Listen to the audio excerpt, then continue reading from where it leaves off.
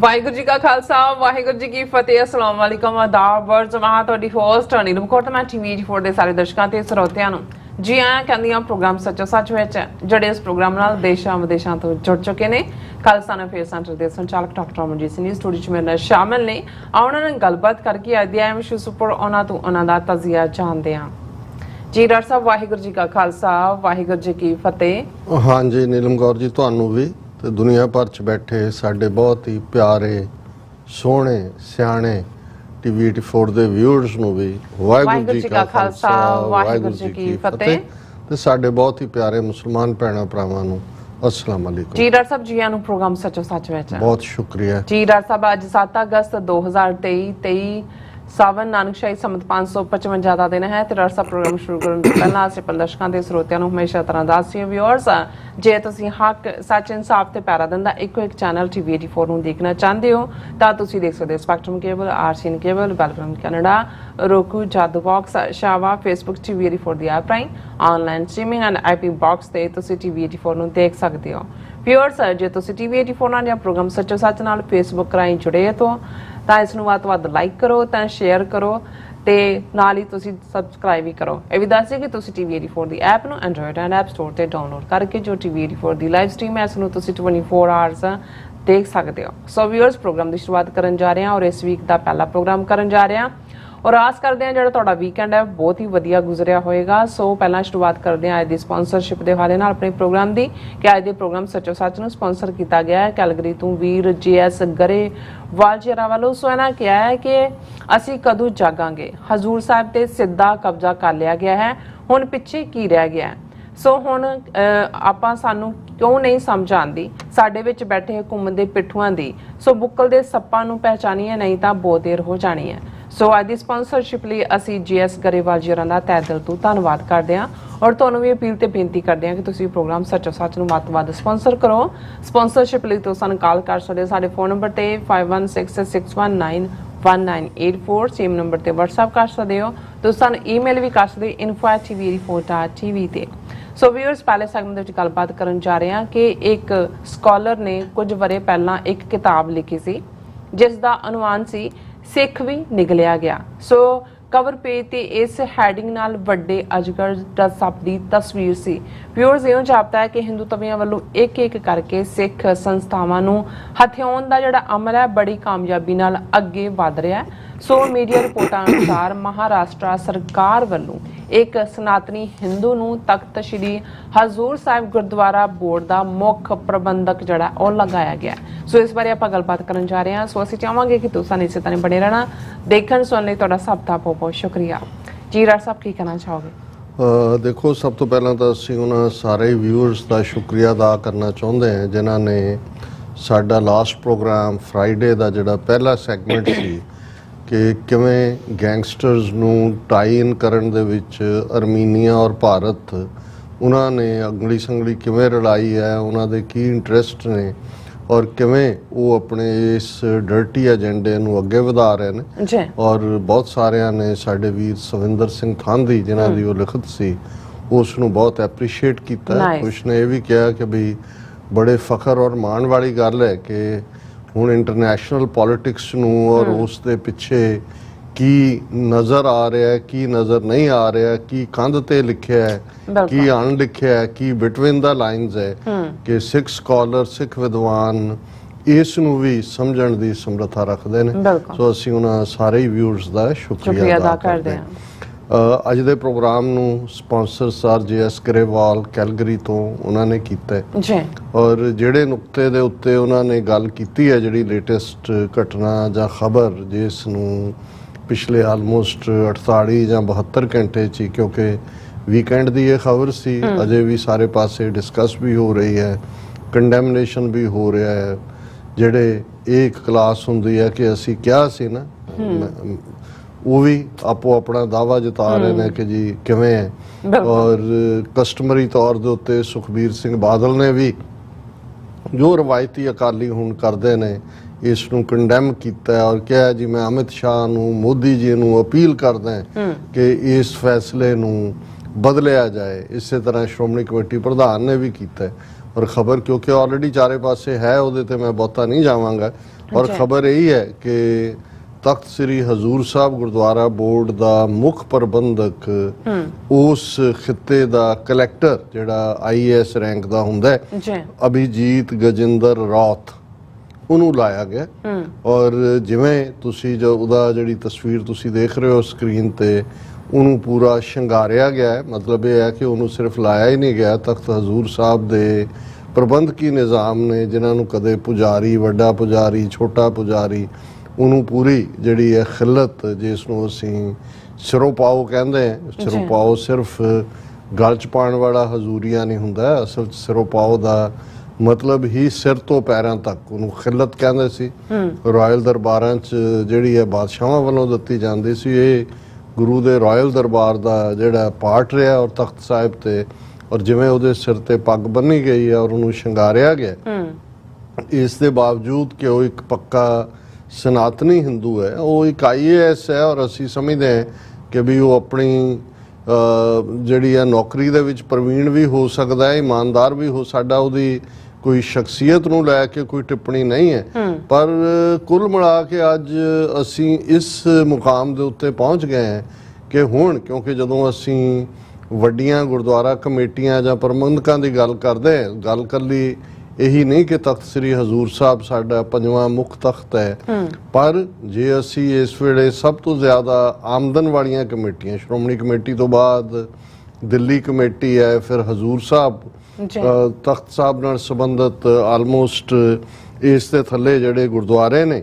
ਉਹਨਾਂ ਦੇ ਵਿੱਚ ਨਗੀਨਾ ਘਾਟ, ਬੰਦਾ ਘਾਟ, ਸੰਗਤ ਸਾਹਿਬ, ਬੌਲੀ ਸਾਹਿਬ, ਮਾਲ ਟੇਕਰੀ, ਸ਼ਿਕਾਰ ਘਾਟ, ਹੀਰਾ ਘਾਟ ਤੇ ਗੁਰਦੁਆਰਾ ਸਾਹਿਬ ਮਾਤਾ ਸਾਹਿਬ ਕੌਰ। ਔਰ ਜਿੰਨੀ ਇਨਵੈਸਟਮੈਂਟ ਉੱਥੇ ਬਾਹਰਲੇ ਸਿੱਖਾਂ ਦੀ ਹੋਈ ਹੈ ਜਾਂ ਸਿੱਖਾਂ ਨੇ ਕੀਤੀ ਹੈ ਜਾਂ ਕਾਰ ਸੇਵਾ ਵਾਲੇ ਬਾਬਿਆਂ ਨੇ ਕਰਵਾਈ ਹੈ, ਇਸ ਵੇਲੇ ਅੱਡ-ਅੱਡ ਕਈ ਕਿਸਮ ਦੀਆਂ ਸਰਾਵਾਂ ਔਰ ਬੜੇ ਪ੍ਰਬੰਧ, ਕਿਉਂਕਿ ਤਖਤ ਸ੍ਰੀ ਹਜ਼ੂਰ ਸਾਹਿਬ ਜਦੋਂ ਵੀ ਸੈਂਚਰੀ ਦੇ ਹਵਾਲੇ ਨਾਲ ਗੱਲ ਹੋਈ ਕਿ ਜੀ ਗੁਰੂ ਗ੍ਰੰਥ ਸਾਹਿਬ ਨੂੰ ਗੁਰਤਾ ਦੇਣ ਦੀ, 10ਵੇਂ ਪਾਤਸ਼ਾਹ ਦੇ ਜੋਤੀ ਜੋਤ ਸਮਾਨ ਦੀ, ਤਾਂ ਉਦੋਂ ਇਹਨਾਂ ਨੇ ਪਰਵਿੰਦਰ ਸਿੰਘ ਪਸਰੀਚਾ ਜਿਹੜਾ ਉਦੋਂ ਸਰਵਿੰਗ ਜਿਹੜਾ ਹੈ ਉਹ IG ਸੀ ਪੁਲਿਸ ਦਾ, ਉਹਨੂੰ ਮੁੱਖ ਪ੍ਰਬੰਧਕ ਲਾਇਆ ਸੀ। ਸੋ ਇਹ ਦੇਖੋ ਜਦੋਂ ਕਿਸੇ ਸਿਸਟਮ ਦਾ ਢਾਂਚਾ ਡਿਸਕਸ ਹੁੰਦਾ ਹੈ, ਪਹਿਲੀ ਸਟੇਜ ਦੇ ਉੱਤੇ ਸਾਨੂੰ ਇਹ ਲੱਗ ਹੀ ਨਹੀਂ ਰਿਹਾ ਹੁੰਦਾ ਕਿ ਵੀ ਸਰਕਾਰੀ ਇੰਟਰਫੇਰੈਂਸ ਕਿਸ ਲੈਵਲ ਤੇ ਹੈ। ਬਿਲਕੁਲ ਹੁਣ ਇਹ ਜਿਹੜਾ ਸਮੁੱਚਾ ਤਖਤ ਹਜ਼ੂਰ ਸਾਹਿਬ ਪ੍ਰਬੰਧਕੀ ਬੋਰਡ ਹੈ ਜਿਹਦੇ ਥੱਲੇ ਸਾਰੇ ਇਤਿਹਾਸਕ ਗੁਰਦੁਆਰੇ ਨੇ, ਉਹਨਾਂ ਦੇ ਵਿੱਚ ਆਲਰੇਡੀ ਸਰਕਾਰ ਦੀ ਦਖਲ ਅੰਦਾਜ਼ੀ ਹੈ, ਕਿਉਂਕਿ ਇਸ ਬੋਰਡ ਦੀ ਫਾਈਨਲ ਅਨਾਉਂਸਮੈਂਟ ਸਰਕਾਰ ਵੱਲੋਂ ਹੁੰਦੀ ਹੈ। ਹਾਲਾਂਕਿ 4 ਮੈਂਬਰ ਸ਼੍ਰੋਮਣੀ ਕਮੇਟੀ ਦੇ ਨੋਮੀਨੇਟ ਕੀਤੇ ਜਾਂਦੇ ਨੇ ਔਰ ਇਸ ਤੋਂ ਇਲਾਵਾ ਸਰਕਾਰ ਵੀ ਉਹਦੇ ਚ ਨੋਮੀਨੇਟ ਕਰਦੀ ਹੈ ਆਪਣੇ ਨੁਮਾਇੰਦੇ, ਕਲੈਕਟਰ ਉਹਦਾ ਮੈਂਬਰ ਹੁੰਦਾ ਉਸ ਬੋਰਡ ਦਾ, ਪਲੱਸ ਬਾਕੀ ਜਿਹੜੇ ਨੇ ਉਹ ਸਥਾਨਕ ਸੰਗਤ ਵੱਲੋਂ ਹੁੰਦੇ ਨੇ। ਤੇ ਜਿਹੜੀ ਸਥਾਨਕ ਸੰਗਤ ਕਹੀ ਜਾਂਦੀ ਆ ਉਹ ਅਸਲ ਦੇ ਵਿੱਚ, ਭਾਵੇਂ ਅਸੀਂ ਕੋਈ ਇਹ ਡਿਸਕ੍ਰਿਮੀਨੇਟਰੀ ਟਰਮੀਨੋਲੋਜੀ ਨਹੀਂ ਇਸਤੇਮਾਲ ਕਰਨਾ ਚਾਹੁੰਦੇ, ਗੁਰੂ ਕਾ ਸਿੱਖ ਪੰਜਾਬੀ, ਮਰਾਠੀ, ਭਈਆ ਕੋਈ ਵੀ ਹੋ ਸਕਦਾ ਹੈ, ਪਰ ਉਹ ਉਹਨਾਂ ਨੇ ਆਲਰੇਡੀ ਉਸ ਕਿਸਮ ਦੇ ਹੀ ਰੱਖੇ ਹੋਏ ਨੇ ਜਿਹੜੇ ਮਿਕਸ ਜੇ ਕਲਚਰ ਵਾਲੇ ਸਨਾਤਨੀ ਨੇ। ਬਿਲਕੁਲ ਉਹ ਉਵੇਂ ਹੀ। ਔਰ ਇਸੇ ਲਈ ਤੁਸੀਂ ਜੇ ਤਖਤ ਹਜ਼ੂਰ ਸਾਹਿਬ ਦੀ ਮਰਿਆਦਾ ਵੀ ਦੇਖੋਗੇ ਤਾਂ ਉਸ 'ਚ ਵੀ ਅੱਧਾ ਜਿਹੜਾ ਹਿੱਸਾ ਹੈ ਉਹ ਸਨਾਤਨੀ ਮਰਿਆਦਾ ਹੀ ਹੈ, ਜਿਵੇਂ ਜੋ ਕਰਦੇ ਨੇ ਉੱਥੇ ਲਹੂ ਦੇ ਤਿਲਕ ਦੇਣੇ ਜਾਂ ਆਰਤੀਆਂ ਕਰਨੀਆਂ ਜਾਂ ਹੋਰ ਵੀ ਬਹੁਤ ਸਾਰੇ ਪੁਆਇੰਟ ਆਊਟ ਜੇ ਮੈਂ ਕੀਤਾ ਤਾਂ ਇਹਦੇ ਤੇ ਹੀ ਪੂਰੀ ਗੱਲ ਹੋਏਗੀ। ਔਰ ਸਾਡਾ ਕਦੇ ਵੀ ਇਹ ਵਿਸ਼ਾ ਨਹੀਂ ਹੁੰਦਾ ਕਿ ਇਸ ਨੂੰ ਅਸੀਂ ਇਸ ਢੰਗ ਨਾਲ ਦੇਖੀਏ, ਪਰ ਜਦੋਂ ਅਸੀਂ ਉਹਨਾਂ ਦੀ ਨੋਮੀਨੇਸ਼ਨ ਪ੍ਰੋਸੈਸ ਦੇਖਦੇ ਹਾਂ ਤਾਂ ਉਹ ਉਹਨਾਂ ਦੇ ਹੱਥ 'ਚ ਹੀ ਹੈ, ਉਹ ਵੀ ਸਰਕਾਰ ਦੇ ਨਾਲ ਹੀ ਜੁੜੇ ਹੁੰਦੇ ਨੇ। ਸੋ ਲੈ ਦੇ ਕੇ ਪੈਸਾ ਦੁਨੀਆ ਭਰ ਦੇ ਸਿੱਖਾਂ ਦਾ, ਕਿਉਂਕਿ ਸਾਡੇ ਲਈ ਤਾਂ ਤਖਤ ਹੈ ਔਰ ਜੋ ਸਤਕਾਰ ਜਾਂ ਜੋ ਔਰ ਉੱਥੇ ਜੇ ਤੁਸੀਂ ਤਖਤ ਸਾਹਿਬ ਦੀ ਹਿਸਟਰੀ ਦੇਖੋ ਤਾਂ ਉਸ ਨਾਲ ਫਿਰ ਕਈ ਕੁਝ ਜੁੜਿਆ ਹੋਇਆ ਹੈ। ਕੋਈ ਇੱਕ ਜ਼ਮਾਨਾ ਸੀ ਕਿ ਤਖਤ ਹਜ਼ੂਰ ਸਾਹਿਬ ਔਰ ਇਹ ਸਾਰਾ ਹੀ ਨੰਦੇੜ ਸ਼ਹਿਰ ਜਿਹੜਾ ਹੈ, ਕਿਉਂਕਿ ਟਾਊਨ ਦਾ ਨਾਂ ਨੰਦੇੜ ਹੈ, ਅਸੀਂ ਨੰਦੇੜ ਸਾਹਿਬ ਕਹਿੰਦੇ ਹਾਂ, ਔਰ ਤਖਤ ਸਾਹਿਬ ਉਹ ਮੁਕਾਮ ਹੈ ਜਿੱਥੇ 10ਵੇਂ ਪਾਤਸ਼ਾਹ ਜੋਤੀ ਜੋਤ ਸਮਾਏ, ਜਾਂ ਉਸ ਤੋਂ ਪਹਿਲਾਂ ਉਹਨਾਂ ਨੇ ਗੁਰੂ ਗ੍ਰੰਥ ਸਾਹਿਬ ਨੂੰ ਇਹ ਹੁਕਮ ਕਰਕੇ ਕਿ ਸਭ ਸਿੱਖਣ ਕੋ ਹੁਕਮ ਹੈ ਗੁਰੂ ਮਾਨਿਓ ਗ੍ਰੰਥ, ਗੁਰਤਾ ਬਖਸ਼ੀ। ਲੇਕਿਨ ਇਸ ਸਾਰੇ ਦੇ ਨਾਲ ਜਿਵੇਂ ਜਦੋਂ ਅਸੀਂ ਨਨਕਾਣਾ ਸਾਹਿਬ ਦਾ ਜ਼ਿਕਰ ਕਰਦੇ ਹਾਂ ਜਾਂ 550 ਜਾਂ 750 ਮੁਰੱਬੇ ਦਾ ਜ਼ਿਕਰ ਹੁੰਦਾ ਹੈ, ਤੇ ਉਹ ਸਿਰਫ ਉਨਾ ਕੁ ਥਾਂ ਨਹੀਂ ਹੈ ਜਿਹਦੇ 'ਚ ਕਿ ਨਨਕਾਣਾ ਸਾਹਿਬ ਦੀ ਇਮਾਰਤ ਹੈ, ਬਿਲਕੁਲ। ਸਾਰੇ ਦਾ ਸਾਰਾ ਨਨਕਾਣਾ ਸਾਹਿਬ ਟਾਊਨ ਹੀ ਜਿਹੜਾ ਗੁਰੂ ਨਾਨਕ ਸਾਹਿਬ ਦੇ ਨਾਂ ਤੇ ਵੱਜਦਾ ਹੈ ਔਰ ਬੋਲਦਾ ਹੈ, ਜਿਹੜੇ ਉਹਨਾਂ ਦੇ ਰੈਵਨਿਊ ਦੇ ਰਿਕਾਰਡ 'ਚ ਵੀ ਹੈ। ਅੱਛਾ। ਔਰ ਇਹ ਤਖਤ ਸਾਹਿਬ ਨੂੰ ਬਣਾਉਣ ਦੇ ਲਈ ਜਾਂ ਇਸ ਥਾਂ ਦੇ ਉੱਤੇ ਈਵਨ ਪਹੁੰਚ ਕਰਨ ਦੇ ਲਈ ਕਿਵੇਂ ਸਿੱਖਾਂ ਦਾ ਇੱਕ ਕੁਰਬਾਨੀਆਂ ਦਾ ਇਤਿਹਾਸ ਹੈ, ਇੱਕ ਦੋਸਤਾਨਾ ਜੈਸਚਰ ਸੀ ਔਰ ਉਹਦੀ ਇੱਕ ਆਪਣੀ ਹਿਸਟਰੀ ਹੈ ਕਿ ਨਿਜ਼ਾਮ ਹੈਦਰਾਬਾਦ ਅੱਜ ਤਖਤ ਹਜ਼ੂਰ ਸਾਹਿਬ ਔਰ ਇਹ ਗੁਰਦੁਆਰਾ ਸਾਹਿਬਾਨ ਮਹਾਰਾਸ਼ਟਰ ਸੂਬੇ ਦੇ ਵਿੱਚ ਨੇ, ਪਰ ਇਹ ਹੈਦਰਾਬਾਦ ਰਿਆਸਤ ਦਾ ਹਿੱਸਾ ਹੁੰਦਾ ਸੀ। ਜਿਹੜੀ ਹੈਦਰਾਬਾਦ ਦਾ ਜਦੋਂ ਅਸੀਂ ਜ਼ਿਕਰ ਕਰਦੇ ਹਾਂ ਤਾਂ ਫਿਰ ਸਭ ਤੋਂ ਅਮੀਰ ਰਿਆਸਤਾਂ 'ਚੋਂ ਵੀ, ਔਰ ਜਿਹੜਾ ਅੱਜ ਦਾ ਤੇਲੰਗਾਨਾ ਹੈ ਵੱਡਾ ਹਿੱਸਾ ਆਂਧਰਾ ਪ੍ਰਦੇਸ਼ ਦਾ ਹੈ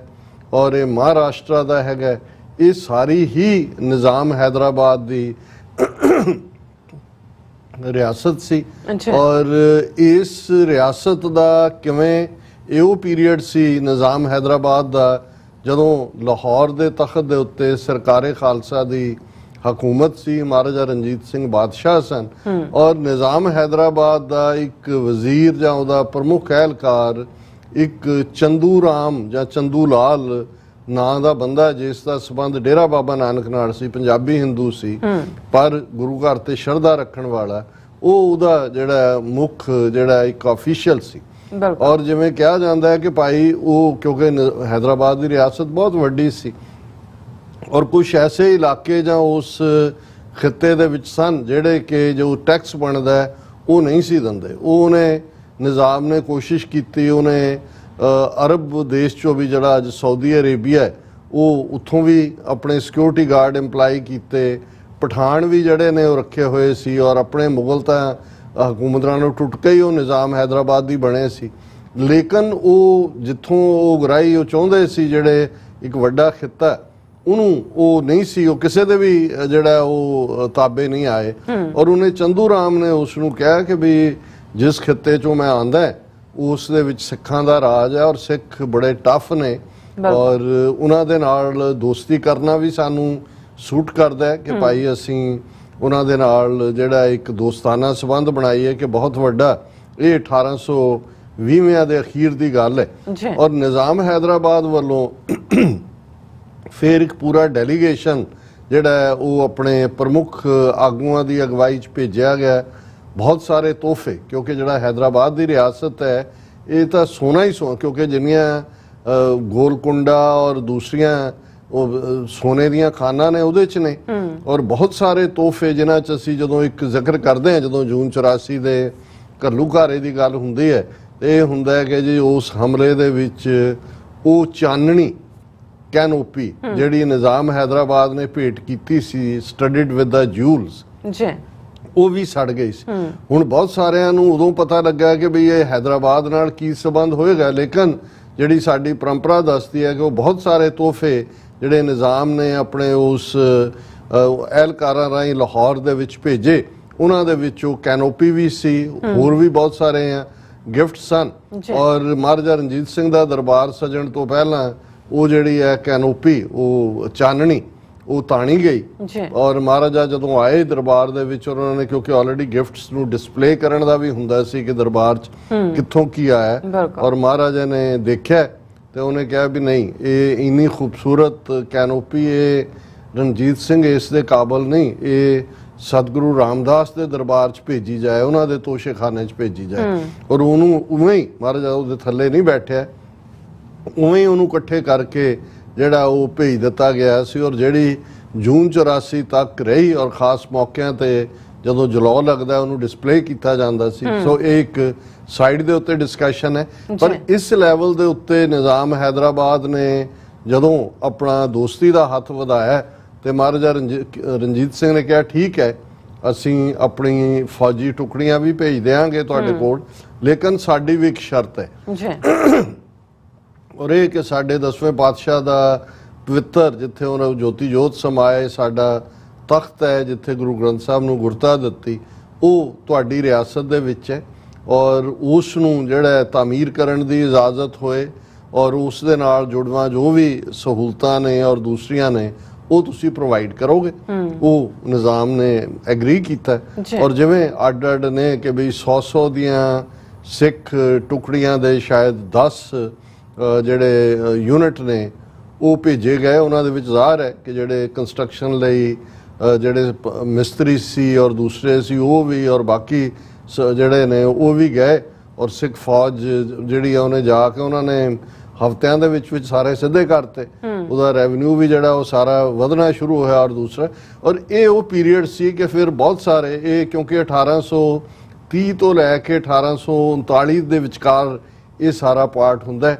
1839 ਚ ਮਹਾਰਾਜਾ ਰਣਜੀਤ ਸਿੰਘ ਚੜ੍ਹਾਈ ਕਰ ਜਾਂਦੇ ਨੇ। ਫਿਰ ਅਗਲੇ 10 ਸਾਲ ਤੇ ਰਣਜੀਤ ਸਿੰਘ ਦੀ ਮੜੀ ਰਾਜ ਕਰਦੀ ਹੈ ਔਰ 1849 ਚ ਇਹ ਡਿੱਗ ਪੈਂਦਾ। ਔਰ ਬਹੁਤ ਸਾਰੀ ਜਿਹੜੀ ਇਹ ਕੰਸਟਰਕਸ਼ਨ ਜਾਂ ਅੱਡ-ਅੱਡ ਜਿਹੜੇ ਅਸੀਂ ਗੁਰਦੁਆਰਾ ਸਾਹਿਬਾਨ ਕਹੇ ਨੇ, ਇਹ ਭਾਵੇਂ ਛੋਟੇ ਛੋਟੇ ਰੂਪ ਦੇ ਵਿੱਚ ਤਖਤ ਸਾਹਿਬ ਨੂੰ ਮੁੱਖ ਤੌਰ ਤੇ ਉਸਾਰਿਆ ਗਿਆ, ਬਾਰਾਂਦਰੀ, ਡਿਓੜੀ, ਮਾਈ ਭਾਗੋ ਨਾਲ ਸੰਬੰਧਿਤ ਬੁੰਗਾ ਔਰ ਮਾਤਾ ਸਾਹਿਬ ਕੌਰ ਦੇ ਸਾਰੇ। ਔਰ ਉਦੋਂ ਤੱਕ ਜਦੋਂ ਤੱਕ ਉਹ ਮੁਕੰਮਲ ਹੋਇਆ ਜਾਂ ਦੂਜਾ ਇਧਰ ਰਾਜ ਪਲਟਾ ਹੋ ਚੁੱਕਾ ਸੀ। ਕੁਝ ਸਿੱਖ ਜਿਹੜੇ ਫੌਜੀ ਸੀ ਉਹ ਤਾਂ ਮੁੜ ਆਏ ਆਪਣੇ ਪੰਜਾਬ ਵੱਲ, ਜਿਹੜੇ ਯੰਗ ਇਧਰੋਂ ਗਏ ਸੀ ਕੁਝ ਨੇ ਉੱਥੇ ਹੀ ਸੈਟਲ ਹੋ ਗਏ। ਉਹਨਾਂ ਨੇ ਲੋਕਲ ਮਰਾਠਾ ਔਰਤਾਂ ਨਾਲ ਵਿਆਹ ਕੀਤੇ ਜਾਂ ਦੂਜੇ। ਸੋ ਉਹ ਜਿਹੜਾ ਸਾਰੀ ਪਰੰਪਰਾ, ਉਹਨਾਂ ਨੂੰ ਦੱਖਣੀ ਸਿੱਖ ਵੀ ਕਿਹਾ ਜਾਂਦਾ ਕਿਉਂਕਿ ਹੈਦਰਾਬਾਦ ਦੇ ਲਈ ਕਦੇ ਅੰਗਰੇਜ਼ਾਂ ਨੇ ਇਹ ਲਫ਼ਜ਼ ਦੈਕਨ, ਉਹ DECCAN ਕਰਕੇ ਲਿਖਦੇ ਸੀ, ਤੇ ਉਹ ਦੱਖਣ ਜ਼ਾਹਰ ਹੈ ਸਾਊਥ ਆਫ ਇੰਡੀਆ ਜੋ ਅਸੀਂ ਕਹਿੰਦੇ ਹਾਂ ਤੇ ਉਹਨੂੰ ਸਾਊਥ ਇੰਡੀਆ ਕਿਹਾ ਜਾਂਦਾ, ਸੋ ਦੈਕਨ ਕਿਹਾ ਜਾਂਦਾ ਸੀ। ਤੇ ਉਹ ਜਿਹੜੇ ਉਸ ਖਿੱਤੇ ਦੇ ਸਿੱਖ ਸੀ ਜਿਨ੍ਹਾਂ ਦੇ ਵਿੱਚ ਥੋੜਾ ਜਿਹਾ ਮਿਕਸ ਕਲਚਰ ਵੀ ਆਇਆ। ਉਹਨਾਂ ਦੀਆਂ ਬੀਵੀਆਂ ਜਿਹੜੀਆਂ ਨੇ ਉਹ ਬਹੁਤੀਆਂ ਸਾੜੀ ਪਾਉਣ ਵਾਲੀਆਂ ਨੇ, ਤਿਲਕ ਲਾਉਣ ਵਾਲੀਆਂ ਵੀ ਰਹੀਆਂ।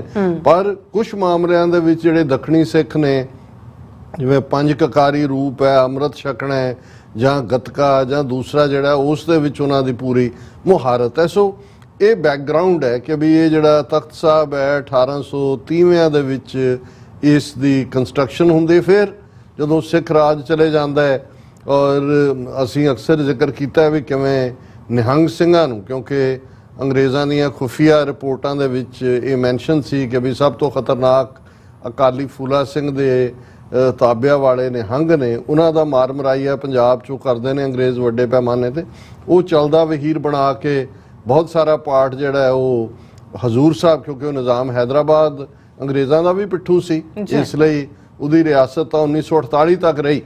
ਜਦੋਂ ਜਿਸ ਦਿਨ ਕਾਇਦੇ ਆਜ਼ਮ ਮੁਹੰਮਦ ਅਲੀ ਜਿਨ੍ਹਾਂ ਦੀ ਮੌਤ ਹੋਈ ਸ਼ਾਇਦ 11 ਸਤੰਬਰ 1948 ਨੂੰ, ਉਸ ਤੋਂ ਅਗਲੇ ਦਿਨ ਭਾਰਤੀ ਫੌਜਾਂ ਨੇ ਹੈਦਰਾਬਾਦ ਦੇ ਉੱਤੇ ਹਮਲਾ ਕੀਤਾ। ਹਾਲਾਂ ਭਾਵੇਂ ਸਿੱਖ ਰਾਜ ਖਤਮ ਹੋ ਗਿਆ ਸੀ, ਲੇਕਿਨ ਨਿਜ਼ਾਮ ਹੈਦਰਾਬਾਦ ਦਾ ਸਿੱਖਾਂ ਤੇ ਇੰਨਾ ਟਰਸਟ ਸੀ ਕਿ ਉਹਨਾਂ ਹੀ ਸਿੱਖਾਂ ਦੇ ਅੱਗੋਂ ਬੱਚੇ ਤੇ ਉਹਨਾਂ ਦੇ ਬੱਚੇ ਹੀ ਜਿਹੜੇ ਨੇ ਉਹ ਉਹਨਾਂ ਦੇ ਸਿਕਿਉਰਿਟੀ ਗਾਰਡ ਵੀ ਰਹੇ, ਔਰ ਬਹੁਤ ਸਾਰੇ ਜਿਹੜੇ ਨੇ ਉਹ ਚੰਗੀਆਂ ਪੋਜੀਸ਼ਨਾਂ ਦੇ ਉੱਤੇ ਉਸ ਸਟੇਟ ਦੇ ਵਿੱਚ ਰਹੇ। ਔਰ ਇਹ ਵੀ ਇੱਕ ਕਾਰਨ ਸੀ ਕਿ 1948 ਚ ਸਿੱਖ ਗਾਰਡਾਂ ਦੇ ਹੁੰਦਿਆਂ ਜਿੱਥੇ ਉਹਨਾਂ ਨੂੰ ਲੱਗਦਾ ਸੀ ਕਿ ਵੀ ਬੀਬੀਆਂ ਜਾਂ ਬੱਚੇ ਫਸੇ ਹੋਏ ਨੇ ਜਾਂ ਦੂਜੇ, ਸਿੱਖ ਅੱਗੇ ਹੋ ਕੇ ਉਹਨਾਂ ਨੂੰ ਡਿਫੈਂਡ ਕਰਦੇ ਸੀ। ਔਰ ਨਿਜ਼ਾਮ ਹੈਦਰਾਬਾਦ ਜ਼ਾਹਰ ਹੈ ਮੁਸਲਮਾਨ ਸੀ, ਔਰ ਮੁਸਲਮਾਨਾਂ ਦੇ ਨਾਲ ਜਿਹੜਾ ਦੱਖਣੀ ਸਿੱਖਾਂ ਦਾ ਔਰ ਉਹਨਾਂ ਸਿੱਖ ਪਰਿਵਾਰਾਂ ਦਾ ਅੱਜ ਤੱਕ ਵੀ ਜਿਹੜਾ ਹੈ ਉਹ ਬੜਾ ਇੱਕ ਚੰਗਾ ਨਾਤਾ ਜਾਂ ਰਿਸ਼ਤਾ ਰਿਹਾ। ਹੁਣ ਇਹ ਪਿਛੋਕੜ ਹੈ ਕਦੋਂ ਫਿਰ ਹੈਦਰਾਬਾਦ ਰਿਆਸਤ ਨੂੰ ਤੋੜਿਆ ਗਿਆ, ਕਿਵੇਂ ਕੁਝ ਹਿੱਸੇ, ਜਿਵੇਂ ਮੈਂ ਕਿਹਾ ਤੇਲੰਗਾਨਾ 'ਚ, ਕੋਈ ਆਂਧਰਾ 'ਚ, ਪਹਿਲਾਂ ਤਾਂ ਤੇਲੰਗਾਨਾ ਵੀ ਆਂਧਰਾ ਦਾ ਹਿੱਸਾ ਸੀ, ਕੁਝ ਸਾਲ ਪਹਿਲਾਂ ਹੀ ਅੱਡ ਸੂਬਾ ਬਣਿਆ।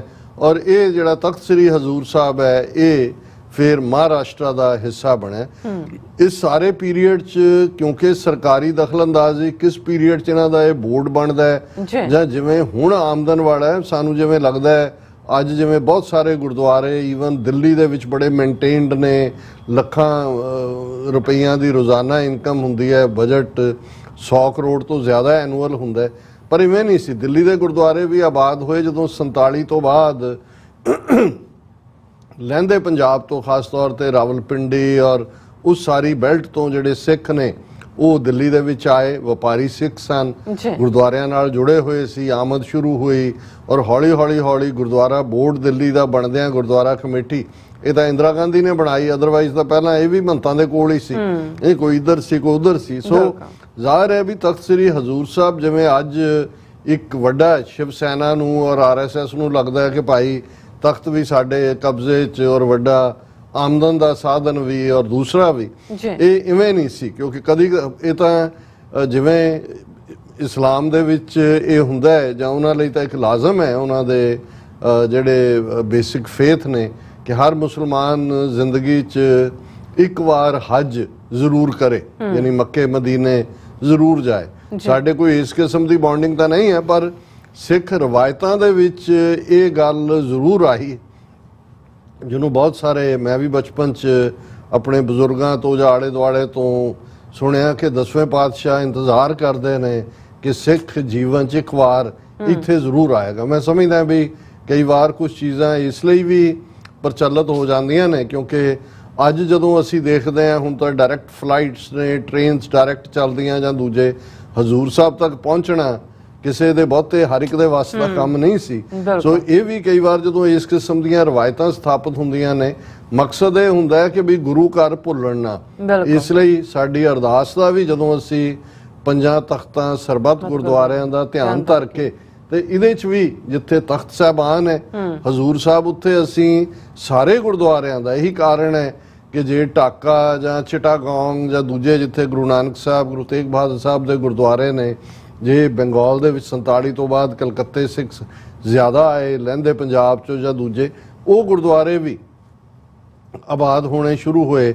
ਔਰ ਇਸ ਤਰੀਕੇ ਨਾਲ ਸੰਗਤ ਤਾਂ ਜਿੱਥੇ ਜਾਏ ਬਹਿ ਮੇਰਾ ਸਤਿਗੁਰੂ ਸੋ ਥਾਨ ਸੁਹਾਵਾ, ਉਹ ਸਾਡੀ ਸ਼ਰਧਾ ਵੀ ਹੈ ਔਰ ਰਹਿਣੀ ਵੀ ਚਾਹੀਦੀ ਹੈ, ਇੱਕ ਯੂਨੀਕ ਗੱਲ ਹੈ।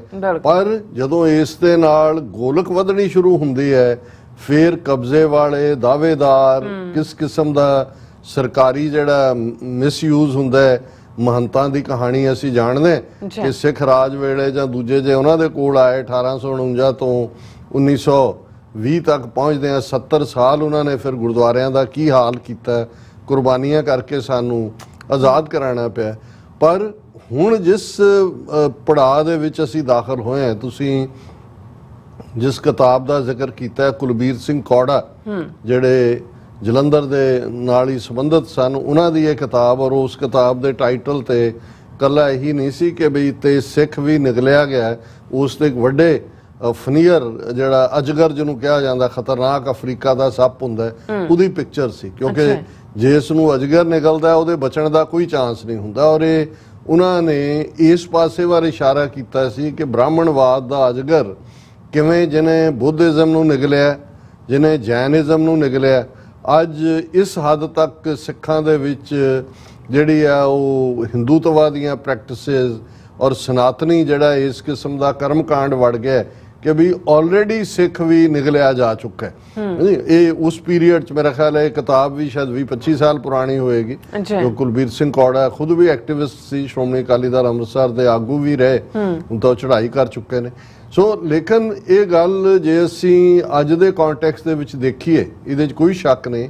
ਪਿਛਲੇ ਦਿਨਾਂ 'ਚ ਇੱਕ ਵੀਡੀਓ ਕਲਿੱਪ ਮੇਰੀਆਂ ਨਜ਼ਰਾਂ 'ਚੋਂ ਗੁਜ਼ਰਿਆ, ਹਰਿੰਦਰ ਸਿੰਘ ਮਹਿਬੂਬ ਕਿਸੇ ਸੈਮੀਨਾਰ ਦੇ ਉੱਤੇ ਐਡਰੈਸ ਕਰ ਰਹੇ ਨੇ ਚੰਡੀਗੜ੍ਹ 'ਚ, ਔਰ ਉਹ ਗੱਲ ਕਰ ਰਹੇ ਨੇ ਕਿ ਵੀ ਜਦੋਂ ਭਾਈ ਕਾਹਨ ਸਿੰਘ ਨਾਭਾ ਨੇ 1897-98 'ਚ 122 ਜਾਂ 124 ਸਫ਼ਿਆਂ ਦਾ ਕਿਤਾਬਚਾ ਲਿਖਿਆ ਹਮ ਹਿੰਦੂ ਨਹੀਂ, ਉਹਨਾਂ ਨੇ ਕਿਹਾ ਵੀ ਉਹ ਜਿਹੜਾ ਅੱਜ ਵੀ 125 ਸਾਲ ਬਾਅਦ ਵੀ ਬ੍ਰਾਹਮਣ ਨੂੰ ਬਹੁਤ ਰੜਕਦਾ ਹੈ, ਕਿਉਂਕਿ ਉਹਨਾਂ ਨੇ ਕਿਹਾ ਵੀ ਉਹਨੇ ਬਿਲਕੁਲ ਕੋਰਸ ਆਫ ਹਿਸਟਰੀ ਬਦਲ ਕੇ ਰੱਖ ਦਿੱਤਾ ਕਈ ਵਾਰ। ਔਰ ਅੱਜ ਵੀ ਜਦੋਂ ਤੁਸੀਂ ਹਮ ਹਿੰਦੂ ਨਹੀਂ ਇਹ ਤੁਸੀਂ ਪੜ੍ਹਦੇ ਹੋ ਜਾਂ ਦੇਖਦੇ ਹੋ, ਇੱਕ ਇੱਕ ਦਲੀਲ ਜਿਸ ਅੰਦਾਜ਼ ਦੇ ਵਿੱਚ ਉਸ ਜ਼ਮਾਨੇ 'ਚ ਸਿੱਖ ਰਾਜ ਜਾਣ ਤੋਂ ਬਾਅਦ ਜਿਵੇਂ ਸਨਾਤਨੀ ਹਿੰਦੂਆਂ ਦਾ ਪ੍ਰਭਾਵ ਸਿੱਖਾਂ ਦੇ ਉੱਤੇ ਸੀ, ਹਰਮੰਦਰ ਸਾਹਿਬ ਦੀਆਂ ਪ੍ਰਕਰਮਾਂ 'ਚ ਲਿਆ ਕੇ ਬੁੱਤ ਰੱਖੇ ਹੋਏ ਸੀ ਔਰ ਉਹਨਾਂ ਦੀ ਪੂਜਾ ਹੁੰਦੀ ਸੀ, ਕਿਸ ਹੱਦ ਤੱਕ ਉਹਨਾਂ ਨੂੰ ਤਾਂ ਸੀ ਕਿ ਵੀ ਅਸੀਂ ਇਹਨਾਂ ਨੂੰ ਜਿਹੜਾ ਹੈ, ਔਰ ਬਹੁਤ ਸਾਰੀਆਂ ਜਿਹੜੀਆਂ ਅੱਜ ਵੀ ਕੁਝ ਪ੍ਰੈਕਟਿਸਿਸ ਜਿਹਨੂੰ ਮਰਿਆਦਾ ਕਹਿ ਕੇ ਜਾਰੀ ਰੱਖਿਆ ਜਾ ਰਿਹਾ,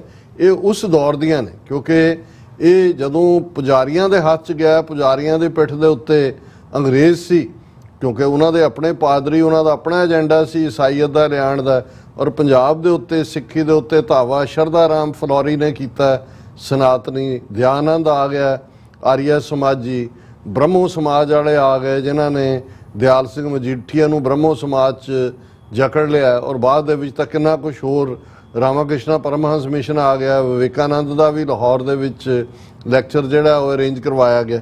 ਹੁਣ ਇਹ ਜਦੋਂ ਅਸੀਂ ਸਾਰਾ ਪਾਰਟ ਦੇਖਦੇ ਹਾਂ, ਔਰ ਉਹਦੇ 'ਚ ਵੀ ਉਹਨਾਂ ਨੇ ਇਸ ਕਿਤਾਬ ਦਾ ਟਾਈਟਲ ਅਸੀਂ ਹਿੰਦੂ ਨਹੀਂ ਕਿਉਂ ਨਹੀਂ ਰੱਖਿਆ, ਹਮ ਹਿੰਦੂ ਕਿਉਂ, ਇਸ ਲਈ ਕਿ ਇਸ ਹੱਦ ਤੱਕ ਸਨਾਤਨੀ ਵਿਚਾਰਧਾਰਾ ਪ੍ਰਭਾਵੀ ਹੋ ਗਈ।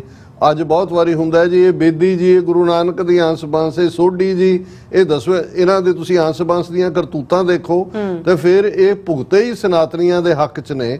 ਔਰ ਉਸ ਜ਼ਮਾਨੇ 'ਚ ਇੱਕ ਪ੍ਰਮੁੱਖ ਜਿਹੜਾ ਬੇਦੀ ਖਾਨਦਾਨ ਦਾ ਚਿਰਾਗ ਸੀ, ਬੜਾ ਅੰਸ ਬੰਸ ਕਹਾਣ ਵਾਲਾ, ਉਹਨੇ ਜਦੋਂ ਇਹ ਡਿਬੇਟ ਸਿੰਘ ਸਭਾ ਔਰ ਦੂਸਰਿਆਂ ਦੀ ਅਜੇ ਸ਼ੁਰੂ ਹੋਈ ਸੀ, ਕਿਉਂਕਿ 1870 ਦੇ ਵਿੱਚ ਸਰ ਠਾਕਰ ਸਿੰਘ ਸੰਧਾਵਾਲੀਆ ਨੇ, ਜਦੋਂ ਕਿ ਸਿੱਖ ਬੱਚੇ ਈਸਾਈ ਬਣਨ ਜਾ ਰਹੇ ਸੀ ਔਰ ਇਹ ਸਨਾਤਨੀ ਔਰ ਇਹ ਬੁੱਤ ਪ੍ਰਸਤੀ ਚੱਲ ਰਹੀ ਸੀ, ਉਦੋਂ ਸਿੰਘ ਸਭਾ ਦੀ ਨੀਂਹ ਰੱਖੀ ਸੀ।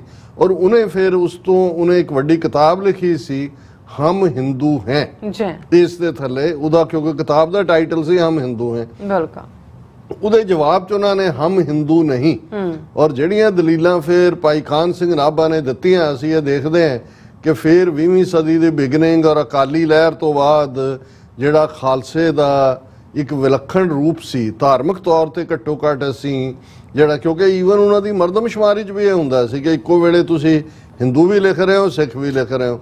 ਔਰ ਉਹ ਇਵੇਂ ਉਹਨਾਂ ਨੂੰ ਸਨਾਤਨੀਆਂ ਨੂੰ ਸੀ ਕਿ ਵੀ ਜਿਵੇਂ ਬਾਕੀ ਅਸੀਂ ਨਿਗਲ ਲਏ ਨੇ, ਇਵੇਂ ਸਿੱਖਾਂ ਨੂੰ ਵੀ ਨਿਗਲ ਲਿਆ। ਇਹ ਠੀਕ ਹੈ ਕਿ ਸਿਆਸੀ ਤੌਰ ਤੇ ਤਾਂ 47 ਤੋਂ ਪਹਿਲਾਂ ਹੀ ਉਹਨਾਂ ਨੇ ਸਾਨੂੰ ਨਿਗਲ ਲਿਆ, ਜੇ ਨਾ ਨਿਗਲਿਆ ਹੁੰਦਾ ਤੇ ਅਸੀਂ ਇਹ ਸੋ ਕਾਲਡ ਨੈਸ਼ਨਲਿਜ਼ਮ ਦੇ ਇਹਨਾਂ ਦੇ ਉਸ ਜਿਹੜਾ ਜਾਲ ਦੇ ਵਿੱਚ ਨਾ ਫਸਦੇ, ਆਪਣੀ ਅਡਰੀ ਹੋਣ ਦੇ ਨਾਲ ਆਪਣੇ ਅਡਰੇ ਮੁਲਕ ਦੀ ਜਿਹੜੀ ਆ ਉਹ ਵਜ਼ਾਹਤ ਕਰਦੇ, ਤਾਂ ਕਹਾਣੀ ਕੁਝ ਹੋਰ ਹੁੰਦੀ। ਸੋ ਸਿਆਸੀ ਤੌਰ ਤੇ ਤਾਂ ਉਹੀ ਲੀਡਰਸ਼ਿਪ ਨੇ ਸਾਨੂੰ ਉਸ ਹਿੰਦੂਆਂ ਦੇ ਵਿੱਚ ਵਾੜ ਦਿੱਤਾ, ਪਰ ਧਾਰਮਿਕ ਤੌਰ ਤੇ ਘੱਟੋ ਘੱਟ ਇਹ ਪਾਰਟ ਸਿੱਖਾਂ 'ਚ ਜ਼ਰੂਰ ਰਿਹਾ। ਗੁਰਦੁਆਰੇ ਸ਼੍ਰੋਮਣੀ ਕਮੇਟੀ ਬਣੀ, ਪੰਜ ਕਕਾਰੀ ਖਾਲਸੇ ਦਾ ਰੂਪ, ਬੇਸਿਕਲੀ ਅੰਮ੍ਰਿਤਧਾਰੀ ਸਿੱਖੀ ਸਰੂਪ ਮੈਂਬਰ, ਇਹ ਸਾਰਾ ਪਾਰਟ ਚੱਲਦਾ ਰਿਹਾ। ਹੁਣ ਜਦੋਂ ਅਸੀਂ ਦੇਖਦੇ ਹਾਂ ਕਿ ਇਹਨਾਂ 75 ਵਰ੍ਹਿਆਂ 'ਚ ਉਹਨਾਂ ਨੇ ਜਿਹੜਾ ਪਹਿਲਾ ਪਾਰਟ ਤਾਂ ਇਹੀ ਕੀਤਾ ਸੀ ਕਿ ਵੀ ਉਹਨਾਂ ਨੇ ਸਾਨੂੰ ਸੰਵਿਧਾਨਕ ਤੌਰ ਤੇ ਆਰਟੀਕਲ 25(b) ਦੇ ਥੱਲੇ ਹਿੰਦੂ ਬਣਾਇਆ ਸੀ, ਪਰ ਇਹਦੇ ਬਾਵਜੂਦ ਮਾਸਟਰ ਤਾਰਾ ਸਿੰਘ ਨੂੰ ਇਹ ਕ੍ਰੈਡਿਟ ਜ਼ਰੂਰ ਜਾਂਦਾ 47 ਦੇ ਬਲੰਡਰ ਦੇ ਬਾਵਜੂਦ ਕਿ ਸ਼੍ਰੋਮਣੀ ਕਮੇਟੀ ਤੇ ਉਹਨੇ ਕਬਜ਼ਾ ਨਹੀਂ ਹੋਣ ਦਿੱਤਾ, ਨਾ ਕਾਂਗਰਸ ਦਾ ਹੋਣ ਦਿੱਤਾ, ਨਾ ਕਾਮਰੇਡਾਂ ਦਾ ਹੋਣ ਦਿੱਤਾ।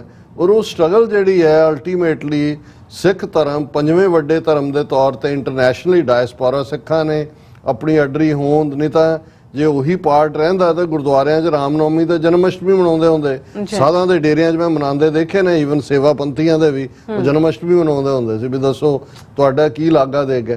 ਸੋ ਇਸ ਕਿਸਮ ਦਾ ਜਿਹੜਾ ਜਦੋਂ ਇਹ ਸਨਾਤਨੀ ਕਲਚਰ ਕਹਿੰਦੇ ਨੇ, ਉਹਦਾ ਮਕਸਦ ਹੀ ਇਹ ਹੁੰਦਾ ਵੀ ਆ ਮਿਕਸ ਜਿਹਾ ਜਿਹੜਾ ਉਹ ਕਰੀ ਜਾਓ, ਵਿੱਚ ਹੀ ਫੋਟੋਆਂ ਵੀ ਰੱਖ ਲਓ, ਰਾਮ ਕ੍ਰਿਸ਼ਨ ਵੀ ਦੀਆਂ ਮੂਰਤੀਆਂ ਵੀ ਰੱਖ ਲਓ, ਗੁਰੂ ਨਾਨਕ ਦੀ ਵੀ ਫੋਟੋ ਲਾ ਲਓ, ਆਰਤੀ ਵੀ ਕਰ ਲਓ, ਭੰਡਾਰਾ ਵੀ ਕਰ ਲਓ, ਕੱਚਾ ਭੰਡਾਰਾ, ਪੱਕਾ ਭੰਡਾਰਾ, ਇਸ ਕਿਸਮ ਦਾ ਪਾਰਟ। ਲੇਕਿਨ ਹੁਣ ਅਸੀਂ ਦੇਖ ਰਹੇ ਹਾਂ ਕਿ ਵੀ ਇਹ ਜਦੋਂ ਦਾ ਖੁੱਲ ਕੇ ਇਹਨਾਂ ਨੇ ਹਿੰਦੂਤਵਾ ਦਾ ਏਜੰਡਾ ਖਾਸ ਤੌਰ ਤੇ ਆਪਣੀ ਦੂਸਰੀ ਟਰਮ ਤੋਂ ਬਾਅਦ ਮੋਦੀ ਨੇ ਇੰਪਲੀਮੈਂਟ ਕਰਨਾ ਸ਼ੁਰੂ ਕੀਤਾ, ਹੁਣ ਹੌਲੀ ਹੌਲੀ ਜਿਹੜੇ ਸਾਡੇ ਐਸਟੈਬਲਿਸ਼ਡ ਵੱਡੀਆਂ ਜਿਹੜੀਆਂ ਗੋਲਕਾਂ ਵਾਲੇ ਗੁਰਦੁਆਰੇ ਨੇ, ਉਹ ਸਿੱਧੇ ਤੌਰ ਦੇ ਉੱਤੇ ਦਿੱਲੀ ਕਮੇਟੀ, ਹੁਣ ਦਿੱਲੀ ਕਮੇਟੀ ਮਨਜਿੰਦਰ ਸਿਰਸਾ, ਕਾਲਕੇ, ਦੂਜੇ ਤੀਜੇ, ਹੁਣ ਹਰਿਆਣਾ ਕਮੇਟੀ ਕਿਹਨੇ ਬਣਵਾਈ, ਕਿਹਨੇ 55 ਤੋਂ ਜ਼ਿਆਦਾ ਇਤਿਹਾਸਕ ਗੁਰਦੁਆਰੇ ਹਰਿਆਣੇ ਦੇ ਸਾਡੇ ਦੇਖਦੇ ਉਹ ਮਹੰਤ ਬਿਠਾਤਾ, ਉਹ ਤੇ ਕਰਮਵੀਰ ਸਿੰਘ ਜਿਹੜਾ ਖੱਟੜ ਦੇ ਪੈਰਾਂ 'ਚ ਬੈਠਾ ਹੁੰਦਾ। ਹੁਣ ਇਹ ਜਿਹੜਾ ਤਖਤ ਹਜ਼ੂਰ ਸਾਹਿਬ 'ਚ, ਮੈਂ ਇਸ ਲਈ ਇਹ ਸਾਰੀ ਬੈਕਗਰਾਉਂਡ ਦਿੱਤੀ ਹੈ ਕਿ ਤਖਤ ਸ੍ਰੀ ਹਜ਼ੂਰ ਸਾਹਿਬ ਪ੍ਰਬੰਧਕੀ ਬੋਰਡ ਇਹ ਨਹੀਂ ਹੈ ਵੀ ਆਲ ਆਫ ਏ ਸਡਨ ਇਹ ਜਿਹੜਾ ਹੈ ਇਹਨੂੰ ਏਕਨਾਥ ਸ਼ਿੰਦੇ ਦੀ ਸਰਕਾਰ ਨੇ ਇਹਨੂੰ ਅਭਿਜੀਤ ਗਜੇਂਦਰ ਰਾਉਤ ਨੂੰ ਬਣਾ ਦਿੱਤਾ। ਆਲਰੇਡੀ ਜਿਹੜੀ ਕੰਪੋਜੀਸ਼ਨ ਹੈ ਉਹਨਾਂ ਦੀ ਹਜ਼ੂਰ ਸਾਹਿਬ ਬੋਰਡ ਦੀ, ਉਹ ਇਸ ਲੈਵਲ ਦੀ ਰਹੀ ਹੈ ਕਿ ਉਸ ਦੇ ਵਿੱਚ ਸਰਕਾਰ ਦਾ ਜਿਹੜਾ ਕਲੈਕਟਰ ਆ ਉਹ ਮੈਂਬਰ ਵੀ ਹੁੰਦਾ ਹੈ, ਉਹ ਉਹਦੇ 'ਚ ਜਿਹੜਾ ਨੋਮੀਨੇਟ ਵੀ ਕੀਤਾ ਜਾਂਦਾ ਹੈ। ਫਰਕ ਇੰਨਾ ਕਿ ਵੀ ਜਦੋਂ 2 ਸਾਲ ਪਹਿਲਾਂ, ਹੁਣ ਇਹ ਜਿਹੜਾ ਗੁਰਦੁਆਰਾ ਬੋਰਡ ਹੈ 3 ਸਾਲ ਬਾਅਦ ਇਹਦੀ ਚੋਣ ਹੁੰਦੀ ਹੈ, ਹੁਣ 2 ਸਾਲ ਹੋ ਚੁੱਕੇ ਨੇ। 1 ਸਾਲ ਉਹਨਾਂ ਨੇ ਤਾਂ ਜਿਹੜਾ ਜਦੋਂ ਸਰਵਿੰਗ IGC ਪੁਲਿਸ ਦਾ ਪਰਮਿੰਦਰ ਸਿੰਘ ਪਸਰੀਚਾ, ਉਹਨੂੰ ਉਹਨਾਂ ਨੇ ਕਿਹਾ ਵੀ ਤੂੰ ਕੰਟੀਨਿਊ ਰੱਖ। ਇਸ ਦਾ ਜਿਹੜੀ ਟਰਮ ਹੈ ਉਹ ਜਿਹੜੀ ਹੈ ਉਹ ਖਤਮ ਹੋਈ ਹੈ ਹੁਣੇ ਹੀ ਜੁਲਾਈ ਦੇ ਮਹੀਨੇ 'ਚ, 31 ਜੁਲਾਈ ਨੂੰ। ਇਸ ਤੋਂ ਪਹਿਲਾਂ ਇਹਦੀ term actually Hazur Sahib board ਦੀ 15 ਮਾਰਚ 2022 ਦੀ ਖਤਮ ਹੋਈ ਹੈ। ਹੁਣ 1 ਸਾਲ ਉਹਨੂੰ ਰੱਖਿਆ, ਨਵੀਂ ਚੋਣ ਹੋਣ ਤੱਕ ਉਹਨੂੰ ਵੀ ਕੰਟੀਨਿਊ ਕਰ ਸਕਦੇ ਸੀ। ਉਹ ਰਿਟਾਇਰਡ ਹੈ, ਹਾਲਾਂਕਿ ਉਹਨੇ ਵੀ ਆਪਣੇ ਤੌਰ ਦੇ ਉੱਤੇ ਭਾਵੇਂ ਡਿਵੈਲਪ ਵੀ ਕੀਤਾ ਉਸ ਥਾਂ ਨੂੰ, ਪਰ ਉਹਨੇ ਵੀ ਕੁਝ ਇਤਿਹਾਸਕ ਥਾਵਾਂ ਢਾਈਆਂ, ਜਿਵੇਂ ਮਾਈ ਭਾਗੋ ਦਾ ਬੁੰਗਾ ਸੀ, ਔਰ ਦੂਜਾ ਇੱਥੇ ਆਇਆ ਸੀ ਗੁਰਦੁਆਰਾ ਬਾਬਾ ਮੱਖਣ ਸ਼ਾਹ ਲੁਬਾਣਾ ਸਿੱਖ ਸੈਂਟਰ, ਕੁਦਰਤੀ ਮੈਂ ਵੀ ਉੱਥੇ ਸੀ, ਉਹਨੂੰ ਮੈਂ ਚੈਲੰਜ ਵੀ ਕੀਤਾ ਭਰੇ ਦੀਵਾਨ 'ਚ ਕਿ ਵੀ ਇਹ ਜੋ ਤੁਸੀਂ ਕਰਤੂਤਾਂ ਕਰ ਰਹੇ ਹੋ ਇਹ ਠੀਕ ਨਹੀਂ ਹੈ। ਲੇਕਿਨ ਹੁਣ ਤਾਂ ਹਾਲਤ ਇਹ ਹੋ ਗਈ ਵੀ ਉਹ ਵੀ ਸਰਵਿੰਗ ਆਈਜੀ ਦੇ ਹੁੰਦੇ ਆ, ਮੁੱਖ ਕਲੈਕਟਰ ਲੱਗਾ ਸੀ ਉਦੋਂ, ਕਿਉਂਕਿ ਬਹੁਤਿਆਂ ਨੂੰ ਨਜ਼ਰ ਇਸ ਲਈ ਨਹੀਂ ਆਇਆ ਕਿ ਸਰਕਾਰੀ ਦਖਲਅੰਦਾਜ਼ੀ ਹੈ ਕਿਉਂਕਿ ਪੱਗ ਵਾਲਾ ਸੀ। ਹੁਣ ਉਹਨਾਂ ਨੂੰ ਲੱਗ ਗਿਆ ਕਿਉਂਕਿ 2014 ਚ ਫੜਨਾਵੀਸ ਜਦੋਂ ਚੀਫ ਮਿਨਿਸਟਰ ਸੀ ਉਹਨਾਂ ਨੇ ਆਲਰੇਡੀ ਗੁਰਦੁਆਰਾ ਬੋਰਡ ਦੇ ਉਸ ਕਨਸਟੀਟਿਊਸ਼ਨ 'ਚ ਅਮੈਂਡਮੈਂਟ ਕਰ ਲਈ ਸੀ। ਹੁਣ ਅੱਜ ਸੁਖਬੀਰ ਬਾਦਲ ਜਾਂ ਹਰਜਿੰਦਰ ਸਿੰਘ ਧਾਮੀ ਜਾਂ ਦੂਜੇ ਆਵਾਜ਼ ਚੁੱਕ ਰਹੇ ਨੇ, ਉਦੋਂ ਤਾਂ ਇਹ ਪਾਰਟਨਰ ਸੀ ਇਹਨਾਂ ਦੇ। ਉਹਦਾ ਰੱਥ ਲੈ ਕੇ ਬਾਦਲ ਜਿਹੜਾ ਮੋਦੀ ਦਾ ਘੁੰਮ ਰਿਹਾ ਸੀ, ਉਦੋਂ ਨਾ ਇਹਨਾਂ ਨੂੰ ਯਾਦ ਆਇਆ ਕਿ ਭਈ ਇਹ ਜਿਹੜਾ ਅਮੈਂਡਮੈਂਟ ਹੋ ਰਹੀ ਹੈ ਇਹਦੇ ਥੱਲੇ ਕੱਲ ਨੂੰ ਜਿਹੜਾ ਵੀ ਕੋਈ ਕਲੈਕਟਰ ਹੋਏਗਾ ਔਰ ਜਿਹੜੇ ਸਾਰੇ ਪੁਜਾਰੀ ਜਿਨ੍ਹਾਂ ਦੇ ਪੈਰਾਂ ਦੀ ਧੂੜ ਲੈਣ ਨੂੰ ਕਈ ਜਿਹੜੇ ਨੇ ਇੱਥੋਂ ਪੰਜਾਬ ਚੋਂ ਜਾ ਕੇ ਧੂੜ ਵੀ ਡੱਬੀ 'ਚ ਬੰਦ ਕਰਕੇ ਲਿਆਉਂਦੇ ਨੇ, ਉਹਨਾਂ ਨੂੰ ਸ਼ਰਮ ਨਹੀਂ ਆਈ ਕਿ ਵੀ ਉਹ ਉਸ ਗੁਰੂ ਦਾ ਜਿੱਥੇ ਕੋਈ ਕਿਸੇ ਪਤਤ ਦੀ ਅਰਦਾਸ ਨਹੀਂ ਹੋ ਸਕਦੀ, ਕਿਸੇ ਨੂੰ ਉਹ ਜਿਹੜਾ ਜਦੋਂ ਜ਼ੈਲ ਸਿੰਘ ਨੇ ਹਮਲਾ ਕੀਤਾ ਪ੍ਰੈਜ਼ੀਡੈਂਟ ਹੁੰਦਿਆਂ ਇੰਦਰਾ ਗਾਂਧੀ ਦੇ ਪ੍ਰਾਈਮ ਮਿਨਿਸਟਰਸ਼ਿਪ 'ਚ, ਸਭ ਤੋਂ ਪਹਿਲਾਂ ਹਜ਼ੂਰ ਸਾਹਿਬ ਵਾਲਿਆਂ ਨੇ ਭਾਵੇਂ ਜਿਸ ਕਿਸਮ ਉਹਨੂੰ ਤਨਖਾਹੀਆ ਕਰਾਰ ਦਿੱਤਾ ਸੀ ਕਿ ਤੂੰ ਨਹੀਂ, ਅੱਜ ਇਹਨਾਂ ਨੂੰ ਸ਼ਰਮ ਨਹੀਂ ਆ ਰਹੀ ਹੈ ਵੀ ਕੀ। ਪਰ ਇਹ ਗੱਲ ਸਾਬਤ ਕਰਦੀ ਹੈ ਕਿ ਉਹਨਾਂ ਨੇ ਪਾਣੀ ਟੈਸਟ ਕੀਤਾ, ਹੌਲੀ ਹੌਲੀ ਤੁਹਾਡੀ ਦਿੱਲੀ ਕਮੇਟੀ ਲੈ ਲਈ, ਹਰਿਆਣਾ ਕਮੇਟੀ ਲੈ ਲਈ, ਤਖਤ ਹਜ਼ੂਰ ਸਾਹਿਬ ਬੋਰਡ ਦਾ ਇਹਨੂੰ ਬਣਾ ਦਿੱਤਾ। ਆਲਰੇਡੀ ਅੱਧੀਆਂ ਹਿੰਦੂ ਪ੍ਰੈਕਟਿਸਿਸ ਉੱਥੇ ਨੇ, ਪੈਸੇ ਤੇ ਵੀ ਕੋਈ ਨਹੀਂ। ਹਾਂ, ਪੰਜਾਬ ਦੀ ਜਾਂ ਦੂਸਰੇ ਤੁਸੀਂ ਇਕੱਠਾ ਕਰਕੇ ਉੱਥੇ ਲਾਈ ਜਾਓ, ਸਰਾਵਾਂ ਬਣਾ ਦਿਓ, ਕੋਈ ਹੋਰ ਬਣਾ ਦਿਓ, ਲੰਗਰ ਲਾਈ ਜਾਓ, ਉਹ ਅਲਟੀਮੇਟਲੀ ਉਹਨਾਂ ਦਾ ਹੀ ਹੈ। ਔਰ ਜਿਹੜਾ ਮੈਂ ਸਮਝਦਾ ਸਰ JS ਗਰੇਵਾਲ ਉਹਨਾਂ ਨੇ ਇਸ ਸਾਰੇ ਦੇ ਉੱਤੇ ਕਿਹਾ ਕਿ ਭਾਈ ਕਦੋਂ ਅਸੀਂ ਜਾਗਾਂਗੇ, ਕਿੱਥੋਂ ਅਸੀਂ ਤੁਰੇ, ਕਿੱਥੇ ਪਹੁੰਚ ਗਏ। ਔਰ ਅੱਜ ਇਹ ਬੇਸ਼ੱਕ ਬੜੀ ਦੇਰ ਬਾਅਦ ਕੁਲਬੀਰ ਸਿੰਘ ਕੌੜਾ ਦਾ ਇਹ ਜਿਹੜਾ ਉਹ ਹੈਡਲਾਈਨ ਮੇਰੇ ਮਾਈਂਡ 'ਚ ਆਈ ਕਿ ਸਿੱਖ ਵੀ ਨਿਗਲਿਆ ਗਿਆ। ਅੱਜ ਇਹ ਲੱਗ ਰਿਹਾ ਕਿ ਵੀ ਜੇ ਅਸੀਂ ਇਹ ਸਾਡੀ ਫਾਈਨਲ ਬੈਟਲ ਹੈ ਡੂ ਔਰ ਡਾਈ ਦੀ, ਔਰ ਕਾਫੀ ਹੱਦ ਤੱਕ ਉਹਨਾਂ ਨੇ ਕਿਵੇਂ ਉਹਨਾਂ ਨੇ ਸਾਰੇ ਪਾਸਿਓਂ ਘੇਰਿਆ ਹੋਇਆ, ਕਿਵੇਂ ਮਾਈਨੋਰਿਟੀ ਕਮਿਸ਼ਨ ਦਾ ਚੇਅਰਮੈਨ ਇਕਬਾਲ ਸਿੰਘ ਲਾਲਪੁਰੇ ਨੂੰ ਲਾਇਆ ਹੋਇਆ, ਜਿਹੜਾ ਆਪਣਿਆਂ ਤੋਂ ਹੀ ਸ਼੍ਰੋਮਣੀ ਕਮੇਟੀ ਦੇ ਮੈਂਬਰ ਇਕੱਠੇ ਹੋ ਕੇ ਜਾ ਕੇ ਉਹਨੂੰ ਕਰਪਸ਼ਨ ਦੀ ਰਿਪੋਰਟ ਕਰ ਰਹੇ ਨੇ, ਖੁਦ ਦਖਲਅੰਦਾਜ਼ੀ ਮੰਗ ਰਹੇ ਨੇ। ਪੰਜਾਬ ਦਾ ਚੀਫ ਮਿਨਿਸਟਰ ਭਗਵੰਤ ਮਾਨ ਦੇਖਣ ਨੂੰ ਲੱਗੇਗਾ ਆਮ ਆਦਮੀ, ਉਹ ਗੁਰਦੁਆਰਾ ਅਮੈਂਡਮੈਂਟ ਲੈ ਕੇ ਆਂਦਾ ਹੈ ਕਿ ਜੀ ਇਹ ਫਲਾਣੇ ਹੱਕ ਸਾਡੇ ਕੋਲ ਹੋਣੇ ਚਾਹੀਦੇ ਨੇ, ਟੈਲੀਕਾਸਟ ਅਸੀਂ ਕਰਾਂਗੇ। ਸੋ ਆਲਰੇਡੀ ਨਿਗਲਿਆ, ਉਹ ਮੂੰਹ 'ਚ ਫਸਿਆ ਹੋਇਆ ਜਾਂ ਅੰਦਰ ਲੰਘ ਗਿਆ। ਪਰ ਇਹਦੇ 'ਚ ਕੋਈ ਸ਼ੱਕ ਨਹੀਂ ਹੈ ਕਿ ਹਿੰਦੂਤਵੀ ਅਜਗਰ ਨੇ ਸਾਨੂੰ ਆਪਣੇ ਮੂੰਹ ਦੇ ਵਿੱਚ ਲਿਆ ਹੋਇਆ। ਹੁਣ ਗੱਲ ਤਾਂ ਇਹੀ ਹੈ, ਫਾਈਨਲ ਜਿਹੜੀ ਬੈਟਲ ਹੈ, ਜੇ ਸਾਡੇ ਹੱਥ ਤਲਵਾਰ ਗੁਰੂ ਨੇ ਦਿੱਤੀ ਹੈ ਤੇ ਫਿਰ ਜੇ ਮੂੰਹ ਦੇ ਵਿੱਚ ਹੈ ਤੇ ਉਹ ਜੇ ਤਲਵਾਰ ਉਹਦੇ 'ਚ ਫਸਾਈ ਹੋਈ ਹੈ ਤੇ ਫਿਰ ਉਹਦਾ ਜਿਹੜਾ ਉਹ ਸਾਰਾ ਕੁਝ ਚੀਰੋ ਚੀਰ ਕੀਤਾ ਜਾ ਸਕਦਾ ਹੈ। ਅਦਰਵਾਈਜ਼ ਜੇ ਨਿਗਲਿਆ ਗਿਆ ਤਾਂ ਫਿਰ ਬੁੱਧ ਧਰਮ ਔਰ ਜੈਨ ਧਰਮ ਵਾਲਾ ਹੀ ਸਾਡਾ ਹਾਲ ਹੋਏਗਾ। ਤੇ ਉਹ ਨਿਗਲਨ ਹੋਣ ਤੋਂ ਬਚਣ ਦਾ ਇੱਕੋ ਇੱਕ ਰਸਤਾ ਜਿਹੜਾ ਉਹ ਖਾਲਿਸਤਾਨ ਦੀ ਪ੍ਰਾਪਤੀ ਨਾਲ ਹੀ ਜੁੜਿਆ ਹੋਇਆ। ਹੁਣ ਇਫ ਐਂਡ ਬਟ ਦਾ ਵੇੜਾ ਨਹੀਂ ਹੈ ਜੀ, ਉਹਦਾ ਸੁਧਾਰ ਕਰ ਲਓ, ਉਹਦੀ ਅਮੈਂਡਮੈਂਟ ਕਰ ਲਓ, ਵਾਪਸ ਲੈ ਲਓ, ਉਹਨੂੰ ਅੰਦਰ ਕਰ ਦਿਓ, ਉਹਨੂੰ ਬਾਹਰ ਲੈ ਆਓ, ਇਸ 'ਚੋਂ ਕੁਛ ਨਹੀਂ ਨਿਕਲਣਾ ਹੈ। ਜਦੋਂ ਤੱਕ ਸਾਡਾ ਹੁਣ ਮੁਲਕ ਨਹੀਂ ਹੁੰਦਾ ਔਰ ਅਸੀਂ ਮੁਲਕ ਬਣਾਉਣ ਲਈ ਬਿਲਕੁਲ ਡਿਟਰਮਿੰਡ ਨਹੀਂ ਹੁੰਦੇ, ਕੋਈ ਤਬਦੀਲੀ ਨਹੀਂ ਹੋਣੀ। ਜੀ ਡਾਕਟਰ ਸਾਹਿਬ ਤੁਹਾਡਾ ਬਹੁਤ ਸ਼ੁਕਰੀਆ। ਸਾਥ ਲੈਣ ਬ੍ਰੇਕ ਔਰ ਬ੍ਰੇਕ ਤੇ ਜਾਣ ਤੋਂ ਪਹਿਲਾਂ ਅਸੀਂ ਦਰਸ਼ਕਾਂ ਦੇ ਸਰੋਤਿਆਂ ਨੂੰ ਅਪੀਲ ਤੇ ਬੇਨਤੀ ਕਰਦੀ ਵਿਊਅਰਸ, ਜਿਸ ਤਰ੍ਹਾਂ ਕਿ ਤੁਸੀਂ ਜਾਣਦੇ ਹੋ ਕਿ TV84 ਇੱਕ ਪੰਥਕ ਚੈਨਲ ਹੈ। TV84 ਦੀ ਚੜ੍ਹਦੀ ਕਲਾ ਲਈ ਵੱਧ ਤੋਂ ਵੱਧ ਡੋਨੇਟ ਕਰੋ। ਡੋਨੇਟ ਕਰਨ ਲਈ ਸਾਡੀ ਵੈਬਸਾਈਟ TV84.tv ਤੇ ਜਾ ਕੇ PayPal ਦੀ ਵਰਤੋਂ ਕਰਕੇ ਵਨ ਟਾਈਮ ਡੋਨੇਟ ਕਰ ਸਕਦੇ ਹੋ, ਮੰਥਲੀ ਡੋਨੇਟ ਵੀ ਕਰ ਸਕਦੇ ਹੋ।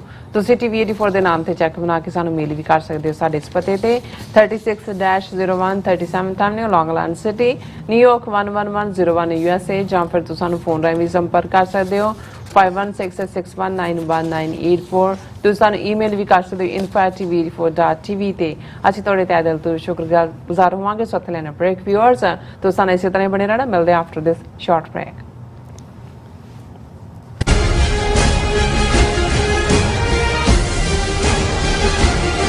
ਕੀ ਤੁਹਾਨੂੰ 30, 40 ਜਾਂ 50 ਦਿਨ ਵੇਟ ਕਰਨੀ ਪੈ ਰਹੀ ਹੈ ਤੁਹਾਡੇ ਚੈੱਕ ਲਈ? ਫਿਰ ਬ੍ਰੋਕਰਾਂ ਪਿੱਛੇ ਭੱਜਦੇ ਫਿਰਦੇ ਹੋ ਪੈਸੇ ਲਈ, ਬਹੁਤ ਜ਼ਿਆਦਾ ਟਾਈਮ ਵੇਸਟ ਹੋ ਜਾਂਦਾ ਇੱਦਾਂ ਤਾਂ। ਜੇ ਤੁਸੀਂ ਅੱਜ ਹੀ ਪੈਸੇ ਲੈਣੇ ਤਾਂ ਬੌਬਟੇਲ ਨੂੰ ਕਾਲ ਕਰੋ। ਬੌਬਟੇਲ ਤੁਹਾਡੀਆਂ ਇਨਵੋਇਸਿਸ ਸੇਮ ਡੇ ਫੰਡ ਕਰ ਸਕਦੇ ਹਨ for a small fee, no contract, no reserve and no hidden fees।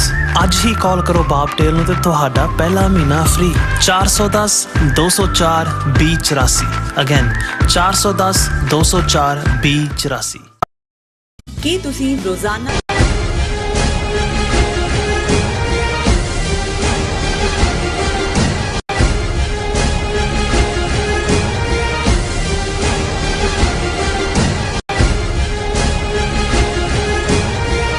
ਕਿ ਭਾਰਤ ਦੀ ਅਖੌਤੀ ਆਜ਼ਾਦੀ ਦਿਵਸ ਦੀ ਜਿਹੜੀ 76ਵੀਂ ਵਰ੍ਹੇਗੰਢ 15 ਅਗਸਤ ਨੂੰ ਆ ਰਹੀ ਹੈ। ਸੋ ਭਾਰਤੀ ਸਟੇਟ ਦੀ ਜਿਹੜਾ ਸਿੱਖਾਂ ਦੇ ਖਿਲਾਫ ਵਿੱਢੀ ਗਈ ਟੋਟਲ ਵਾਰ ਵਿੱਚ ਜਿਹੜੀ ਹੈ ਤੇਜ਼ੀ ਲਿਆਂਦੀ ਗਈ ਹੈ। ਸੋ ਪਿਛਲੇ ਦਿਨੀ NIA ਵੱਲੋਂ ਪੰਜਾਬ ਅਤੇ ਹਰਿਆਣੇ ਵਿੱਚ 31 ਥਾਵਾਂ ਤੇ ਸਿੱਖ ਘਰਾਂ ਤੇ ਦਫ਼ਤਰਾਂ ਤੇ ਛਾਪੇ ਦਾ ਇਸ ਦਾ ਸ਼ੇਕੜਲਾ ਸਬੂਤ ਹੈ। ਸੋ ਦੂਸਰੇ ਪਾਸੇ 35 ਮਿਲੀਅਨ ਸਿੱਖ ਨੇਸ਼ਨ ਨੂੰ ਖਾਲਿਸਤਾਨ ਦੀ ਪ੍ਰਾਪਤੀ ਲਈ ਇਸ ਮੌਕੇ ਤੇ ਕੀਤੀਆਂ ਜਾ ਰਹੀਆਂ ਰੈਲੀਆਂ ਅਤੇ ਵਿਖਾਵਿਆਂ ਵਿੱਚ ਵੱਡੀ ਗਿਣਤੀ ਵਿੱਚ ਸ਼ਮੂਲੀਅਤ ਕਰਨੀ ਚਾਹੀਦੀ ਹੈ। ਸੋ ਇਸ ਸੰਬੰਧੀ ਸ਼੍ਰੋਮਣੀ ਅਕਾਲੀ ਦਲ ਅੰਮ੍ਰਿਤਸਰ ਅਤੇ ਦਲ ਖਾਲਸਾ ਵੱਲੋਂ ਲੁਧਿਆਣੇ ਵਿੱਚ 14 ਅਗਸਤ ਨੂੰ ਰੈਲੀ ਕੱਢੀ ਜਾ ਰਹੀ ਹੈ। ਸੋ ਇਸ ਬਾਰੇ ਆਪਾਂ ਵਿਚਾਰ ਚਰਚਾ ਕਰਨ ਜਾ ਰਹੇ ਹਾਂ। ਸੋ ਅਸੀਂ ਚਾਹਾਂਗੇ ਕਿ ਤੁਸੀਂ ਇਸੇ ਤਰ੍ਹਾਂ ਬਣੇ ਰਹਿਣਾ, ਦੇਖਣ ਸੁਣਨ ਲਈ ਐਨ ਲਿਖਣ ਲਈ ਤੁਹਾਡਾ ਸਭ ਦਾ ਬਹੁਤ ਬਹੁਤ ਸ਼ੁਕਰੀਆ ਜੀ। ਡਾਕਟਰ ਸਾਹਿਬ ਕੀ ਕਹਿਣਾ ਚਾਹੋਗੇ? ਦੇਖੋ, ਅਸੀਂ ਅਕਸਰ ਇੱਕ ਸਟੇਟਮੈਂਟ ਦਿੰਦੇ ਹਾਂ ਵੀ ਜਦੋਂ ਤੱਕ ਇਸ ਪਲੈਨਟ ਦੇ ਉੱਤੇ ਇੱਕ ਵੀ ਸਿੱਖ ਜਿਉਂਦਾ ਹੈ ਤੇ ਉਹ ਬਾਂਹ ਖੜੀ ਕਰਕੇ ਖਾਲਿਸਤਾਨ ਜ਼ਿੰਦਾਬਾਦ ਕਹਿੰਦਾ ਹੈ ਜੀ, ਸਾਡੀ ਆਜ਼ਾਦੀ ਦੀ ਸਟਰਗਲ ਵੀ ਜਾਰੀ ਹੈ ਔਰ ਸਾਡਾ ਰਾਜ ਦਾ ਸੰਕਲਪ, ਰਾਜ ਦਾ ਸੁਪਨਾ, ਰਾਜ ਹਾਸਲ ਕਰਨ ਦੀ ਵਿਲ ਵੀ ਕਾਇਮ ਹੈ। ਬਿਲਕੁਲ। ਇਹ ਇਸ ਲਈ ਮੈਂ ਬਾਰ-ਬਾਰ ਰਿਪੀਟ ਕਰਦਾ ਹਾਂ ਕਿਉਂਕਿ ਇਹ ਬੜਾ ਜ਼ਰੂਰੀ ਹੁੰਦਾ ਹੈ ਜਦੋਂ ਇੱਕ ਜਨਰੇਸ਼ਨ ਜਿਹਨੇ ਆਪਣੇ ਜੀਵਨ ਕਾਲ ਦੇ ਵਿੱਚ ਬੇਸ਼ੱਕ ਜਿਹੜੀ ਹੈ ਅੱਡੀ ਗੱਡ ਕੇ ਲੜਾਈ ਲੜੀ ਹੁੰਦੀ ਹੈ, ਜੇ ਉਹ ਪਰਚਮ ਜਾਂ ਉਹ ਝੰਡਾ ਅਗਲੀ ਜਨਰੇਸ਼ਨ ਕੋਲ ਨਾ ਆਏ, ਕਿਉਂਕਿ ਜਦੋਂ ਕੌਮਾਂ ਗਲਤ ਫੈਸਲੇ ਕਰਕੇ ਇਸ ਕਿਸਮ ਦੇ ਸੈਟਅਪ 'ਚ ਫਸ ਜਾਂਦੀਆਂ ਨੇ ਤੇ ਕਈ ਵਾਰ ਉਹ ਲੜਾਈਆਂ ਇੱਕ ਜਨਰੇਸ਼ਨ 'ਚ ਲੜੀਆਂ ਜਾਂ ਜਿੱਤੀਆਂ ਨਹੀਂ ਜਾਂਦੀਆਂ, ਕਈ ਵਾਰ ਕਈ ਜਨਰੇਸ਼ਨਾਂ ਤੁਹਾਡੀਆਂ ਉਸ ਦੇ ਲੇਖੇ ਲੱਗ ਜਾਂਦੀਆਂ ਨੇ। ਸੋ ਇਹ ਜ਼ਰੂਰੀ ਹੁੰਦਾ ਹੈ ਕਿ ਤੁਹਾਡੀ ਆਵਾਜ਼ ਦੇ ਵਿੱਚ ਡਿਫਾਈਂਸ ਹੋਏ, ਤੁਹਾਡੀ ਜੀਵਨ ਜਾਂਚ ਦੇ ਵਿੱਚ ਡਿਫਾਈਂਸ ਹੋਏ ਔਰ ਤੁਸੀਂ ਆਪਣੇ ਅੱਗੋਂ ਜਿਹੜੇ ਤੁਹਾਡੇ ਆਫਸਪ੍ਰਿੰਗ ਨੇ, ਤੁਹਾਡੀ ਅੱਗੋਂ ਜਿਹੜੀ ਨਸਲ ਹੈ, ਤੁਹਾਡੇ ਵਾਰਿਸ ਨੇ, ਉਹਨਾਂ 'ਚ ਵੀ ਤੁਸੀਂ ਉਹੀ ਸਪਿਰਿਟ ਨੂੰ ਜਾਰੀ ਰੱਖੋ। ਔਰ ਅਸੀਂ ਕਿਸੇ ਹੋਰ ਦੀ ਜੇ ਉਦਾਹਰਣ ਨਾ ਵੀ ਲਈਏ ਕਿ ਜੀ ਕਿੰਨੀਆਂ ਦਹਾਕੇ ਸਟਰਗਲ ਕੀਤੀ ਜਾਂ ਕਿੰਨੇ ਲੰਬੇ ਵਕਤ ਤੋਂ ਬਾਅਦ ਜਿਹੜੀਆਂ ਕੌਮਾਂ ਨੇ ਉਹ ਫਿਰ ਜਿਹੜੀਆਂ ਨੇ ਉਹ ਸੁਰਖਰੂ ਹੁੰਦੀਆਂ ਨੇ ਉਸ ਗੁਲਾਮੀ ਚੋਂ ਨਿਕਲ ਕੇ। ਸਾਡੀ ਤਾਂ ਆਪਣੀ ਹਿਸਟਰੀ, ਆਪਣੀ ਤਾਰੀਖ 18ਵੀਂ ਸਦੀ ਦੀ ਜੇ ਅਸੀਂ ਲੰਬਾ ਵਕਤ ਨਾ ਵੀ ਜਾਈਏ, 1699 ਤੋਂ 1799 ਤੱਕ 100 ਸਾਲ ਸਾਨੂੰ ਇਹ ਯਾਦ ਦਹਾਨੀ ਕਰਵਾਉਣ ਲਈ ਕਾਫੀ ਹੈ। ਔਰ 20 ਸਾਲ ਦੀ ਇੱਕ ਜਨਰੇਸ਼ਨ ਹੁੰਦੀ ਹੈ ਤੇ ਅੱਜ ਤਾਂ ਹੁਣ ਲਾਈਫ ਐਕਸਪੈਕਟੈਂਸੀ 70 ਸਾਲ 75 ਸਾਲ ਦੂਜਾ ਹੈ। ਅਸੀਂ ਜਿਸ 18ਵੀਂ ਸਦੀ ਦੀ ਗੱਲ ਕਰਦੇ ਹਾਂ ਉਹਦੇ 'ਚ ਲਾਈਫ ਐਕਸਪੈਕਟੈਂਸੀ 40 45 42 ਸਾਲ ਤੋਂ ਜ਼ਿਆਦਾ ਨਹੀਂ ਸੀ। ਇਸ ਲਈ ਤੁਸੀਂ ਬਹੁਤਿਆਂ ਦਾ ਦੇਖੋਗੇ ਵੀ 14 ਸਾਲ ਦਾ ਵਿਆਹ ਹੋ ਗਿਆ, 28 29 ਸਾਲ ਦੇ ਉਹਨਾਂ ਨਿਆਣਾ ਜੰਮਿਆ ਤੇ 40 42 45 ਸਾਲ। ਬਹੁਤ ਵਾਰੀ ਜਿਹੜਾ ਕੋਈ ਇੱਕ ਅੱਧਾ ਲੰਬੀ ਉਮਰ ਦਾ ਸਾਨੂੰ ਲੱਗਦਾ ਜੀ ਉਦੋਂ 100 ਸਾਲ ਨਹੀਂ। ਲਾਈਫ ਐਕਸਪੈਕਟੈਂਸੀ ਤਾਂ ਹੁਣ ਪਿਛਲੇ ਆਲਮੋਸਟ 100 ਸਾਲ 'ਚ ਜਦੋਂ ਦੀਆਂ ਸਾਇੰਸ ਦੀਆਂ ਕਾਢਾਂ ਨਿਕਲੀਆਂ ਨੇ, ਜਿਹੜੀਆਂ ਵੈਕਸੀਨੇਸ਼ਨਸ ਆਈਆਂ, ਇੰਜੈਕਸ਼ਨਸ ਆਏ, ਮੈਡੀਸਨ ਦੇ ਫੀਲਡ 'ਚ ਆਇਆ, ਡਾਈਟਸ ਪ੍ਰੋਪਰ ਰਿਸਰਚ ਨੇ ਸਾਬਤ ਕੀਤਾ। ਔਰ ਸਾਡੇ ਦੇਖਦਿਆਂ ਬੇਸ਼ੱਕ ਜਦੋਂ ਉਮਰ ਲੰਬੀ ਹੁੰਦੀ ਹੈ ਕਈ ਵਾਰ ਕੁਆਲਿਟੀ ਆਫ ਲਾਈਫ ਉਹ ਨਹੀਂ ਰਹਿੰਦੀ, ਲੇਕਿਨ ਹੁਣ ਜੇ ਅਸੀਂ 1699 ਤੋਂ 1799 ਤੱਕ ਦੇਖੀਏ, 5 ਜਨਰੇਸ਼ਨਾਂ ਵੀ ਉਹ ਜਿਨ੍ਹਾਂ ਦੀ ਲਾਈਫ ਐਕਸਪੈਕਟੈਂਸੀ ਜਿਹੜੀ ਆ ਉਹ 50 ਸਾਲ ਤੋਂ ਥੱਲੇ ਮੁੱਕਣ ਵਾਲੀ ਸੀ। ਤੇ ਜੇ ਇੱਕ ਔਰ ਉਹਨਾਂ ਹਾਲਾਤਾਂ ਦੇ ਵਿੱਚ ਜਦੋਂ ਕਿ ਤੁਹਾਡੇ ਕੋਲ ਕੋਈ ਲੁਕਣ ਨੂੰ ਥਾਂ ਨਹੀਂ, ਕੋਈ ਤੁਹਾਡੀ ਇੰਟਰਨੈਸ਼ਨਲ ਪਾਵਰ ਤੁਹਾਡੇ ਨਾਲ ਨਹੀਂ ਖੜੀ, ਨਹੀਂ ਤੁਹਾਡੇ ਕੋਲ ਕੋਈ ਖਜ਼ਾਨੇ ਨਹੀਂ ਨੇ, ਕੋਈ ਤੁਹਾਡੀ ਮਦਦ ਨਹੀਂ ਕਰ ਰਿਹਾ, ਕੋਈ ਤੁਹਾਨੂੰ ਉਕਸਾ ਨਹੀਂ ਰਿਹਾ, ਤੁਸੀਂ ਆਪਣੇ ਦਮ ਦੇ ਉੱਤੇ ਔਰ ਪਾਵਰਫੁਲ ਰਜੀਮਸ ਦੇ ਨਾਲ, ਇੱਕ ਪਾਸੇ ਮੁਗਲਿਆ ਸਲਤਨਤ ਜਿਨ੍ਹਾਂ ਦੇ ਕੋਲ ਉਸ ਵੇਲੇ ਦਾ ਦੁਨੀਆ ਦੇ ਟ੍ਰੇਡ ਦਾ ਆਲਮੋਸਟ 22% ਰੈਵਨਿਊ ਉਹ ਜਨਰੇਟ ਕਰਦੇ ਸੀ।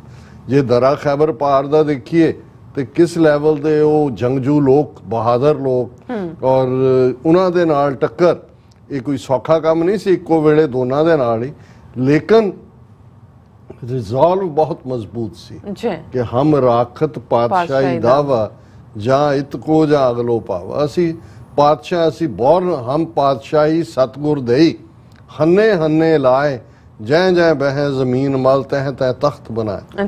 ਕਿ ਅਸੀਂ ਘੋੜੇ ਦੇ ਹੰਨੇ ਨਾਲ, ਘੋੜੇ ਦੀ ਕਾਠੀ ਨਾਲ ਬੰਨੀ ਹੋਈ ਹੈ ਪਾਤਸ਼ਾਹੀ। ਮਤਲਬ ਇਹ ਹੈ ਵੀ ਜਿੱਥੇ ਸਿੱਖ ਬੈਠਾ ਹੈ, ਜਿਹੜਾ ਘੋੜੇ ਦੀ ਪਿੱਠ ਤੇ ਹੈ, ਉਹ ਕਿਉਂਕਿ ਲੜਾਈ ਜਿਹਨੂੰ ਅੱਜ ਵਾਰ ਆਫ ਨਰਵਸ ਕਹਿੰਦੇ ਨੇ, ਇਹ ਤੁਹਾਡੇ ਅੰਦਰ ਚਿੰਤਨ 'ਚ ਹੁੰਦੀ ਹੈ ਕਿ ਵੀ ਤੁਸੀਂ ਗੁਲਾਮ ਨਹੀਂ ਹੋ, ਤੁਸੀਂ ਬਾਦਸ਼ਾਹ ਹੋ। ਔਰ ਜਦੋਂ ਅੱਜ ਵੀ ਕੋਈ ਖਾਸ ਤੌਰ ਤੇ ਸਾਡੇ ਲਹਿੰਦੇ ਪੰਜਾਬ ਦੇ ਵੀਰ ਭੈਣਾਂ ਕਿਸੇ ਸਿੱਖ ਨੂੰ ਮਿਲਦੇ ਆ, ਹੋਰ ਬਾਦਸ਼ਾਹੋ ਕੀ ਹਾਲ ਹੈ, ਤੇ ਉਹ ਉਸ ਧਰਤੀ ਦੇ ਉੱਤੇ ਮੈਨੂੰ ਇਹ ਲੱਗਦਾ ਹੁੰਦਾ ਵੀ ਜਿਹੜੇ ਕੁਝ ਫਰੇਜ਼ ਜਾਂ ਜ਼ਬਾਨਾਂ, ਬਹੁਤ ਸਾਰੇ ਲਫ਼ਜ਼ ਤਾਂ ਆਬਸੋਲੀਟ ਹੋ ਜਾਂਦੇ ਨੇ ਟਾਈਮ ਪਾ ਕੇ, ਕਿਉਂਕਿ ਉਹਨਾਂ ਨੂੰ ਇਹ ਨਜ਼ਰ ਆ ਰਿਹਾ ਹੁੰਦਾ ਕਿ ਵੀ ਇਹ ਬਾਦਸ਼ਾਹ ਨੇ, ਹੈ ਨਾ। ਔਰ ਵਾਕਈ ਜੇ ਤੁਸੀਂ ਇਹ ਦੇਖੋ, ਔਰ ਇੱਕ ਪਾਕਿਸਤਾਨੀ ਐਂਕਰ ਇੱਕ ਵਾਰ ਇੱਕ ਪਾਕਿਸਤਾਨੀ ਗਾਇਕ ਸ਼ਾਇਦ ਜੱਗੀ ਲੈਲਪੁਰੀਆ ਉਹਨੂੰ ਇੰਟਰਵਿਊ ਕਰ ਰਹੀ ਸੀ, ਤਾਂ ਉਹਨੂੰ ਕਹਿੰਦੇ ਕਿ ਵੀ ਇਹ ਜਦੋਂ ਇਹ ਕਿਹਾ ਜਾਂਦਾ ਹੈ ਵੀ ਸਿੱਖਾਂ ਵੱਲ ਦੇਖ ਕੇ ਬਾਦਸ਼ਾਹ, ਉਹ ਕਹਿੰਦੇ ਵੀ ਅਸੀਂ ਦਿਲਾਂ ਦੇ ਬਾਦਸ਼ਾਹ। ਸੋ ਬਾਦਸ਼ਾਹ ਤਾਂ ਦਿਲਾਂ ਤੋਂ ਹੀ ਸ਼ੁਰੂ ਹੁੰਦੇ ਆ, ਦਿਲੋਂ ਦਿਮਾਗ 'ਚ ਜਦੋਂ ਤੁਹਾਡੇ ਬਾਦਸ਼ਾਹ ਹੁੰਦੇ ਆ, ਦੁਨਿਆਵੀ ਬਾਦਸ਼ਾਹ ਤੇ ਆਉਂਦੀਆਂ ਜਾਂਦੀਆਂ ਰਹਿੰਦੀਆਂ। ਕਦੇ ਤੁਸੀਂ ਸੋਵਰਨ ਹੁੰਦੇ ਹੋ, ਕਦੇ ਸੋਵਰਨਟੀ ਲਈ ਲੜ ਰਹੇ ਹੁੰਦੇ ਹੋ, ਜਾਂ ਤੁਸੀਂ ਬਾਦਸ਼ਾਹ ਹੋ ਜਾਂ ਬਾਗੀ ਹੋ।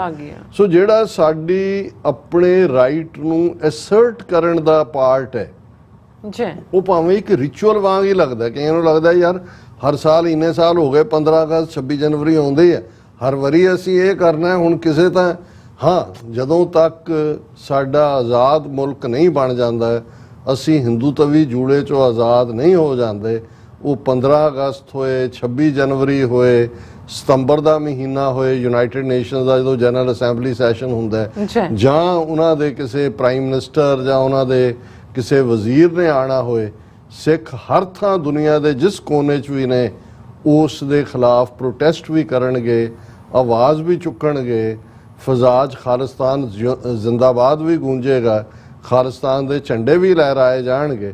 ਔਰ ਇਹਨਾਂ ਨੂੰ ਇਹ ਦੱਸਿਆ ਜਾਏਗਾ ਕਿ ਭਾਈ ਸਿੱਖਾਂ ਨੇ ਠੀਕ ਹੈ, ਇੱਕ ਤੁਸੀਂ ਸਰਕਸ ਦੇ ਬਾਂਦਰ ਬਣਾ ਲਏ ਹੋਣਗੇ, ਬਾਦਲ ਟੱਬਰ ਨੂੰ ਬਣਾਇਆ, ਅੱਜ ਸਾਰੀ ਕਾਂਗਰਸ ਦਾ ਅੱਧਾ ਹਿੱਸਾ ਤੁਰਿਆ ਹੋਇਆ ਬੀਜੇਪੀ ਦੇ ਵਿੱਚ, ਔਰ ਦੂਜੇ ਨੇ, ਲੇਕਿਨ ਉਹ ਵੀ ਨੇ ਜਿਨ੍ਹਾਂ ਨੇ ਆਪਣੀ ਜ਼ਮੀਰ ਦਿੱਲੀ ਦਰਬਾਰ ਦੇ ਕੋਲ ਵੇਚੀ ਨਹੀਂ ਹੋਈ। ਔਰ ਮੈਂ ਇਹ ਸਾਰੀ ਗੱਲ ਇਸ ਕੰਟੈਕਸਟ 'ਚ ਕਰ ਰਿਹਾ ਕਿ 76ਵੀਂ ਅਖੌਤੀ ਆਜ਼ਾਦੀ, ਇਹਨਾਂ ਦੇ ਲਈ ਆਜ਼ਾਦੀ ਦਿਵਸ, ਸਾਡੇ ਲਈ ਫਰੰਗੀ ਦੀ ਗੁਲਾਮੀ 'ਚੋਂ ਨਿਕਲ ਕੇ ਹਿੰਦੂ ਤਵੀਆਂ ਦੀ, ਬ੍ਰਾਹਮਣਵਾਦੀਆਂ ਦੀ ਗੁਲਾਮੀ ਦੇ ਵਿੱਚ ਫਸਣਾ। ਔਰ ਇਹ ਗੱਲ ਕੋਈ ਨਵੀਂ ਨਹੀਂ ਹੈ ਕਿ ਵੀ ਸਿੱਖ ਹੁਣ ਕਰਨ ਲੱਗੇ ਨੇ, ਲਗਾਤਾਰ ਕਰਦੇ ਰਹੇ, ਪਰ ਜੂਨ 84 ਤੱਕ ਤਾਂ ਇੱਕ ਬਲੈਕ ਡੇ ਦੇ ਤੌਰ ਤੇ ਹੀ ਸੀ ਕਿ ਵੀ ਅਸੀਂ 26 ਜਨਵਰੀ ਜਿੱਦਣ ਸੰਵਿਧਾਨ ਦਿਨ ਹੁੰਦਾ ਸੀ, ਸਿੱਖ ਬਲੈਕ ਡੇ ਕਹਿੰਦੇ ਸੀ ਉਹਨੂੰ, ਕਿ ਜੀ ਸਾਨੂੰ ਹਿੰਦੂ ਬਣਾਇਆ ਹੋਇਆ। ਪਰ ਜੂਨ 84 ਦੇ ਪਹਿਲੇ ਹਫਤੇ ਜਦੋਂ ਟੈਂਕਾਂ ਤੋਪਾਂ ਨਾਲ ਫੁੱਲ ਸਕੇਲ ਹਮਲਾ ਹੁੰਦਾ ਔਰ 37 ਇਤਿਹਾਸਕ ਗੁਰਦੁਆਰੇ, ਟੋਟਲ ਵਾਰ ਵਿੱਢੀ ਜਾਂਦੀ ਹੈ, ਉਸ ਤੋਂ ਬਾਅਦ ਅਸੀਂ ਇੰਡੀਅਨ ਸਟੇਟ ਨਾਲੋਂ ਇੱਕ ਵੱਖਰੀ ਲਾਈਨ ਖਾਲਿਸਤਾਨ ਦੀ ਕਾਇਮੀ ਦਾ ਜਿਹੜਾ ਉਹ ਰਿਜ਼ੋਲਵ ਕਰ ਲੈਂਦੇ ਆ। ਫਿਰ ਇਹ ਖਾਲਿਸਤਾਨੀ ਰੈਲੀਆਂ ਨੇ, ਮਹਿਜ਼ ਪ੍ਰੋਟੈਸਟ ਨਹੀਂ ਨੇ ਜਾਂ ਮਹਿਜ਼ ਰੋਸ ਵਿਖਾਵੇ ਨਹੀਂ ਨੇ।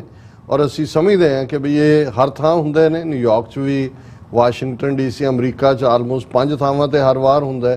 ਇਸ ਵਾਰ ਵੀ ਕਮਿੰਗ ਸੰਡੇ ਜਿਹੜਾ ਹੈ 13 ਤਰੀਕ ਨੂੰ ਵਾਸ਼ਿੰਗਟਨ DC, ਵਰਜੀਨੀਆ 'ਚ ਇੰਡੀਅਨ ਐਮਬੈਸੀ ਦੇ ਆਲੇ ਦੁਆਲੇ ਜਿਹੜੀ ਕਾਰ ਰੈਲੀ ਹੈ, ਉਸ ਨੂੰ ਸਿੰਘ ਸਭਾ ਗੁਰਦੁਆਰਾ ਸਾਹਿਬ ਔਰ ਲੋਕਲ ਸਾਡੇ ਵੀਰ ਬਲਵਿੰਦਰ ਸਿੰਘ ਚੱਠਾ, ਭਾਈ ਨਰਿੰਦਰ ਸਿੰਘ ਔਰ ਸਾਰੀ ਟੀਮ ਜਿਹੜੀ ਆ ਅੱਡ ਸ਼੍ਰੋਮਣੀ ਅਕਾਲੀ ਦਲ ਅੰਮ੍ਰਿਤਸਰ ਔਰ ਸਾਰੇ ਰਲ ਕੇ ਉਹਨੂੰ ਆਰਗੇਨਾਈਜ਼ ਕਰ ਰਹੇ ਨੇ। ਫਿਰ ਇਸੇ ਤਰ੍ਹਾਂ ਈਵਨ 15 ਅਗਸਤ ਵਾਲੇ ਦਿਨ ਵੀ ਇੰਡੀਅਨ ਐਮਬੈਸੀ ਦੇ ਬਾਹਰ DC 'ਚ ਪ੍ਰੋਟੈਸਟ ਹੈ, ਔਰ ਇਵੇਂ ਹੀ ਹੋਰ ਸਾਰੀਆਂ ਥਾਵਾਂ ਦੀ ਐਕਟੀਵਿਟੀ ਹੈ। ਪਰ ਮੇਰੀ ਨਜ਼ਰ ਜਦੋਂ ਅੱਜ ਲੁਧਿਆਣੇ ਦੀ ਖਬਰ ਤੇ ਪਈ, ਕਿਉਂਕਿ ਸ਼੍ਰੋਮਣੀ ਅਕਾਲੀ ਦਲ ਅੰਮ੍ਰਿਤਸਰ ਔਰ ਦਲ ਖਾਲਸਾ ਨੇ ਸਾਂਝੀ ਪ੍ਰੈਸ ਕਾਨਫਰੰਸ ਕੀਤੀ, ਸਰ ਸਿਮਰਨਜੀਤ ਸਿੰਘ ਮਾਨ, ਭਾਈ ਹਰਪਾਲ ਸਿੰਘ ਚੀਮਾ ਔਰ ਭਾਈ ਪਰਮਜੀਤ ਸਿੰਘ ਮੰਡ, ਉਸ ਦੇ ਵਿੱਚ ਉਹਨਾਂ ਨੇ ਸ਼ਮੂਲੀਅਤ ਕੀਤੀ। ਔਰ ਉਹਨਾਂ ਨੇ ਕਿਹਾ ਕਿ ਵੀ ਅਸੀਂ ਇਹ, ਕਿਉਂਕਿ ਜਿਹੜਾ ਚੱਲ ਰਿਹਾ ਹੈ ਇਸ ਵੇਲੇ, ਅਸੀਂ ਪਿਛਲੇ ਦਿਨਾਂ 'ਚ ਵੀ ਜ਼ਿਕਰ ਕੀਤਾ ਕਿ ਕਿਵੇਂ ਹੁਣ NIA ਨੇ ਜਿਹੜੇ ਬਾਹਰ ਐਕਟਿਵ ਸਿੱਖ ਨੇ, ਉਹਨਾਂ ਦੇ ਐਨਸੈਸਟਰਲ ਘਰਾਂ ਦੇ ਉੱਤੇ, ਉਹਨਾਂ ਦੇ ਰਿਸ਼ਤੇਦਾਰਾਂ ਦੇ ਉੱਤੇ ਵੀ ਜਿਹੜਾ ਉਹਨਾਂ ਛਾਪੇ ਮਾਰਨੇ ਸ਼ੁਰੂ ਕੀਤੇ ਨੇ। 31 ਥਾਵਾਂ ਦੇ ਉੱਤੇ ਪੰਜਾਬ ਹਰਿਆਣੇ 'ਚ ਰੇਡ ਹੋਏ, ਘਰਾਂ 'ਚੋਂ ਉਹਨਾਂ ਦੇ ਫੋਨ ਵੀ ਲੈ ਗਏ, ਚੀਜ਼ਾਂ ਵੀ ਖਿਲਾਰ ਗਏ, ਔਰ ਆਲਮੋਸਟ ਸਾਰਿਆਂ ਨੂੰ ਦਿੱਲੀ ਦੀ ਪੇਸ਼ੀ ਦਾ ਤਰੀਕ ਦੇ ਗਿਆ ਕਿ ਦਿੱਲੀ ਆਓ। ਔਰ ਮੈਂ ਇੱਕ ਸਿੰਘ ਹੁਸ਼ਿਆਰਪੁਰ ਜ਼ਿਲ੍ਹੇ ਦਾ ਜਿਹੜਾ ਸੇਵਾ 'ਚ ਲੱਗਾ ਹੁੰਦਾ ਹੈ, ਜਿਹਦਾ ਕੋਈ ਲਾਗਾ ਦੇਗਾ ਨਹੀਂ, ਉਹਦਾ ਮੈਂ ਇੰਟਰਵਿਊ ਸੁਣ ਰਿਹਾ ਸੀ ਇੱਕ ਚੈਨਲ ਦੇ ਉੱਤੇ, ਜਿਹਨੂੰ ਦਿੱਲੀ 'ਚ ਸੱਦਿਆ ਗਿਆ NIA। ਉਹਨੇ ਕਿਹਾ ਜੀ 9 ਵਜੇ ਸੱਦ ਲਿਆ, 5 ਵਜੇ ਤੱਕ ਬਿਠਾਈ ਰੱਖਿਆ, ਕੋਈ ਇੱਧਰ ਟੀਮ ਕੋਈ ਉੱਧਰ। ਫਾਈਨਲੀ 5 ਮਿੰਟ ਗੱਲ ਹੋਈ, ਫੋਨ ਉਹਨਾਂ ਨੇ ਮੇਰਾ ਮੋੜਤਾ, ਉਹਨਾਂ ਨੇ ਡਾਟਾ ਸਾਰਾ ਉਸ 'ਚੋਂ ਕੱਢ ਲਿਆ। ਉਹਨਾਂ ਨੇ ਕਿਹਾ ਜੀ ਮੇਰਾ ਭਰਾ ਇੰਗਲੈਂਡ 'ਚ ਰਹਿੰਦਾ ਹੈ, ਜਿਹਦਾ ਕੋਈ ਲਾਗਾ ਦੇਗਾ ਨਹੀਂ, ਨਾ ਕਦੇ ਉਹ ਕਿਸੇ ਪ੍ਰੋਟੈਸਟ 'ਚ ਗਿਆ, ਨਾ ਕਦੇ ਫਲਾਣਾ, ਤੇ ਉਹਦੇ ਬਾਰੇ ਹੀ ਪੁੱਛਦੇ ਰਹੇ, ਉਹਦਾ ਨੰਬਰ ਵੀ ਮੇਰੇ ਤੋਂ ਲਿਆ। ਯਾਨੀ ਇਹਨਾਂ ਨੇ ਬਿਲਕੁਲ ਉਹ ਕੰਮ ਸ਼ੁਰੂ ਕੀਤਾ ਹੋਇਆ ਕਿ ਜਿਹੜੇ ਬਾਹਰ ਐਕਟਿਵ ਨੇ ਉਹਨਾਂ ਦੇ ਘਰਾਂ 'ਚ ਉੱਥੇ ਉਸ ਕਿਸਮ ਦਾ ਮਾਹੌਲ ਸਿਰਜੋ ਕਿ ਭਾਈ ਉਹ ਅੱਗੋਂ ਕਹਿਣ ਕਿ ਭਾਈ ਇਹ ਸਾਡੇ ਲੱਗਦਾ ਹੀ ਕੁਛ ਨਹੀਂ, ਤੇ ਉਹਨਾਂ ਦਾ ਤਾਂ ਇਧਰੋਂ ਵਾਲਿਆਂ ਦਾ ਤਾਂ ਉਧਰ ਜਾਣਾ ਬੰਦ ਹੀ ਹੈ, ਉੱਥੋਂ ਵਾਲਿਆਂ ਦਾ ਵੀ ਜਿਹੜਾ ਉਹ ਜੀਣਾ ਹਰਾਮ ਕੀਤਾ ਜਾਏ। ਕਿਉਂਕਿ ਇੱਕ ਵਾਰ ਜਿਹਦੇ ਤੇ NIA ਰੇਡ ਪਿਆ, ਫਿਰ ਲੋਕਲ ਉਹ ਦਰਿੰਦੇ ਜਿਹੜੇ ਪੁਲਸੀਏ ਨੇ ਉਹਨਾਂ ਦੇ ਮੂੰਹ ਨੂੰ ਲਹੂ ਲੱਗਾ ਹੁੰਦਾ, ਉਹ ਤਾਂ ਫਿਰ ਹਰ ਚੌਥੇ ਦਿਨ ਜਿਹੜੇ ਨੇ ਉਹ ਪਹੁੰਚੇ ਹੁੰਦੇ ਨੇ। ਇਹ ਸਾਰਿਆਂ ਨੂੰ ਇੰਡੀਕੇਸ਼ਨ ਹੁੰਦੀ ਹੈ ਵੀ ਇੱਥੇ ਮਾਲ ਹੈ ਔਰ ਇੱਥੇ ਹਰਾਸ ਕਰਨ ਦਾ ਉਹਨਾਂ ਕੋਲ ਬਹਾਨਾ ਹੈ। ਬਿਲਕੁਲ। ਸੋ ਇਸ ਹਵਾਲੇ ਨਾਲ ਇੱਕ ਤਾਂ ਅਸੀਂ ਇਹ ਗੁਜ਼ਾਰਿਸ਼ ਕਰਾਂਗੇ ਕਿ ਭਾਈ ਕੌਣ ਆਰਗੇਨਾਈਜ਼ ਕਰਦਾ ਹੈ, ਕਿੱਥੇ ਕਰਦਾ ਹੈ। ਸਿੱਖਸ ਫਾਰ ਜਸਟਿਸ ਨੇ ਵੀ ਬਹੁਤ ਸਾਰੀਆਂ ਥਾਵਾਂ ਤੇ ਖਾਲਿਸਤਾਨ ਰੈਲੀਜ਼ ਦੀ ਕਾਲ ਦਿੱਤੀ ਹੋਈ ਹੈ।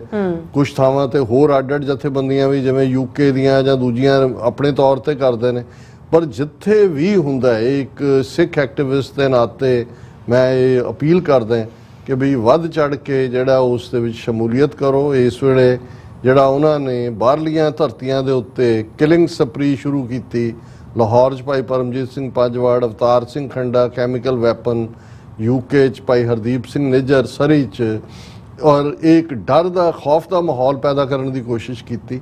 ਇਹਦਾ ਜਵਾਬ ਇਹੀ ਹੈ ਕਿ ਭਾਈ ਵੱਧ ਚੜ ਕੇ ਜਿਹੜੀ ਹੈ ਸ਼ਮੂਲੀਅਤ ਹੋਏ। ਇਹ ਹੁਣ ਅਫਸੋਸ ਵੀ ਹੁੰਦਾ ਹੈ ਵੀ ਜਿੱਥੇ ਬਹੁਤ ਸਾਰੀਆਂ ਸਾਡੀਆਂ ਗੁਰਦੁਆਰਾ ਕਮੇਟੀਆਂ ਦੇ ਕੋਲ ਜਿਨ੍ਹਾਂ ਕੋਲ ਸਾਧਨ ਨੇ, ਜਿੱਥੋਂ ਉਹ ਬੱਸਾਂ ਦਾ ਪ੍ਰਬੰਧ ਕਰਕੇ ਵੱਡੀ ਗਿਣਤੀ ਸੰਗਤ ਨੂੰ ਤੋਰ ਸਕਦੇ ਨੇ, ਉਹ ਤਾਂ ਲੱਗੇ ਹੋਏ ਨੇ ਤੀਆਂ ਦੇ ਮੇਲੇ ਮਨਾਉਣ, ਜਾਂ ਕਈ ਜਿਹੜੇ ਨੇ ਫੈਮਿਲੀ ਪਿਕਨਿਕਸ ਦੇ ਲੈਣ ਦੀ ਲਾਈਨ ਹੈ, ਔਰ ਦੂਜੀਆਂ ਜਿਹੜੇ ਕੰਮਾਂ 'ਚ ਉਹਨਾਂ ਨੂੰ ਉਲਝਾਇਆ ਹੋਇਆ, ਲਾਇਆ ਹੋਇਆ ਕਿ ਜੀ ਉਹ ਇਹ ਸਾਰੀਆਂ ਡਾਈਵਰਸ਼ਨਸ ਨੇ। ਔਰ ਇਹ ਕੋਈ ਨਵੀਂ ਗੱਲ ਨਹੀਂ ਹੈ, ਕੋਈ ਮੈਨੂੰ ਵੈਸੇ ਵੀ ਨਹੀਂ ਕੋਈ ਬਹੁਤੀ ਆਸ ਹੁੰਦੀ, ਕਿਉਂਕਿ ਜੇ ਤੁਸੀਂ ਸਿੱਖਾਂ ਦੀ ਰੈਵੋਲੂਸ਼ਨਰੀ ਮੂਵਮੈਂਟਸ 18ਵੀਂ ਸਦੀ ਤੋਂ ਹੁਣ ਤੱਕ ਦੇਖੋ ਤਾਂ ਉੱਥੋਂ ਕੁਝ ਨਿਕਲਣ ਵਾਲਾ ਨਹੀਂ ਹੁੰਦਾ। ਪਰ ਜਿਨ੍ਹਾਂ ਦੇ ਕੋਲ ਕੌਮ ਨੂੰ ਡਾਇਰੈਕਸ਼ਨ ਦੇਣ ਦੇ ਲਈ ਸਾਧਨ ਨੇ, ਪਲੇਟਫਾਰਮ ਹੈ, ਉਹਨਾਂ ਨੇ ਤਾਂ ਦੂਸਰੇ ਪਾਸੇ ਡਾਇਵਰਟ ਕੀਤਾ ਹੋਇਆ। ਸੋ ਅਸੀਂ ਇਹ ਸਮਝਦੇ ਹਾਂ ਕਿ ਇਹ ਹਰ ਇੱਕ ਦਾ ਫਰਜ਼ ਬਣਦਾ ਹੈ ਕਿ ਵੱਧ ਤੋਂ ਵੱਧ ਇਹ ਸ਼ਮੂਲੀਅਤ ਕਰੋ। ਅਸੀਂ ਪਹਿਲਾਂ ਹੀ, ਕਿਉਂਕਿ ਅਜੇ ਤਾਂ ਜਦੋਂ ਅਸੀਂ ਅੱਜ ਗੱਲ ਕਰ ਰਹੇ ਹਾਂ ਤੇ ਵਿਚਾਲੇ ਆਲਮੋਸਟ ਇੱਕ ਹਫ਼ਤੇ ਤੋਂ ਜ਼ਿਆਦਾ ਦਾ ਮੰਗਲਵਾਰ ਤੱਕ ਪਹੁੰਚਦੇ, ਪਰ ਕਈ ਥਾਂ ਤੇ 14 ਅਗਸਤ ਨੂੰ ਹੈ, ਕਈ ਥਾਂ 13, ਕਈ ਹੋ ਸਕਦਾ ਹੈ ਪਰਮਿਟ ਦੀ ਦੂਜੀ ਪ੍ਰੋਬਲਮ ਹੋਏ, ਅਗਲੀਆਂ ਡੇਟਾਂ 'ਚ ਵੀ ਚਲਿਆ ਜਾਏ, ਉਹਦੇ 'ਚ ਪਾਰਟਿਸਿਪੇਟ ਹੋਏ। ਲੇਕਿਨ ਜਿਹੜਾ ਪਾਰਟ ਇਸ ਦਲ ਖਾਲਸਾ ਔਰ ਸ਼੍ਰੋਮਣੀ ਅਕਾਲੀ ਦਲ ਅੰਮ੍ਰਿਤਸਰ ਦੀ ਖਬਰਨਾੜ ਹੈ, ਉਹਨਾਂ ਨੇ ਬੜਾ ਠੋਕ ਕੇ ਕਿਹਾ ਕਿ 2 Sikh groups to stage demonstration on August 14th against Indian states onslaught on Sikhs and apathy towards Punjab। ਕਿ ਜਿਹੜਾ ਹਮਲਾਵਰ ਹੋਏ ਨੇ ਸਿੱਖ ਕੌਮ ਦੇ ਉੱਤੇ, ਉਹਦੇ ਖਿਲਾਫ, ਔਰ ਜਿਹੜਾ ਪੰਜਾਬ ਪ੍ਰਤੀ ਬੇਰੁਖੀ ਉਸ ਨੂੰ। ਔਰ ਉਹਨਾਂ ਨੇ ਬਿਲਕੁਲ ਕਲੀਅਰ ਕੀਤਾ ਕਿ ਭਾਈ ਅਸੀਂ ਜਿਹੜਾ ਹੈ ਉਹ ਲੁਧਿਆਣੇ ਦੇ ਵਿੱਚ 14 ਅਗਸਤ ਨੂੰ ਇਹ ਪ੍ਰੋਟੈਸਟ ਕਰਾਂਗੇ। ਔਰ ਮਕਸਦ ਬੜਾ ਕਲੀਅਰਲੀ ਕਿ we on the eve of India's Independence Day hundreds of activities of both parties will come out on the streets of Ludhiana to demonstrate our resolve against 76 years of Indian subjugation and to uphold our right to self-determination, said Simranjit Singh Mann, member ਪਾ। ਉਹਨਾਂ ਨੇ ਕਿਹਾ ਜੀ ਇਹ ਇਕੱਲਾ protest ਨਹੀਂ ਹੈ, ਜਿਹੜਾ ਸਾਡਾ ਹੱਕ ਹੈ ਰਾਈਟ ਆਫ ਸੈਲਫ ਡਿਟਰਮੀਨੇਸ਼ਨ, ਸਵੈ ਨਿਰਣੇ ਦਾ ਹੱਕ, ਜਿਸ right of self determination UN charter ਨੂੰ ਇੰਪਲੀਮੈਂਟ ਕਰਨ ਦੇ ਲਈ ਖਾਲਿਸਤਾਨ ਰੈਫਰੈਂਡਮ ਹੋਏ ਨੇ, ਹੋ ਰਹੇ ਨੇ। 10 ਸਤੰਬਰ ਨੂੰ ਵੈਨਕੂਵਰ ਦੇ ਵਿੱਚ ਹੋਣਾ ਹੈ। ਉਹਦੇ ਲਈ ਵੀ ਸਾਡੀ ਹਮੇਸ਼ਾ ਜ਼ੋਰਦਾਰ ਅਪੀਲ ਹੁੰਦੀ ਹੈ ਕਿ ਭਾਈ ਇਹੀ ਇੱਕ ਤਰੀਕਾ ਹੈ। ਜੇ ਅਸੀਂ ਡੈਮੋਕ੍ਰੈਟਿਕ ਲੋਕਤੰਤਰੀ ਤਰੀਕੇ ਨਾਲ ਗੱਲ ਕਰਦੇ ਹਾਂ, ਬਹੁਤ ਚੰਗੀ ਗੱਲ ਹੈ ਕਿ ਪੰਜਾਬ ਦੇ ਇਹਨਾਂ ਦੋਨੋਂ ਪ੍ਰਮੁੱਖ ਗਰੁੱਪਾਂ ਨੇ, ਸਿੱਖ ਜਥੇਬੰਦੀਆਂ ਨੇ clearly right of self determination ਦੀ ਗੱਲ ਕੀਤੀ ਹੈ। ਔਰ ਉਹਨਾਂ ਨੇ ਕਿਹਾ ਕਿ ਜੀ ਇਹ ਜਿਹੜਾ ਸਾਡਾ ਰਾਈਟ ਆਫ ਸੈਲਫ ਡਿਟਰਮੀਨੇਸ਼ਨ ਦਾ ਹੈ ਪ੍ਰੋਟੈਸਟ, ਇਹ ਗੁਰਦੁਆਰਾ ਦੂਖ ਨਿਵਾਰਨ ਲੁਧਿਆਣੇ 'ਚ ਵੀ ਹੈ, ਉੱਥੋਂ ਸ਼ੁਰੂ ਹੋ ਕੇ ਜਗਰਾਵਾਂ ਪੁਲ ਤੱਕ ਜਾਏਗਾ। ਔਰ ਫਿਰ ਥੱਲੇ ਡੀਟੇਲ ਹੈ ਵੀ ਕਿਵੇਂ ਹੋਰ ਵੀ ਪਾਸੇ ਹਰਾਸ ਕੀਤਾ ਜਾ ਰਿਹਾ ਹੈ। ਜਿਹੜੇ ਐਕਟਿਵਿਸਟ ਇੰਗਲੈਂਡ ਦੇ ਵਿੱਚ, ਹੁਣ ਜਿਵੇਂ ਅਮਰੀਕ ਸਿੰਘ ਗਿੱਲ ਫੈਡਰੇਸ਼ਨ ਦੇ ਪ੍ਰੈਜ਼ੀਡੈਂਟ ਨੇ, ਜਾਂ ਕੁਲਦੀਪ ਸਿੰਘ ਚਹੇੜੂ, ਜਿਨ੍ਹਾਂ ਨੂੰ 40 ਸਾਲ ਤੋਂ ਜਿਹੜੇ ਕਦੇ ਗਏ ਹੀ ਨਹੀਂ, ਉਹਨਾਂ ਦੇ ਰਿਸ਼ਤੇਦਾਰਾਂ ਨੂੰ ਵੀ ਅਸੀਂ ਜ਼ਿਕਰ ਕੀਤਾ ਸੀ, ਪਰਮਜੀਤ ਸਿੰਘ ਪੰਮਾ ਮੋਹਾਲੀ, ਉਹਨਾਂ ਦੇ ਬਜ਼ੁਰਗ ਪੇਰੈਂਟਸ ਨੂੰ। ਔਰ ਇਸੇ ਤਰ੍ਹਾਂ ਕਈ ਘਰਾਂ ਦੇ ਵਿੱਚ ਇਹਨਾਂ ਨੇ ਜਾ ਕੇ ਆਮ ਜਿਹੜੇ ਲੋਕ ਵੀ ਨੇ, ਕੋਈ ਥੋੜੇ ਬਹੁਤ ਐਕਟਿਵ ਔਰ ਬਾਹਰ ਜਿਨ੍ਹਾਂ ਦੀਆਂ ਕੋਈ ਰਿਸ਼ਤੇਦਾਰੀਆਂ ਨੇ, ਉਹਨਾਂ ਨੂੰ ਹਰਾਸ ਕਰ ਰਹੇ ਨੇ। ਸੋ ਅਸੀਂ ਸਮਝਦੇ ਹਾਂ ਕਿ ਇੱਥੇ ਬੈਠੇ ਹਾਂ, ਹੋਰ ਤਾਂ ਅਸੀਂ ਕੁਝ ਕਰ ਨਹੀਂ ਸਕਦੇ। ਇਹੀ ਹੈ ਕਿ ਵੀ ਅਸੀਂ ਵੱਧ ਤੋਂ ਵੱਧ ਪ੍ਰੋਟੈਸਟ ਦੇ ਵਿੱਚ ਇਹਨਾਂ ਰੈਲੀਜ਼ ਦੇ ਵਿੱਚ, ਭਾਵੇਂ ਉਹ ਕਾਰ ਰੈਲੀਜ਼ ਨੇ, ਭਾਵੇਂ ਫਿਜ਼ੀਕਲ ਰੈਲੀਜ਼ ਨੇ, ਉਹਨਾਂ 'ਚ ਪਾਰਟਿਸਿਪੇਟ ਕਰੀਏ। ਔਰ ਇਹ ਮੈਸੇਜ ਆਇਆ ਸੀ ਆਉਣ ਵਾਲੇ ਦਿਨਾਂ 'ਚ ਹੋਰ ਵੀ ਇਸ ਇਹਨਾਂ ਦੀ ਅਖੌਤੀ ਆਜ਼ਾਦੀ ਦੇ ਅੱਡ-ਅੱਡ ਆਸਪੈਕਟਸ 'ਤੇ ਗੱਲ ਕਰਾਂਗੇ। ਪਰ ਇਹ ਸਾਡਾ ਫਰਜ਼ ਬਣਦਾ, ਮੈਂ ਸਮਝਦਾ ਵੀ ਜੇ ਅਸੀਂ ਸਿੱਖਾਂ ਦੇ ਪੁੱਤਰ ਧੀਆਂ, ਔਰ ਸਿੱਖ ਦਾ ਮਤਲਬ ਹੀ ਜ਼ੁਲਮ ਦੇ ਖਿਲਾਫ ਖਲੋਣਾ ਹੈ, ਅੜਨਾ, ਝੜਨਾ। ਔਰ ਮੇਰੀਆਂ ਨਜ਼ਰਾਂ 'ਚੋਂ ਅੱਜ ਭਾਈ ਗਜਿੰਦਰ ਸਿੰਘ ਜਿਹੜੇ ਆਲਮੋਸਟ 4 ਦਹਾਕਿਆਂ ਤੋਂ ਜਲਾਵਤਨੀ 'ਚ ਨੇ, ਉਹਨਾਂ ਦੀ ਇੱਕ ਛੋਟੀ ਜਿਹੀ ਨਜ਼ਮ ਜਿਹੜੀ ਗੁਜ਼ਰੀ, ਔਰ ਮੈਨੂੰ ਲੱਗਾ ਕਿ ਵੀ ਇਹ ਐਪਰੋਪਰੀਏਟ ਹੈ।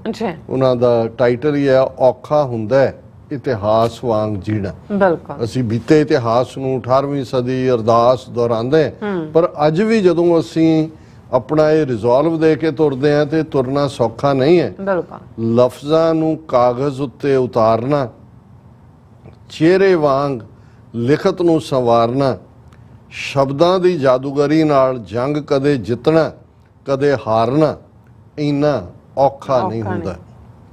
ਔਖਾ ਹੁੰਦਾ ਇਤਿਹਾਸ ਵਾਂਗ ਜੀਣਾ, ਔਖਾ ਹੁੰਦਾ ਆਪਣੀ ਇੱਛਾ ਦੇ ਵਿਰੁੱਧ ਕਿਸੇ ਹੋਰ ਦੀ ਇੱਛਾ ਨਾਲ ਉੱਠਣਾ ਬੈਠਣਾ ਤੇ ਖਾਣਾ ਪੀਣਾ, ਬੋਲਣ ਤੇ ਦਿਲ ਕਰੇ ਫਿਰ ਵੀ ਮੂੰਹ ਨੂੰ ਸੀਣਾ ਔਖਾ ਹੁੰਦਾ। ਇਹ ਜਲਾਵਤਨੀ ਦੇ ਜਿਹੜੇ ਸਾਈਨ ਸਿੰਪਟਮਸ ਨੇ, ਜਿਹਦੇ ਚੋਂ ਭਾਈ ਸਾਹਿਬ ਖੁਦ ਗੁਜ਼ਰ ਰਹੇ ਨੇ, ਕਿ ਔਖਾ ਹੁੰਦਾ ਇਤਿਹਾਸ ਵਾਂਗ ਜੀਣਾ, ਔਖਾ ਹੁੰਦਾ ਆਪਣੀ ਇੱਛਾ ਦੇ ਵਿਰੁੱਧ ਕਿਸੇ ਹੋਰ ਦੀ ਇੱਛਾ ਨਾਲ ਉੱਠਣਾ ਬੈਠਣਾ ਤੇ ਖਾਣਾ ਪੀਣਾ, ਬੋਲਣ ਤੇ ਦਿਲ ਕਰੇ ਫਿਰ ਵੀ ਮੂੰਹ ਨੂੰ ਸੀਣਾ ਔਖਾ ਹੁੰਦਾ। ਕਿਸੇ ਦਾ ਚਿਹਰਾ ਦੇਖਣ ਨੂੰ ਦਿਲ ਕਰੇ ਪਰ ਦੀਵਾਰਾਂ ਤੱਕਣਾ, ਤੱਕਣਾ ਤੱਕਣਾ ਤੇ ਬਸ ਤੱਕਦੇ ਰਹਿਣਾ ਤੇ ਤੱਕ ਤੱਕ ਕੇ ਥੱਕਣਾ ਔਖਾ ਹੁੰਦਾ। ਬਿਲਕੁਲ, ਸੱਚ ਲਿਖਣਾ ਹਾਰਨਾ ਨਹੀਂ ਹੁੰਦਾ, ਉਦਾਸ ਹੋਣਾ ਹਾਰਨਾ ਨਹੀਂ ਹੁੰਦਾ, ਗਿਰ ਗਿਰ ਕੇ ਉੱਠਣਾ ਹਾਰਨਾ ਨਹੀਂ ਹੁੰਦਾ, ਮਰ ਮਰ ਕੇ ਜੀਣਾ ਹਾਰਨਾ ਨਹੀਂ ਹੁੰਦਾ, ਪਰ ਔਖਾ ਹੁੰਦਾ। ਅਸੀਂ ਸੌਖੇ ਕੰਮ ਕਦੇ ਕੀਤੇ ਹੀ ਨਹੀਂ। ਜੇ ਹੁਣ ਆਨੰਦਪੁਰ ਦੇ ਜੰਮਿਆਂ ਨੂੰ ਨਿਤ ਮਹਿਮਾ, ਜੇ ਬਾਕੀਆਂ ਵਾਂਗ ਗੁਲਾਮੀ ਕਬੂਲ ਉਹ ਕਬੂਲੀ ਗਿਆ, 1000 ਸਾਲ ਜੁੱਤੀਆਂ ਖਾਂਦੇ ਰਹੇ, ਪਰ ਅਸੀਂ ਸੌਖੇ ਕੰਮ ਕਦੇ ਕੀਤੇ ਹੀ ਨਹੀਂ। ਅਸੀਂ ਬੁੱਲ ਆਪਣੇ ਕਦੇ ਸੀਤੇ ਹੀ ਨਹੀਂ। ਦੁਸ਼ਮਣ ਸਾਹਮਣੇ ਵੀ ਬੋਲੇ ਹਾਂ ਤੇ ਦੋਸਤ ਸਾਹਮਣੇ ਵੀ, ਠੀਕ ਨੂੰ ਠੀਕ ਕਿਹਾ ਹੈ, ਗਲਤ ਨੂੰ ਗਲਤ ਕਿਹਾ ਹੈ, ਜਵਾਬ ਜੋ ਵੀ ਮਿਲਿਆ ਸਭ ਸਿਆਹ ਹੈ, ਹਰ ਹਾਲ ਵਿੱਚ ਅੜੇ ਹਾਂ ਖੜੇ ਹਾਂ ਤੇ ਲੜੇ ਹਾਂ, ਕਹਿੰਦੇ ਨੇ ਦਸ਼ਮੇਸ਼ ਦੇ ਪਿਆਰੇ ਸੰਵਾਰੇ ਤੇ ਘੜੇ ਹਾਂ। ਕਿ ਦਸ਼ਮੇਸ਼ ਪਿਤਾ ਦੇ ਪਿਆਰੇ ਦਸ਼ਮੇਸ਼ ਪਿਤਾ ਨੇ ਸਾਨੂੰ ਸੰਵਾਰਿਆ, ਸਾਨੂੰ ਘੜਿਆ। ਅਸੀਂ ਸੌਖੇ ਕੰਮ ਕਦੇ ਕੀਤੇ ਹੀ ਨਹੀਂ, ਅਸੀਂ ਬੁੱਲ ਆਪਣੇ ਕਦੇ ਸੀਤੇ ਹੀ ਨਹੀਂ। ਦੁਸ਼ਮਣ ਸਾਹਮਣੇ ਵੀ ਬੋਲੇ ਹਾਂ ਤੇ ਦੋਸਤ ਸਾਹਮਣੇ ਵੀ, ਠੀਕ ਨੂੰ ਠੀਕ ਕਿਹਾ ਹੈ, ਗਲਤ ਨੂੰ ਗਲਤ ਕਿਹਾ ਹੈ, ਜਵਾਬ ਜੋ ਵੀ ਮਿਲਿਆ ਸਭ ਸਿਆਹ ਹੈ, ਹਰ ਹਾਲ ਵਿੱਚ ਅੜੇ ਹਾਂ ਖੜੇ ਹਾਂ ਤੇ ਲੜੇ ਹਾਂ, ਕਹਿੰਦੇ ਨੇ ਦਸ਼ਮੇਸ਼ ਦੇ ਪਿਆਰੇ ਸੰਵਾਰੇ ਤੇ ਘੜੇ ਹਾਂ। ਟਰੂ ਜੀ। ਰਾਜ ਸਾਹਿਬ ਤੁਹਾਡਾ ਬਹੁਤ ਬਹੁਤ ਸ਼ੁਕਰੀਆ। ਸਾਥ ਲੈਣਾ ਬ੍ਰੇਕ ਵਿਊਅਰਸ, ਤੁਸੀਂ ਨੇ ਇਸੇ ਤਰ੍ਹਾਂ ਬਣੇ ਰਹਿਣਾ। ਮਿਲਦੇ ਹਾਂ ਛੋਟੇ ਜਿਹੇ ਵਕਤ ਤੋਂ ਬਾਅਦ।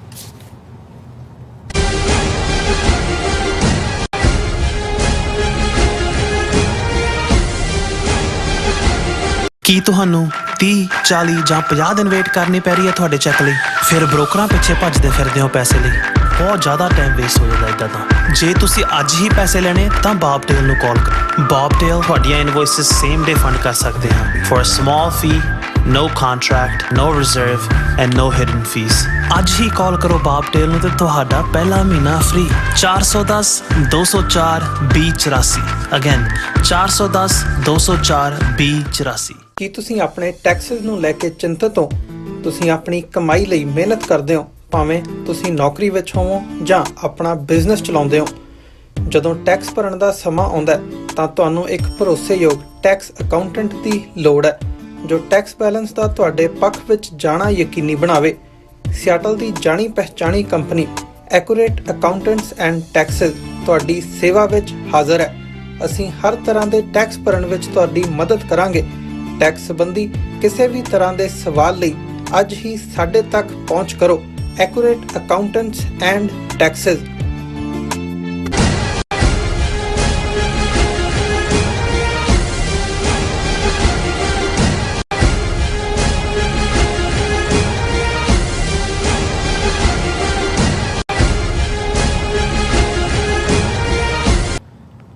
Viewers welcome back to programme. So viewers ਗੱਲਬਾਤ ਕਰਨ ਜਾ ਰਹੇ ਹਾਂ ਨੂੰ ਅਤੇ ਗੁੜਗਾਵਾਂ ਦੇ ਹਵਾਲੇ ਨਾਲ ਕਿ ਹਰਿਆਣੇ ਦੀ ਬੀਜੇਪੀ ਸਰਕਾਰ ਵੱਲੋਂ ਨੂੰ ਅਤੇ ਗੁੜਗਾਵਾਂ ਸਮੇਤ ਕਈ ਥਾਵਾਂ ਤੇ ਮੁਸਲਮਾਨਾਂ ਦੇ ਘਰਾਂ ਤੇ ਦੁਕਾਨਾਂ ਨੂੰ ਜਿਹੜਾ ਬੁਲਡੋਜ਼ਰਾਂ ਨਾਲ ਤਬਾਹ ਕਰ ਦਿੱਤਾ ਗਿਆ ਹੈ। ਸੋ ਸਾਰੀਆਂ ਸਿਆਸੀ ਪਾਰਟੀਆਂ ਵੀ ਜਿਹੜੀਆਂ ਨੇ ਤਮਾਸ਼ਬੀਨ ਬਣੀਆਂ ਖੜੀਆਂ ਨੇ, ਦੇਖ ਰਹੀਆਂ ਨੇ। ਸੋ ਇਹ ਬੁਲਡੋਜ਼ਰ ਹਮਲੇ ਜਿਹੜੇ ਭਾਰਤ ਨੇ ਇਜ਼ਰਾਈਲ ਤੋਂ ਹੀ ਸਿੱਖੇ ਹਨ ਔਰ ਪੰਜਾਬ ਦੇ ਸਿੱਖ ਐਕਟਿਵਿਸਟਾਂ ਦੇ ਘਰਾਂ ਤੇ ਕਾਰੋਬਾਰਾਂ ਤੇ ਵੀ ਹਮਲਾ ਇਹਨਾਂ ਦਾ ਜਿਹੜਾ ਅਗਲਾ ਨਿਸ਼ਾਨਾ ਹੋ ਸਕਦਾ ਹੈ। ਸੋ ਇਸ ਬਾਰੇ ਆਪਾਂ ਗੱਲਬਾਤ ਕਰਨ ਜਾ ਰਹੇ ਹਾਂ। ਸੋ ਅਸੀਂ ਚਾਹਾਂਗੇ ਕਿ ਤੁਸੀਂ ਇਸ ਤਰ੍ਹਾਂ ਬਣੇ ਰਹਿਣਾ, ਦੇਖਣ ਸੁਣਨ ਲਈ, ਲਿਖਣ ਲਈ ਤੁਹਾਡਾ ਸਭ ਦਾ ਬਹੁਤ ਬਹੁਤ ਧੰਨਵਾਦ ਜੀ। ਡਾਕਟਰ ਸਾਹਿਬ ਕੀ ਕਹਿਣਾ ਚਾਹੋਗੇ? ਦੇਖੋ, ਹਰਿਆਣੇ ਦੇ ਇੱਕ ਜਾਟ ਐਕਟਿਵਿਸਟ ਕਿਸੇ ਯੂਟਿਊਬਰ ਨੂੰ ਇੰਟਰਵਿਊ ਦੇ ਰਹੇ ਸੀ ਔਰ ਮੈਨੂੰ ਵੈਸੇ ਬੜੀ ਅੱਜ ਕੱਲ੍ਹ ਇਸ ਗੱਲ ਦੀ ਖੁਸ਼ੀ ਵੀ ਹੈ ਔਰ ਅੱਜ ਹੀ ਸਰ ਮਨੋਜ ਸਿੰਘ ਦੂਹਨ ਦਾ ਟਵੀਟ ਵੀ ਸੀ ਕਿ ਹਰਿਆਣੇ ਦੇ ਜਾਟ ਭਾਈਚਾਰੇ 'ਚ ਬੜੀ ਤੇਜ਼ੀ ਨਾਲ ਸਿੱਖੀ ਦਾ ਫੈਲਾਅ ਹੋ ਰਿਹਾ ਹੈ ਔਰ ਉਹਨਾਂ ਨੇ ਕਿਹਾ ਵੀ ਇਹ ਇੱਕ ਇਤਿਹਾਸਕ ਤਬਦੀਲੀ ਹੋਏਗੀ ਆਉਣ ਵਾਲੇ ਸਮੇਂ 'ਚ। ਔਰ ਜੇ ਮੈਂ ਪਿਛਲੇ ਦਿਨਾਂ 'ਚ 20 ਇੰਟਰਵਿਊ ਦੇਖੇ ਨੇ ਅੱਡ ਜਾਟ ਐਕਟਿਵਿਸਟ ਦੇ, ਉਹਨਾਂ ਦੇ ਖਾਪ ਪੰਚਾਇਤਾਂ ਦੇ ਆਗੂਆਂ ਦੇ ਜਾਂ ਦੂਸਰੇ, ਤਾਂ ਉਹਨਾਂ 'ਚੋਂ 18 ਜਿਹੜੇ ਨੇ ਉਹਨਾਂ ਨੇ ਡਟ ਕੇ ਨੂੰ ਮੇਵਾਤ ਦੇ ਵਿੱਚ ਜੋ ਕੁਛ ਉਹਨਾਂ ਦੇ ਭਾਈਚਾਰੇ ਨਾਲ ਮੁਸਲਮਾਨਾਂ ਦੇ ਨਾਲ ਹੋਇਆ, 11 ਲੱਖ ਦੀ ਆਬਾਦੀ ਹੈ ਨੂੰ ਵੈਸੇ ਸਿਟੀ ਵੀ ਹੈ ਉਹਨਾਂ ਦੀ, ਉਹਦਾ ਜ਼ਿਲ੍ਹੇ ਦਾ ਨਾਂ ਪਹਿਲਾਂ ਮੇਵਾਤ ਹੁੰਦਾ ਸੀ, ਉਹਨੂੰ ਨੂੰ ਜ਼ਿਲ੍ਹਾ ਕਹਿੰਦੇ ਨੇ, ਜੋ ਉਹਨਾਂ ਦੇ ਨਾਲ ਹੋਇਆ। ਔਰ ਉਹਦੇ ਚੋਂ ਵੀ ਜਿਹੜੇ ਖਾਸ ਤੌਰ ਤੇ ਉਹਨਾਂ ਦਾ ਨਾਲ ਖਲੋਣਾ ਦਿੱਤਾ ਤਾਂ ਅਸੀਂ ਇੱਕ ਸੈਗਮੈਂਟ ਵੀ ਕੀਤਾ ਸੀ, ਪਰ ਉਹਨਾਂ ਚੋਂ ਕੁਝ ਜਿਹੜੇ ਨੇ ਉਹ ਇੰਨੀ ਸਿੱਖੀ ਦੀ ਤਾਰੀਫ ਕਰਦੇ ਨੇ ਔਰ ਗੁਰੂ ਗ੍ਰੰਥ ਸਾਹਿਬ ਦੇ ਇੱਕ ਜਿਹੜਾ ਇੰਟਰਵਿਊਰ ਕਹਿ ਰਿਹਾ ਸੀ, ਉਹਨੇ ਕਿਹਾ ਕਿ ਜੀ ਇਹ ਹਿੰਦੂ ਧਰਮ ਗ੍ਰੰਥ ਜਿਹੜੇ ਨੇ ਵੇਦ ਸ਼ਾਸਤਰ ਦੂਜੇ ਇਹ ਸਿਰਫ ਡਿਵਿਨਿਟੀ ਦੀ ਗੱਲ ਕਰਦੇ ਨੇ। ਉਹਨਾਂ ਨੇ ਕਿਹਾ ਕਿ ਸਿੱਖਾਂ ਦਾ ਗੁਰੂ ਗ੍ਰੰਥ ਸਾਹਿਬ, ਕਿਉਂਕਿ ਜਿਹੜਾ ਕੁਐਸਚਨਰ ਉਹਨੂੰ ਪੁੱਛ ਰਿਹਾ ਵੀ ਇਹ ਐਸਾ ਸਿੱਖਾਂ 'ਚ ਕੀ ਹੈ ਕਿ ਉਹ ਹਰ ਇੱਕ ਦੇ ਵੇਲੇ ਮੁਸੀਬਤ ਵੇਲੇ ਸਭ ਤੋਂ ਪਹਿਲਾਂ ਨਿਕਲਦੇ ਨੇ ਬਾਹਰ। ਦੁਨੀਆ ਭਰ 'ਚ ਜਿਹੜੇ ਨੇ ਲੋਕ ਉਹ ਜੇ ਭੁੱਖੇ ਨੇ ਤਾਂ ਉਹਨਾਂ ਨੂੰ ਪਤਾ ਹੈ ਸਿੱਖਾਂ ਦੇ ਗੁਰਦੁਆਰੇ ਜਾਓ ਤੇ ਖਾਣ ਨੂੰ ਮਿਲਦਾ ਵੀ ਭੁੱਖੇ ਨਹੀਂ ਰਹੋਗੇ। ਤਾਂ ਉਹਨੇ ਕਿਹਾ ਵੀ ਕਿਉਂਕਿ ਉਹ ਜਾਟ ਹੀ ਲੀਡਰ ਜਵਾਬ ਦੇ ਰਿਹਾ, ਉਹਨੇ ਕਿਹਾ ਜੀ ਕਿਉਂਕਿ ਇਹਨਾਂ ਦੇ ਗੁਰੂ ਗ੍ਰੰਥ ਸਾਹਿਬ ਦੇ ਵਿੱਚ ਸਿਰਫ ਰੱਬ ਨਾਲ ਮਿਲਣ ਦੀ ਗੱਲ ਨਹੀਂ ਹੈ, ਹਰ ਸਵਾਲ ਦਾ ਧਾਰਮਿਕ, ਆਰਥਿਕ, ਸਮਾਜਿਕ ਔਰ ਦੂਜੇ ਜਿਹੜੇ ਨੇ ਉਹ ਉਸ ਦੇ ਵਿੱਚ ਉਸ ਦਾ ਸੋਲੂਸ਼ਨ ਹੈ ਔਰ ਸਿੱਖ ਉਹਦੇ 'ਚ ਕਿਉਂਕਿ ਪਰਪੱਕ ਨੇ। ਔਰ ਫਿਰ ਉਹ ਦੂਸਰੇ ਕਹਿੰਦੇ ਵੀ ਇਹ ਵੀ ਨਹੀਂ ਹੈ ਵੀ ਉਹ ਇੰਨੇ ਲਿਬਰਲ ਨੇ, ਧਰਮ ਦੇ ਮਾਮਲੇ 'ਚ ਵੀ ਉਹ ਬਹੁਤ ਕੱਟੜ ਨੇ। ਕਹਿੰਦੇ ਵੀ ਇਸੇ ਲਈ ਇੰਦਰਾ ਗਾਂਧੀ ਨੇ ਬਥੇਰਾ ਮਰਤੁੰਜਯ ਯੱਗ ਕਰਾਇਆ, ਛੱਡਿਆ ਨਹੀਂ ਇਹਨਾਂ ਨੇ, ਇਹ ਉਹ ਧਰਮ ਤੇ ਹਮਲਾ ਨਹੀਂ ਸਾਰਦੇ। ਹੁਣ ਮੈਂ ਬਹੁਤ ਵਾਰ ਦੇਖਦਾ ਕਿ ਵੀ ਇਹ ਵਿਜ਼ਡਮ ਜੇ ਇੱਕ ਜਾਟ ਐਕਟਿਵਿਸਟ ਨੂੰ ਸਮਝ ਆ ਰਹੀ ਹੈ, ਬਹੁਤ ਸਾਰਿਆਂ ਨੂੰ ਸਮਝ ਆ ਰਹੀ ਹੈ। ਬੇਸ਼ੱਕ ਇਸ ਵੇਲੇ ਤਾਰੀਫ ਸਾਨੂੰ ਲੱਗਦਾ ਚੰਗਾ ਲੱਗਦਾ, ਪਰ ਕਈ ਵਾਰ ਆਪਣਿਆਂ ਦੇ ਇੱਕ ਵੱਡੇ ਤਬਕੇ ਵੱਲ ਜਦੋਂ ਨਿਗਾਹ ਜਾਂਦੀ ਹੈ ਤਾਂ ਉਦੋਂ ਲੱਗਦਾ ਵੀ ਇਹ ਬਹੁਤ ਜ਼ਿਆਦਾ ਐਕਸਪੈਕਟੇਸ਼ਨ ਤਾਂ ਨਹੀਂ ਕਰ ਰਹੇ ਕਿ ਬਈ ਜਾਂ ਜ਼ਿਆਦਾ ਗੁਣਗਾਇਨ ਤਾਂ ਨਹੀਂ ਹੈ ਵੀ ਸਾਡਾ ਵੀ ਇੱਕ ਵੱਡਾ ਹਿੱਸਾ ਜਿਹੜਾ ਉਹ ਉਵੇਂ ਹੀ ਹੈ। ਔਰ ਮੈਂ ਜਦੋਂ ਇਹ ਵਿਜ਼ਡਮ ਦੀ ਗੱਲ ਕਰਦਾ ਤੇ ਕਬੀਰ ਸਾਹਿਬ ਦਾ ਇਹ ਸ਼ਲੋਕ ਮੇਰੇ ਮਨ ਦੀਆਂ ਨਜ਼ਰਾਂ ਸਾਹਮਣੇ ਆਇਆ ਕਿ ਜੋ ਪਾੜੋਸੀ ਕੇ ਹੁਆ ਤੂੰ ਆਪਣੇ ਵੀ ਜਾਣ, ਕਿ ਵੀ ਜਿਹੜਾ ਤੇਰੇ ਗਵਾਂਢੀ ਦੇ ਨਾਲ ਹੋਇਆ ਉਹ ਸਮਝ ਤੇਰੇ ਨਾਲ ਵੀ ਹੋਣਾ। ਹੁਣ ਇਹ ਕੱਲਾ ਰੂਹਾਨੀਅਤ ਦੀ ਦੁਨੀਆ ਲਈ ਨਹੀਂ ਹੈ, ਰੂਹਾਨੀਅਤ ਦੀ ਦੁਨੀਆ 'ਚ ਵੀ ਇਸ ਦੀ ਇੰਪਲੀਮੈਂਟੇਸ਼ਨ ਹੈ ਕਿ ਭਾਈ ਸਭ ਚਾਲੇ ਹੈ ਹਮ ਵੀ ਚਲਣਾ, ਜੋ ਦੀਸੈ ਸੋ ਕਾਲਿਆ ਖੜਨਾ। ਜੇ ਤੇਰਾ ਗਵਾਂਢੀ ਮਰ ਗਿਆ ਤੇ ਖੁਸ਼ੀ ਨਾ ਮਨਾ ਕਿ ਵੀ ਉਹ ਤੇਰੇ ਨਾਲ ਵੀ ਇਵੇਂ ਹੀ ਹੋਣਾ। ਪਰ ਜਦੋਂ ਅਸੀਂ ਇਹਦਾ ਦੂਸਰਾ ਕੰਟੈਕਸਟ ਦੇਖਦੇ ਹਾਂ ਕਿ ਜਦੋਂ ਜਿਵੇਂ ਉਹ ਉਹਨਾਂ ਦਾ ਸ਼ਾਇਦ ਉਹ ਕੀ ਰਾਹਤ ਇੰਦੌਰੀ ਉਰਦੂ ਦਾ ਬੜਾ ਜ਼ਬਰਦਸਤ ਸ਼ਾਇਰ ਸੀ, ਉਹਨਾਂ ਦਾ ਇੱਕ ਸ਼ੇਅਰ 'ਚ ਉਹਨੇ ਕਿਹਾ ਸੀ ਕਿ ਵੀ ਦੇਖ ਜੇ ਮੇਰਾ ਘਰ ਸਾੜ ਰਿਹਾ ਤੇ ਇਹ ਅੱਗ ਜਿਹੜੀ ਹੈ ਉਹ ਕਦੇ ਤੇਰੇ ਤੱਕ ਵੀ ਪਹੁੰਚੇਗੀ ਕਿਉਂਕਿ ਤੇਰਾ ਘਰ ਵੀ ਇਸੇ ਬਸਤੀ 'ਚ ਹੀ ਹੈ, ਵੀ ਉਸ ਤੋਂ ਬਚੇਗਾ ਨਹੀਂ। ਹੁਣ ਇਹ ਹੈ ਕਿ ਜੋ ਚੱਲ ਰਿਹਾ ਹੈ ਜੇ ਕੋਈ ਇਹ ਸਮਝੇ ਕਿ ਵੀ ਠੀਕ ਹੈ ਇਹ ਉਦੋਂ ਤੱਕ ਹੈ। ਔਰ ਇਸ ਨੂੰ ਜਦੋਂ ਅਸੀਂ ਪੋਲੀਟੀਕਲ ਈਡੀਅਮ 'ਚ ਗੱਲ ਕਰਦੇ ਹਾਂ ਤਾਂ ਫਿਰ ਉਹ ਜਰਮਨ ਸਿਚੁਏਸ਼ਨ ਜੋ ਨਾਜ਼ੀਆਂ ਦੇ ਵੇੜੇ ਸੀ, ਇੱਕ ਨੂੰ ਟਾਰਗੇਟ ਕਰਨ ਦੀ, ਉਸ ਦੇ ਉੱਤੇ ਜਿਹੜੇ ਇੱਕ ਰਬਾਈ ਜਿਹੜਾ ਕਿ ਯਹੂਦੀਆਂ ਦੇ ਜਿਹੜਾ ਸਿਨਾਗੋਗ ਉਸ ਦੀਆਂ ਸੈਰੇਮਨੀਜ਼ ਨੂੰ ਚਲਾਉਂਦਾ, ਉਹਨੂੰ ਰਬਾਈ ਕਹਿੰਦੇ ਨੇ, ਕ੍ਰਿਸਚਨ ਪ੍ਰੀਸਟ ਕਹਿੰਦੇ ਨੇ। ਸੋ ਉਹਨੇ ਇਹ ਕਿਹਾ ਸੀ ਕਿ ਵੀ ਅੰਗਰੇਜ਼ੀ 'ਚ ਕਿਹਾ ਜਾਂਦਾ ਹੈ ਪਰ ਉਹ ਸੀ ਕਿ ਵੀ ਨਾਜ਼ੀ ਜਿਹੜੇ ਨੇ ਉਹ ਕਮਿਊਨਿਸਟ ਵੱਲ ਆਏ, ਮੈਂ ਚੁੱਪ ਰਿਹਾ ਕਿਉਂਕਿ ਮੈਂ ਉਹ ਨਹੀਂ ਸੀ, ਉਹ ਯਹੂਦੀਆਂ ਵੱਲ ਆਏ, ਮੈਂ ਚੁੱਪ ਰਿਹਾ ਮੈਂ ਉਹ ਨਹੀਂ ਸੀ, ਮੈਂ ਉਹ ਕੈਥੋਲਿਕਸ ਵੱਲ ਆਏ, ਮੈਂ ਚੁੱਪ ਰਿਹਾ ਕਿਉਂਕਿ ਮੈਂ ਕੈਥੋਲਿਕ ਨਹੀਂ ਸੀ, ਉਹ ਜਿਪਸੀਆਂ ਵੱਲ ਆਏ, मैं चुप रहा क्योंकि मैं जिप्सी नहीं सी, पर फिर वो मेरे वाल आए ਤੇ ਮੈਂ ਪਿੱਛੇ ਮੁੜ ਕੇ ਦੇਖਿਆ ਕੋਈ ਵੀ ਮੇਰੇ ਲਈ ਬੋਲਣ ਵਾਲਾ ਨਹੀਂ ਸੀ, ਕਿਉਂਕਿ ਜਦੋਂ ਕੱਲੇ ਨੂੰ ਟਾਰਗੇਟ ਕੀਤਾ ਜਾਂਦਾ ਹੈ ਔਰ ਜੇ ਤੁਹਾਨੂੰ ਇਹ ਉਸ ਦੁਸ਼ਮਣ ਦੀ ਇੰਟੈਂਟ, ਉਸ ਦੀ ਫੈਰੋਸਿਟੀ, ਉਸ ਦਾ ਈਵਲ ਡਿਜ਼ਾਈਨ, ਉਸ ਦੇ ਟੈਕਟਿਕ ਜੇ ਤੁਹਾਨੂੰ ਸਮਝ ਨਾ ਆਣ, ਤੇ ਜੇ ਸਮਝ ਆਣ ਵੀ ਤਾਂ ਤੁਹਾਨੂੰ ਲੱਗੇ ਕਿ ਵੀ ਇਹ ਮੇਰੇ ਨਾਲ ਥੋੜੀ ਹੋ ਰਿਹਾ ਹੈ ਵੀ I don't care, I don't give a damn, ਜਿਵੇਂ ਉਹ ਅਮਰੀਕਨ ਨਿਆਣੇ ਕਰਦੇ ਨੇ। ਸੋ ਮਤਲਬ ਇਹ ਹੁੰਦਾ ਹੈ ਕਿ ਵੀ ਫਿਰ ਉਹ ਜਿਹੜੀ ਅੱਗ ਹੈ ਬਸਤੀ ਦੀ, ਜਿਹੜੀ ਭਾਵੇਂ ਕਿਸੇ ਦੇ ਘਰ ਨੂੰ ਲੱਗੀ ਹੋਈ ਹੈ ਜਾਂ ਲਗਾਈ ਗਈ ਹੈ, ਉਸ ਤੋਂ ਤੁਹਾਡਾ ਘਰ ਵੀ ਮਹਿਫੂਜ਼ ਨਹੀਂ ਰਹੇਗਾ। ਔਰ ਜੇ ਕਿਸੇ ਦਾ ਸਲਾਹਕਾਰ ਉਸ ਤੋਂ ਵੀ ਮਾੜਾ ਹੋਏ ਜਿਹੜਾ ਬੰਦੇ ਦਾ ਡਿਜ਼ਾਈਨ ਹੈ, ਫਿਰ ਤੁਸੀਂ ਮੁਕੰਮਲ ਤਬਾਹੀ ਦੇਖਦੇ ਹੋ। ਜਦੋਂ 2014 'ਚ ਮੋਦੀ ਬਣਿਆ ਔਰ ਇੰਡੀਆ ਦੀਆਂ ਨਜ਼ਦੀਕੀਆਂ ਇਜ਼ਰਾਈਲ ਦੇ ਨਾਲ ਵਧੀਆਂ, ਹਥਿਆਰ ਖਰੀਦਣੇ ਸ਼ੁਰੂ ਕੀਤੇ, 5-6 ਬਿਲੀਅਨ ਡਾਲਰ ਤੱਕ ਪਹੁੰਚ ਗਿਆ। ਮੋਦੀ ਜਿਹੜਾ ਉਹ ਇੰਡੀਅਨ ਹਿਸਟਰੀ ਦਾ ਪਹਿਲਾ ਪ੍ਰਾਈਮ ਮਿਨਿਸਟਰ ਬਣਿਆ ਜਿਹੜਾ ਇਜ਼ਰਾਈਲ ਦੇ ਦੌਰੇ ਤੇ ਗਿਆ, ਫਿਰ ਉੱਥੋਂ ਉਹਨੂੰ ਵੀ ਸੱਦ ਕੇ ਲਿਆਇਆ ਭਾਰਤ ਦੇ ਦੌਰੇ ਤੇ, ਨੈਤਨਯਾਹੂ ਨੂੰ, ਔਰ ਫਿਰ ਉਸ ਦੇ ਨਾਲ ਜੋ ਕੁਝ ਫਿਰ ਇਜ਼ਰਾਈਲੀਆਂ ਦੇ ਜ਼ੁਲਮ ਕਰਨ ਦੇ ਜਿਹੜੇ ਤੌਰ ਤਰੀਕੇ ਸੀ ਉਹ ਵੀ ਸਿੱਖੇ। ਮੋਸਾਦ ਦੀ ਟ੍ਰੇਨਿੰਗ, ਉਹਨਾਂ ਦੀਆਂ ਇੰਟੈਲੀਜੈਂਸ ਏਜੰਸੀਆਂ, ਔਰ ਜੋ ਇਹ ਟਾਰਗੇਟ ਕਿਲਿੰਗਸ ਇਹਨਾਂ ਨੇ ਸਿੱਖਾਂ ਦੀਆਂ ਕੀਤੀਆਂ ਨੇ, ਪਰਮਜੀਤ ਸਿੰਘ ਪੰਜਵੜ ਲਾਹੌਰ 'ਚ ਕੈਮੀਕਲ ਨਾਲ, ਅਵਤਾਰ ਸਿੰਘ ਖੰਡਾ ਇੰਗਲੈਂਡ 'ਚ, ਹਰਦੀਪ ਸਿੰਘ ਨਜਰ ਸਰੀ 'ਚ, ਮੋਸਾਦ ਦਾ ਟੈਕਟਿਕ। ਫਿਰ ਅਸੀਂ ਦੇਖਦੇ ਹਾਂ ਜੋ ਹਾਲ ਉਹਨਾਂ ਨੇ ਜੰਮੂ ਕਸ਼ਮੀਰ ਦੇ ਸੂਬੇ ਦਾ ਵਜੂਦ ਮਿਟਾ ਕੇ ਕੀਤਾ, ਔਰ ਜਿਹੜੀ ਡੈਮੋਗ੍ਰਾਫਿਕ ਚੇਂਜਸ ਨੇ, ਕਿਵੇਂ ਕਸ਼ਮੀਰੀ ਪੰਡਤਾਂ ਨੂੰ ਔਰ ਦੂਸਰਿਆਂ ਨੂੰ, ਬਿਹਾਰੀਆਂ ਨੂੰ, ਦੂਜਿਆਂ ਨੂੰ ਸਿਟੀਜ਼ਨ ਰਾਈਟ ਦੇ ਕੇ, ਤਾਂ ਕਿ ਜਿਹੜੀ ਮੁਸਲਮਾਨ ਮੈਜੋਰਟੀ ਏਰੀਆ ਨੇ ਉਹਨਾਂ ਨੂੰ ਵੀ ਮਾਈਨੋਰਟੀ 'ਚ ਬਦਲ ਦਿੱਤਾ ਜਾਏ। ਇਹ ਵੀ ਮੋਸਾਦ ਨੇ ਜੋ ਕੁਛ ਵੈਸਟ ਬੈਂਕ ਔਰ ਗਾਜ਼ਾ ਦੇ ਵਿੱਚ ਇਲੀਗਲ ਆਕੂਪੇਸ਼ਨ, ਆਬਾਦੀਆਂ ਬਣਾ ਕੇ ਦੂਜੇ ਕਰ ਰਹੇ ਨੇ, ਉਹੀ ਤੌਰ ਤਰੀਕਾ। ਤੀਸਰਾ ਜਿਹੜਾ ਸ਼ਾਇਦ ਬਹੁਤਿਆਂ ਨੂੰ ਲੱਗੇ ਕਿ ਵੀ ਇਹ ਕਿਵੇਂ ਹੋ ਰਿਹਾ ਹੈ ਕਿ ਜੀ ਇਹ ਯੋਗੀ ਆਦਿੱਤਿਆਨਾਥ ਨੇ ਬੁਲਡੋਜ਼ਰਾਂ ਦਾ ਇਸਤੇਮਾਲ ਸ਼ੁਰੂ ਕੀਤਾ ਕਿ ਵੀ ਜਿਹੜੇ ਕੋਈ ਖਾਂਦੇ ਪੀਂਦੇ ਨੇ ਜਾਂ ਉਹਨਾਂ ਦੇ ਜਾ ਕੇ ਕਾਰੋਬਾਰ ਢਾ ਦਿਓ, ਉਹਨਾਂ ਦੇ ਘਰ ਢਾ ਦਿਓ। ਉਹਨੂੰ ਹਿੰਦੂ ਤਵੀਆਂ ਨਹੀਂ ਬੁਲਡੋਜ਼ਰ ਜਸਟਿਸ ਕਹਿਣਾ ਸ਼ੁਰੂ ਕੀਤਾ, ਅਦਾਲਤਾਂ ਦੀ ਪਰਵਾਹ ਕੀਤੇ ਬਿਨਾਂ, ਕਿਉਂਕਿ ਅਦਾਲਤਾਂ ਦਾ ਤਾਂ ਜਨਾਜ਼ਾ ਉਦੋਂ ਹੀ ਨਿਕਲ ਗਿਆ ਸੀ ਜਦੋਂ ਇਹਨਾਂ ਨੇ ਹੌਲੀ ਜੱਜਾਂ ਨੂੰ ਆਪਣਾ ਖਰੀਦਣਾ ਸ਼ੁਰੂ ਕਰ ਦਿੱਤਾ ਸੀ। ਸੁਪਰੀਮ ਕੋਰਟ ਨੇ ਬਾਬਰੀ ਮਸਜਿਦ ਦਾ ਕੰਮ ਮੁਕਾ ਕੇ ਮੰਦਰ ਦੇ ਹਵਾਲੇ ਕਿ ਜੀ ਬਹੁ ਗਿਣਤੀ ਦੀ ਆਸਤ ਹੈ। ਹੁਣ ਇਹ ਜਿਹੜਾ ਬੁਲਡੋਜ਼ਰ ਲਾਈਨ ਹੈ ਜਿਹਦੇ ਥੱਲੇ ਤੁਸੀਂ ਬਿਨਾਂ ਕਿਸੇ ਕਾਰਵਾਈ ਤੋਂ ਜਾ ਕੇ ਉਹਨਾਂ ਨੂੰ ਕਰਦੇ ਹੋ, ਅਸੀਂ ਪਿਛਲੇ ਹਫਤੇ ਡਿਸਕਸ ਕੀਤਾ ਜੋ ਕੁਛ ਨੂਹ ਦੇ ਵਿੱਚ ਹੋਇਆ, ਨਾਲ ਲੱਗਦੇ ਫਿਰ ਗੁੜਗਾਵਾਂ 'ਚ ਮਸਜਿਦ ਸਾੜੀ ਗਈ, ਇਮਾਮ ਇੱਕ ਵਿਚਾਰਾ 19-20 ਸਾਲ ਦਾ ਉਹ ਵੀ ਜਿਉਂਦਾ ਜਿਹੜਾ ਉਹਨੂੰ ਮਾਰ ਦਿੱਤਾ ਗਿਆ, ਉਹ ਵੀ ਜਿਹੜਾ ਭੀੜ ਦੀ ਲਿੰਚਿੰਗ ਦਾ ਸ਼ਿਕਾਰ ਹੋਇਆ। ਔਰ ਇਸ ਸਾਰੇ ਦੇ ਚਲਦਿਆਂ ਜੋ ਕੁਛ ਉਹਨਾਂ ਨੇ ਚਿਤਵਿਆ ਸੀ ਵਿਸ਼ਵ ਹਿੰਦੂ ਪਰਿਸ਼ਦ ਔਰ ਬਜਰੰਗ ਦਲ ਜਿਹੜੇ ਕ੍ਰਿਮੀਨਲਸ ਨਾਲ ਲੈ ਕੇ ਆਏ ਕਿ ਉਹ ਨੂਹ ਦੇ ਵਿੱਚ ਮੁਸਲਮਾਨਾਂ ਦੇ ਨਾਲ ਉਹੀ ਕੁਛ ਕਰਨਗੇ ਜੋ ਕੁਛ ਉਹਨਾਂ ਨੇ 6 ਦਸੰਬਰ 1992 ਨੂੰ ਅਯੁੱਧਿਆ 'ਚ ਮੁਸਲਮਾਨਾਂ ਨਾਲ ਕੀਤਾ ਸੀ ਜਾਂ ਮੁੰਬਈ 'ਚ ਕੀਤਾ ਸੀ ਧਾਰਮਿਕ ਯਾਤਰਾ ਦੇ ਨਾਂ ਥੱਲੇ। ਪਰ ਉਹ ਕਿਉਂਕਿ ਤਿਆਰ ਸੀ ਪਹਿਲਾਂ ਤੋਂ, ਉਹਨਾਂ ਨੂੰ ਇਸ ਕਿਸਮ ਦੀ ਭੜਕਾਟ ਵਾਲੇ ਵੀਡੀਓਜ਼ ਉਹਨਾਂ ਨੇ ਭੇਜੇ ਹੋਏ ਸੀ, ਤੁਹਾਡੇ ਜਵਾਈ ਆ ਰਹੇ ਨੇ, ਫੁੱਲ ਮਾਲਾ ਤਿਆਰ ਰੱਖੋ। ਸੋ ਉਹਨਾਂ ਨੇ ਉਹਨਾਂ ਨੂੰ ਖਦੇੜ ਦਿੱਤਾ।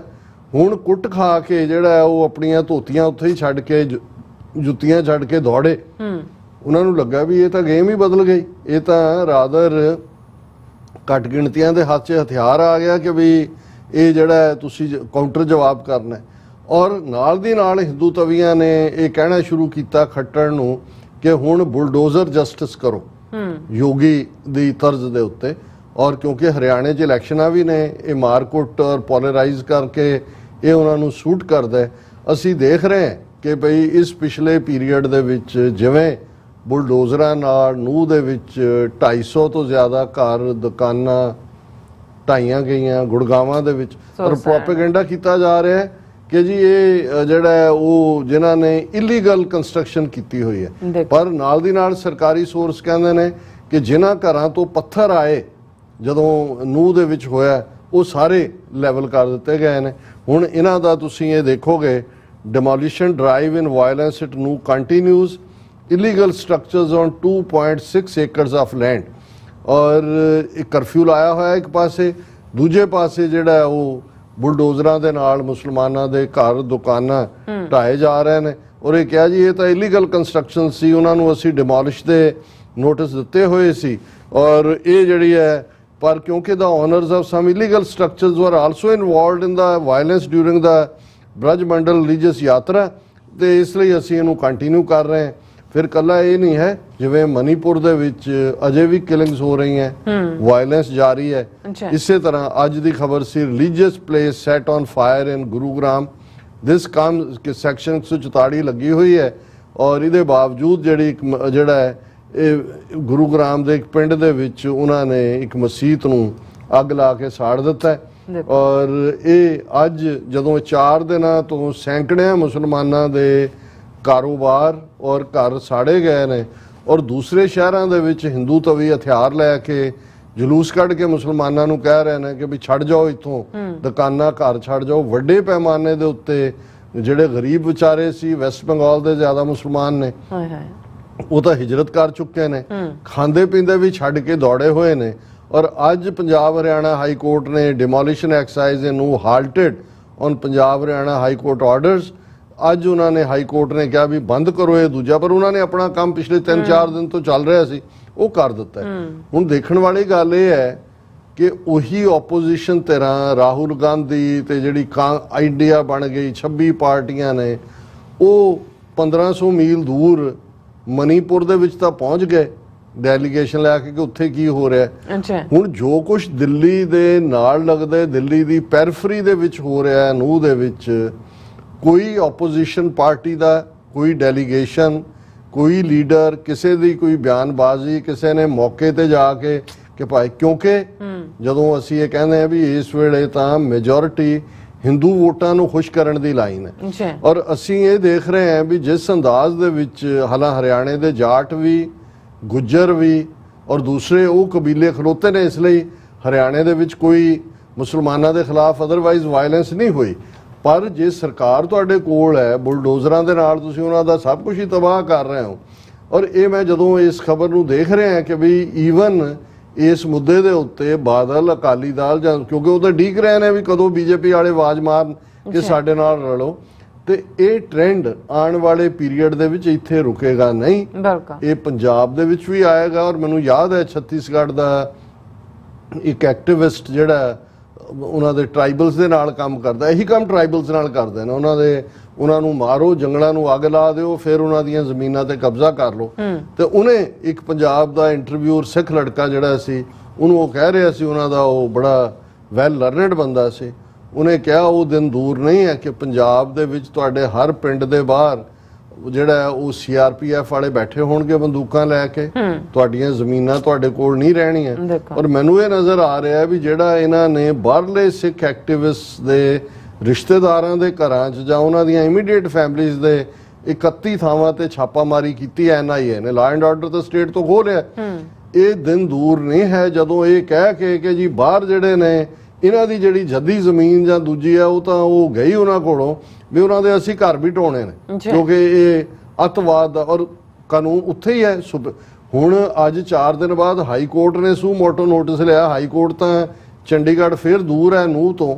ਦਿੱਲੀ ਸੁਪਰੀਮ ਕੋਰਟ ਨੂੰ ਕੀ ਹੋਇਆ ਜਿਹੜੇ ਚੰਦਰਚੂੜ ਜਾਂ ਜਿਹਦੇ ਤੇ ਸਾਰੇ ਸੋਹਲੇ ਗਾ ਰਹੇ ਨੇ, ਪਰ ਕਿਉਂਕਿ ਇਸ ਵੇਲੇ ਉਹੀ ਨਾਜ਼ੀਆਂ ਦੀ ਤਰਜ਼ ਦੇ ਉੱਤੇ ਮੈਜੋਰੀਟੇਰੀਅਨਿਜ਼ਮ ਹੈ ਔਰ ਕਸ਼ਮੀਰ ਦੇ ਵਿੱਚ ਉਹੀ ਇਜ਼ਰਾਈਲੀ ਟੈਕਟਿਕ ਦੇ ਨਾਲ ਡੈਮੋਗ੍ਰਾਫੀ ਬਦਲੀ, ਯੂਪੀ ਦੇ ਵਿੱਚ ਉਹੀ ਮਸਾਦ ਦੇ ਟੈਕਟਿਕ ਦੇ ਨਾਲ ਬੁਲਡੋਜ਼ਰਾਂ ਨਾਲ ਤੁਸੀਂ ਮੁਸਲਮਾਨਾਂ ਨੂੰ ਕਾਰੋਬਾਰੀ ਔਰ ਦੁਕਾਨਾਂ ਨੂੰ ਟਾਰਗੇਟ ਬਣਾਇਆ ਤਾਂ ਕਿ ਉਹਨਾਂ ਨੂੰ ਆਰਥਿਕ ਤੌਰ ਤੇ ਕਸਿਆਰੇ ਬਣਾਓ। ਤੇ ਪੰਜਾਬ ਬਹੁਤੀ ਦੂਰ ਨਹੀਂ ਹੈ, ਇਹ ਵੀ ਦਰਵਾਜ਼ੇ ਦੇ ਉੱਤੇ ਬੁਲਡੋਜ਼ਰ ਜਿਹੜਾ ਹੈ ਪੰਜਾਬ ਦੇ ਵੀ ਦਸਤਕ ਦੇ ਰਿਹਾ। ਜੀ ਡਾਕਟਰ ਸਾਹਿਬ ਤੁਹਾਡਾ ਬਹੁਤ ਬਹੁਤ ਸ਼ੁਕਰੀਆ। ਸੋ ਥੈਲੇ ਨੇ ਬ੍ਰੇਕ ਵਿਊਅਰਸ, ਤੁਸੀਂ ਕਿਤੇ ਨਹੀਂ ਜਾਣਾ, ਮਿਲਦੇ ਆਫਟਰ ਦਿਸ ਸ਼ਾਰਟ ਬ੍ਰੇਕ।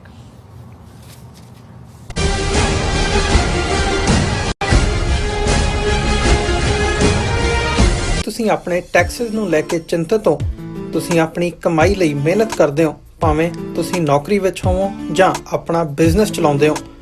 ਜਦੋਂ ਟੈਕਸ ਭਰਨ ਦਾ ਸਮਾਂ ਆਉਂਦਾ ਤਾਂ ਤੁਹਾਨੂੰ ਇੱਕ ਭਰੋਸੇਯੋਗ ਟੈਕਸ ਅਕਾਊਂਟੈਂਟ ਦੀ ਲੋੜ ਹੈ ਜੋ ਟੈਕਸ ਬੈਲੈਂਸ ਦਾ ਤੁਹਾਡੇ ਪੱਖ ਵਿੱਚ ਜਾਣਾ ਯਕੀਨੀ ਬਣਾਵੇ। ਸਿਆਟਲ ਦੀ ਜਾਣੀ ਪਹਿਚਾਣੀ company Accurate accountants and Taxes ਤੁਹਾਡੀ ਸੇਵਾ ਵਿੱਚ ਹਾਜ਼ਰ ਹੈ। ਅਸੀਂ ਹਰ ਤਰ੍ਹਾਂ ਦੇ ਟੈਕਸ ਭਰਨ ਵਿੱਚ ਤੁਹਾਡੀ ਮਦਦ ਕਰਾਂਗੇ।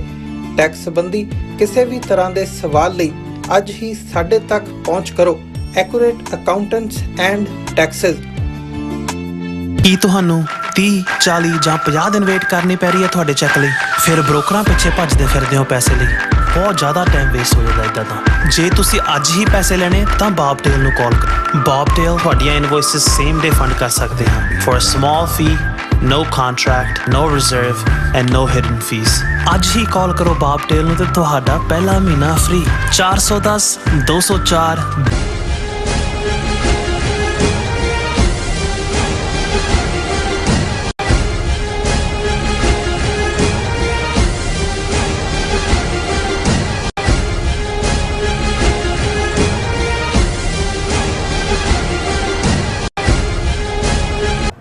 Viewers welcome back on programme. So viewers end ਵਾਲੇ ਸੈਕਸ਼ਨ ਵਿੱਚ ਆਪਾਂ ਗੱਲਬਾਤ ਕਰਨ ਜਾ ਰਹੇ ਹਾਂ ਕਿ ਅਮਰੀਕਾ ਦੀ ਚੌਲ ਇੰਡਸਟਰੀ ਦੇ ਮੁਖੀ ਨੇ ਕਿਹਾ ਹੈ ਕਿ ਭਾਰਤ ਵੱਲੋਂ ਚੌਲਾਂ ਦੇ ਐਕਸਪੋਰਟ ਵਿੱਚ ਕਟੌਤੀ ਕਰਨਾ ਇੱਕ ਖਤਰਨਾਕ ਖੇਡ ਹੈ।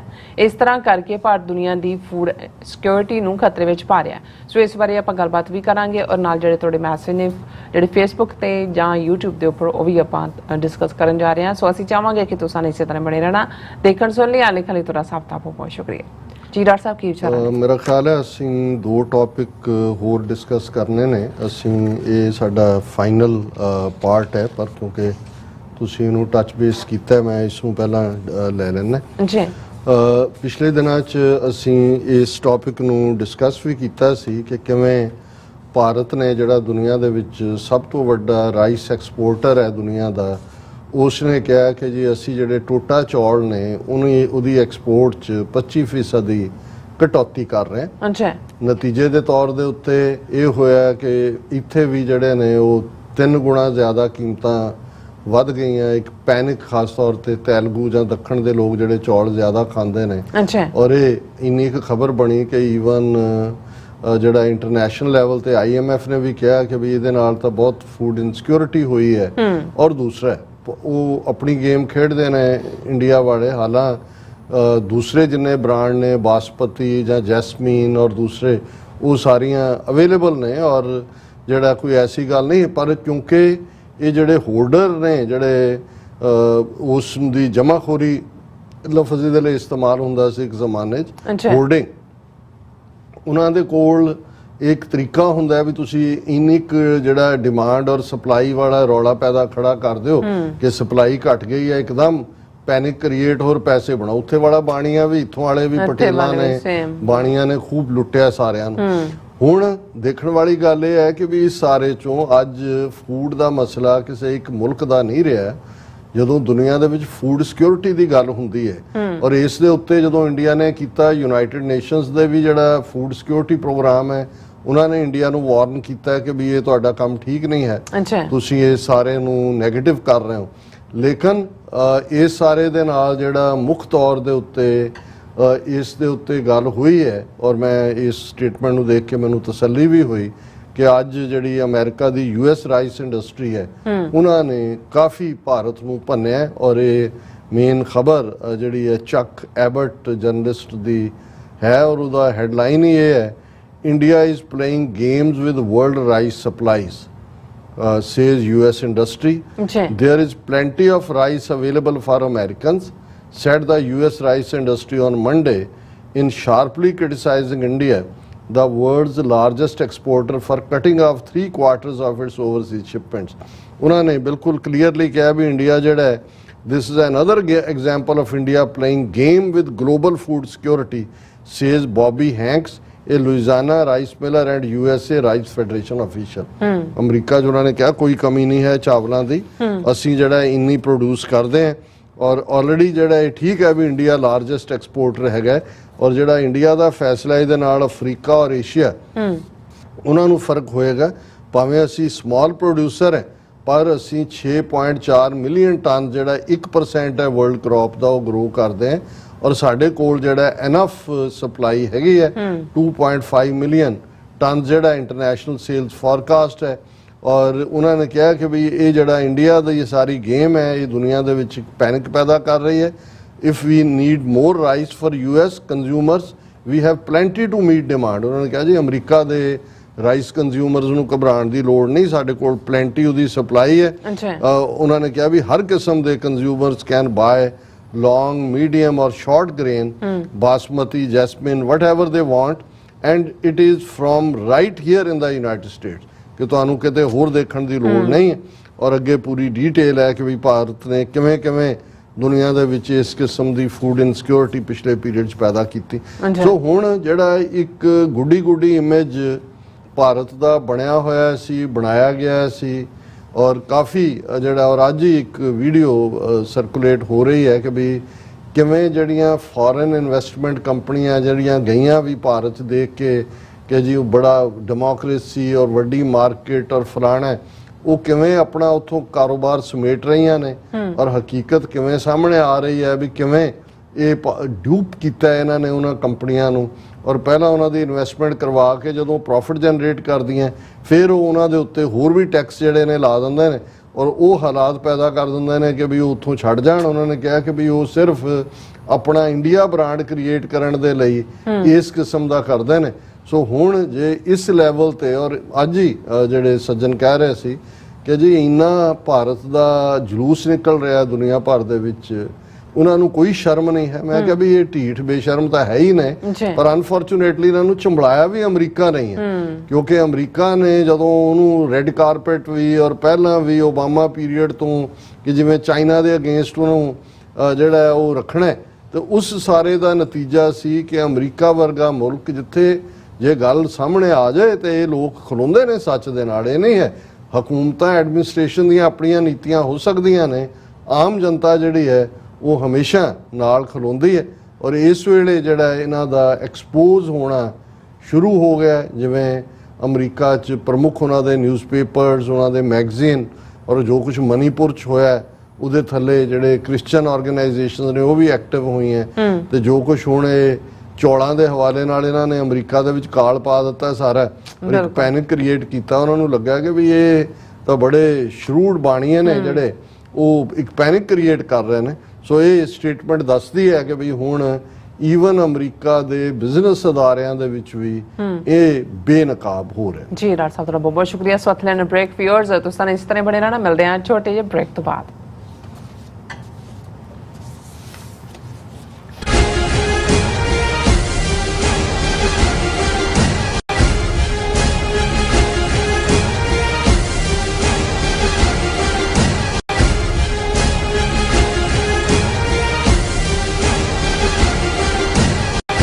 Keep South with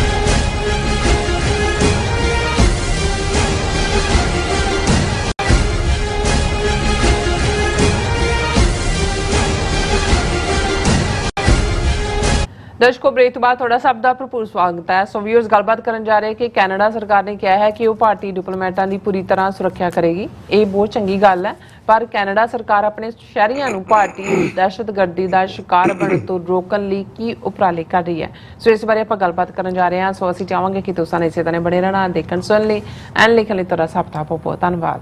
ਜੀ ਡਾਕਟਰ ਸਾਹਿਬ ਕੀ ਵਿਚਾਰਾਂ ਨੇ? ਦੇਖੋ ਅਸੀਂ ਪਿਛਲੇ ਸੈਗਮੈਂਟਸ ਦੇ ਵਿੱਚ ਡਿਸਕਸ ਕੀਤਾ ਹੈ ਕਿ ਕਿਵੇਂ ਮੋਸਾਦ ਦੀ ਤਰਜ਼ ਦੇ ਉੱਤੇ ਇੰਡੀਅਨ ਖੁਫੀਆ ਏਜੰਸੀਆਂ ਨੇ ਨੌਨ ਸਟੇਟ ਐਕਟਰਸ ਨੂੰ ਇਸਤੇਮਾਲ ਕਰਕੇ, ਗੈਂਗਸਟਰਸ ਨੂੰ ਇਸਤੇਮਾਲ ਕਰਕੇ, ਟਾਰਗੇਟ ਕਿਲਰਸ ਨੂੰ ਇਸਤੇਮਾਲ ਕਰਕੇ ਜੋ ਲਾਹੌਰ, ਲੰਡਨ ਔਰ ਸਰੀ ਦੇ ਵਿੱਚ ਕੀਤਾ ਹੈ।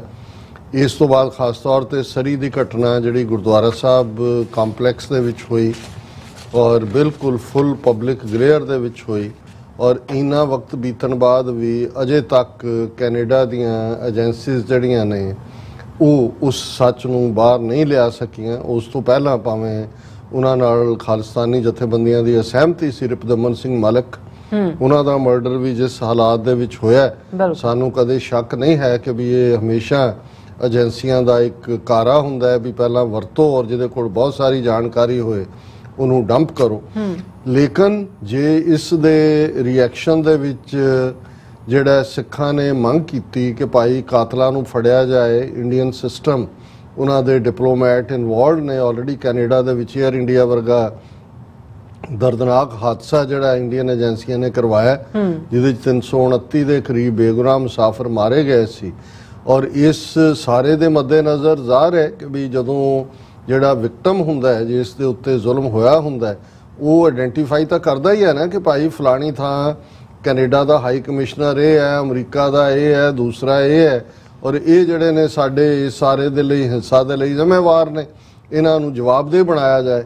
ਪਰ ਉਹਨੂੰ ਇੰਡੀਅਨ ਸਿਸਟਮ ਨੇ ਇਸ ਅੰਦਾਜ਼ ਦੇ ਵਿੱਚ ਕੈਨੇਡੀਅਨ ਫੋਰਨ ਆਫਿਸ ਔਰ ਦੂਸਰਿਆਂ ਤੀਸਰਿਆਂ ਦੇ ਸਾਹਮਣੇ ਪ੍ਰੋਟੈਸਟ ਕੇ ਜੀ ਧਮਕੀਆਂ ਦੇ ਦਿੱਤੀਆਂ, ਡਿਪਲੋਮੈਟਾਂ ਦੀ ਜਾਨਾਂ ਖਤਰੇ 'ਚ ਨੇ, ਔਰ ਇਸ ਕਿਸਮ ਦਾ ਜ਼ਾਹਰ ਹੈ ਅਸੀਂ ਕਿਸੇ ਵੀ ਕਿਸਮ ਦੀ ਹਿੰਸਾ ਦੇ ਹੱਕ 'ਚ ਨਹੀਂ ਹਾਂ। ਅਸੀਂ ਰਿਪੀਟਡਲੀ ਔਰ ਜਦੋਂ ਡਿਪਲੋਮੈਟਸ ਦੀ ਜਾਂ ਦੂਸਰੇ ਗੱਲ ਹੁੰਦੀ ਹੈ ਉਹਨਾਂ ਦੀ ਤਾਂ ਐਕਸਟਰਾ ਪ੍ਰੋਟੈਕਸ਼ਨ ਹੁੰਦੀ ਹੈ ਆਲਵੇਜ਼, ਕਿਉਂਕਿ ਡਿਪਲੋਮੈਟ ਤਾਂ ਆਪਣੀ ਹਕੂਮਤ ਦੇ ਪੱਖ ਨੂੰ ਰੱਖਣ ਲਈ ਰਾਜਦੂਤ ਹੁੰਦੇ ਨੇ। ਉਹਨਾਂ ਦਾ ਇੱਕ ਆਪਣਾ ਉਹ ਤਾਂ ਜੇ ਡਿਪਲੋਮੈਟਾਂ ਤੋਂ ਕੋਈ ਬੰਦਾ ਮਰ ਜਾਏ ਤਾਂ ਤੁਸੀਂ ਉਹਨਾਂ ਦੇ ਮੁਕੱਦਮਾ ਵੀ ਨਹੀਂ ਕਰ ਸਕਦੇ ਚਲਾ ਸਕਦੇ, ਉਹ ਤਾਂ ਇਸ ਕਿਸਮ ਦੇ ਹੋਲੀ ਬਣ ਜਾਂਦੇ ਨੇ। ਜੀ ਲੇਕਿਨ ਦੇਖਣ ਵਾਲੀ ਗੱਲ ਇਹ ਹੈ, ਔਰ ਅੱਜ ਕਿਉਂਕਿ ਮੈਂ ਇਹ ਇਸ ਲਈ ਡਿਸਕਸ ਕਰ ਰਿਹਾ ਕਿ ਕੈਨੇਡਾ ਦੀ ਗਵਰਨਮੈਂਟ ਨੇ ਉਹਨਾਂ ਦਾ ਪਬਲਿਕ ਸੇਫਟੀ ਡਿਪਾਰਟਮੈਂਟ ਨੇ ਕਿਹਾ ਕਿ ਜੀ ਅਸੀਂ ਇਸ ਗੱਲ ਨੂੰ ਇਨਸ਼ੋਰ ਕਰ ਰਹੇ ਹਾਂ ਕਿ ਸਾਰੀ ਡਿਪਲੋਮੈਟਿਕ ਰਿਪਰੈਜ਼ੈਂਟੇਟਿਵਸ ਨੇ ਜਿਹੜੇ ਕੰਟਰੀਜ਼ ਦੇ ਉਹਨਾਂ ਦੀ ਜਿਹੜੀ ਹੈ ਸਿਕਿਉਰਿਟੀ ਸੇਫਟੀ ਨੂੰ ਯਕੀਨੀ ਬਣਾਇਆ ਜਾਏ। ਉਹਨਾਂ ਨੇ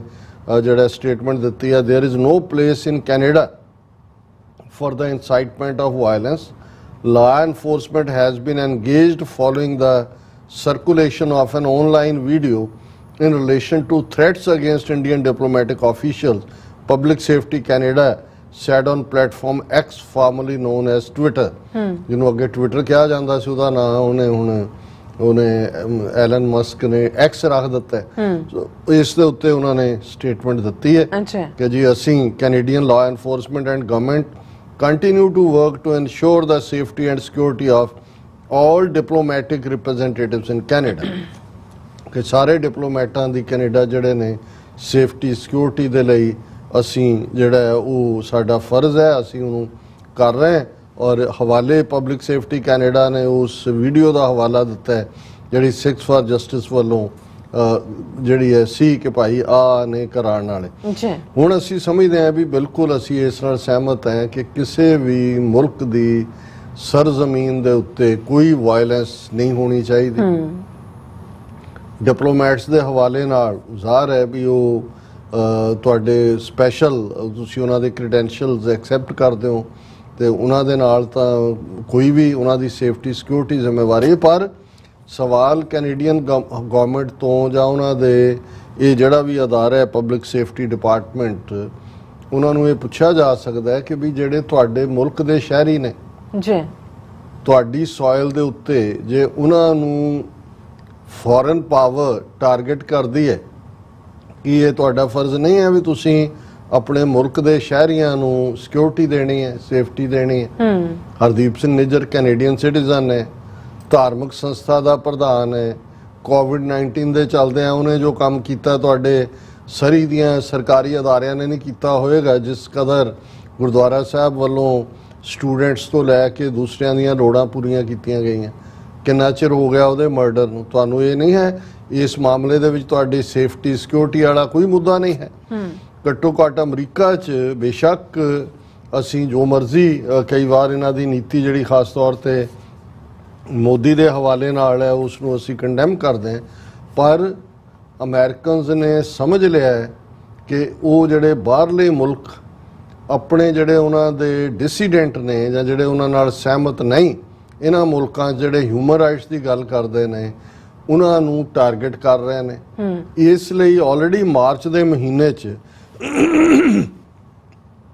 ਪ੍ਰੋਮੀਨੈਂਟ ਸੈਨੇਟਰ ਨੇ ਮਰਫੀ ਜੈਫ, ਉਹਨਾਂ ਨੇ ਸੈਨੇਟ ਦੇ ਵਿੱਚ ਇੱਕ ਰੈਜ਼ੋਲੂਸ਼ਨ ਲਿਆਂਦਾ ਹੈ trans national repression policy act. ਹੁਣ ਇਹ ਜੋ ਕੁਝ ਇੰਡੀਆ ਨੇ ਯੂਕੇ 'ਚ, ਪਾਕਿਸਤਾਨ 'ਚ, ਕੈਨੇਡਾ 'ਚ ਕੀਤਾ ਇਹ ਟਰਾਂਸ ਨੈਸ਼ਨਲ ਟੈਰਰਿਜ਼ਮ ਹੈ ਜੀ, ਕਿਉਂਕਿ ਇਹਨਾਂ ਦਾ ਜਿਨ੍ਹਾਂ ਮੁਲਕਾਂ 'ਚ ਰਹਿ ਰਹੇ ਸੀ ਉਹਨਾਂ ਨਾਲ ਤਾਂ ਉਹਨਾਂ ਦਾ ਕੋਈ ਟਕਰਾਅ ਨਹੀਂ ਸੀ, ਔਰ ਇਹਨਾਂ ਮੁਲਕਾਂ ਨੇ ਹੱਕ ਦਿੱਤਾ ਹੋਇਆ ਕਿ ਤੁਸੀਂ ਪੀਸਫੁਲੀ ਆਪਣੀ ਜਿਹੜੀ ਹੈ ਉਹ ਗੱਲ ਕਰ ਸਕਦੇ ਹੋ, ਹਿਊਮਨ ਰਾਈਟਸ ਦੀ ਐਡਵੋਕੇਸੀ ਕਰ ਸਕਦੇ ਹੋ।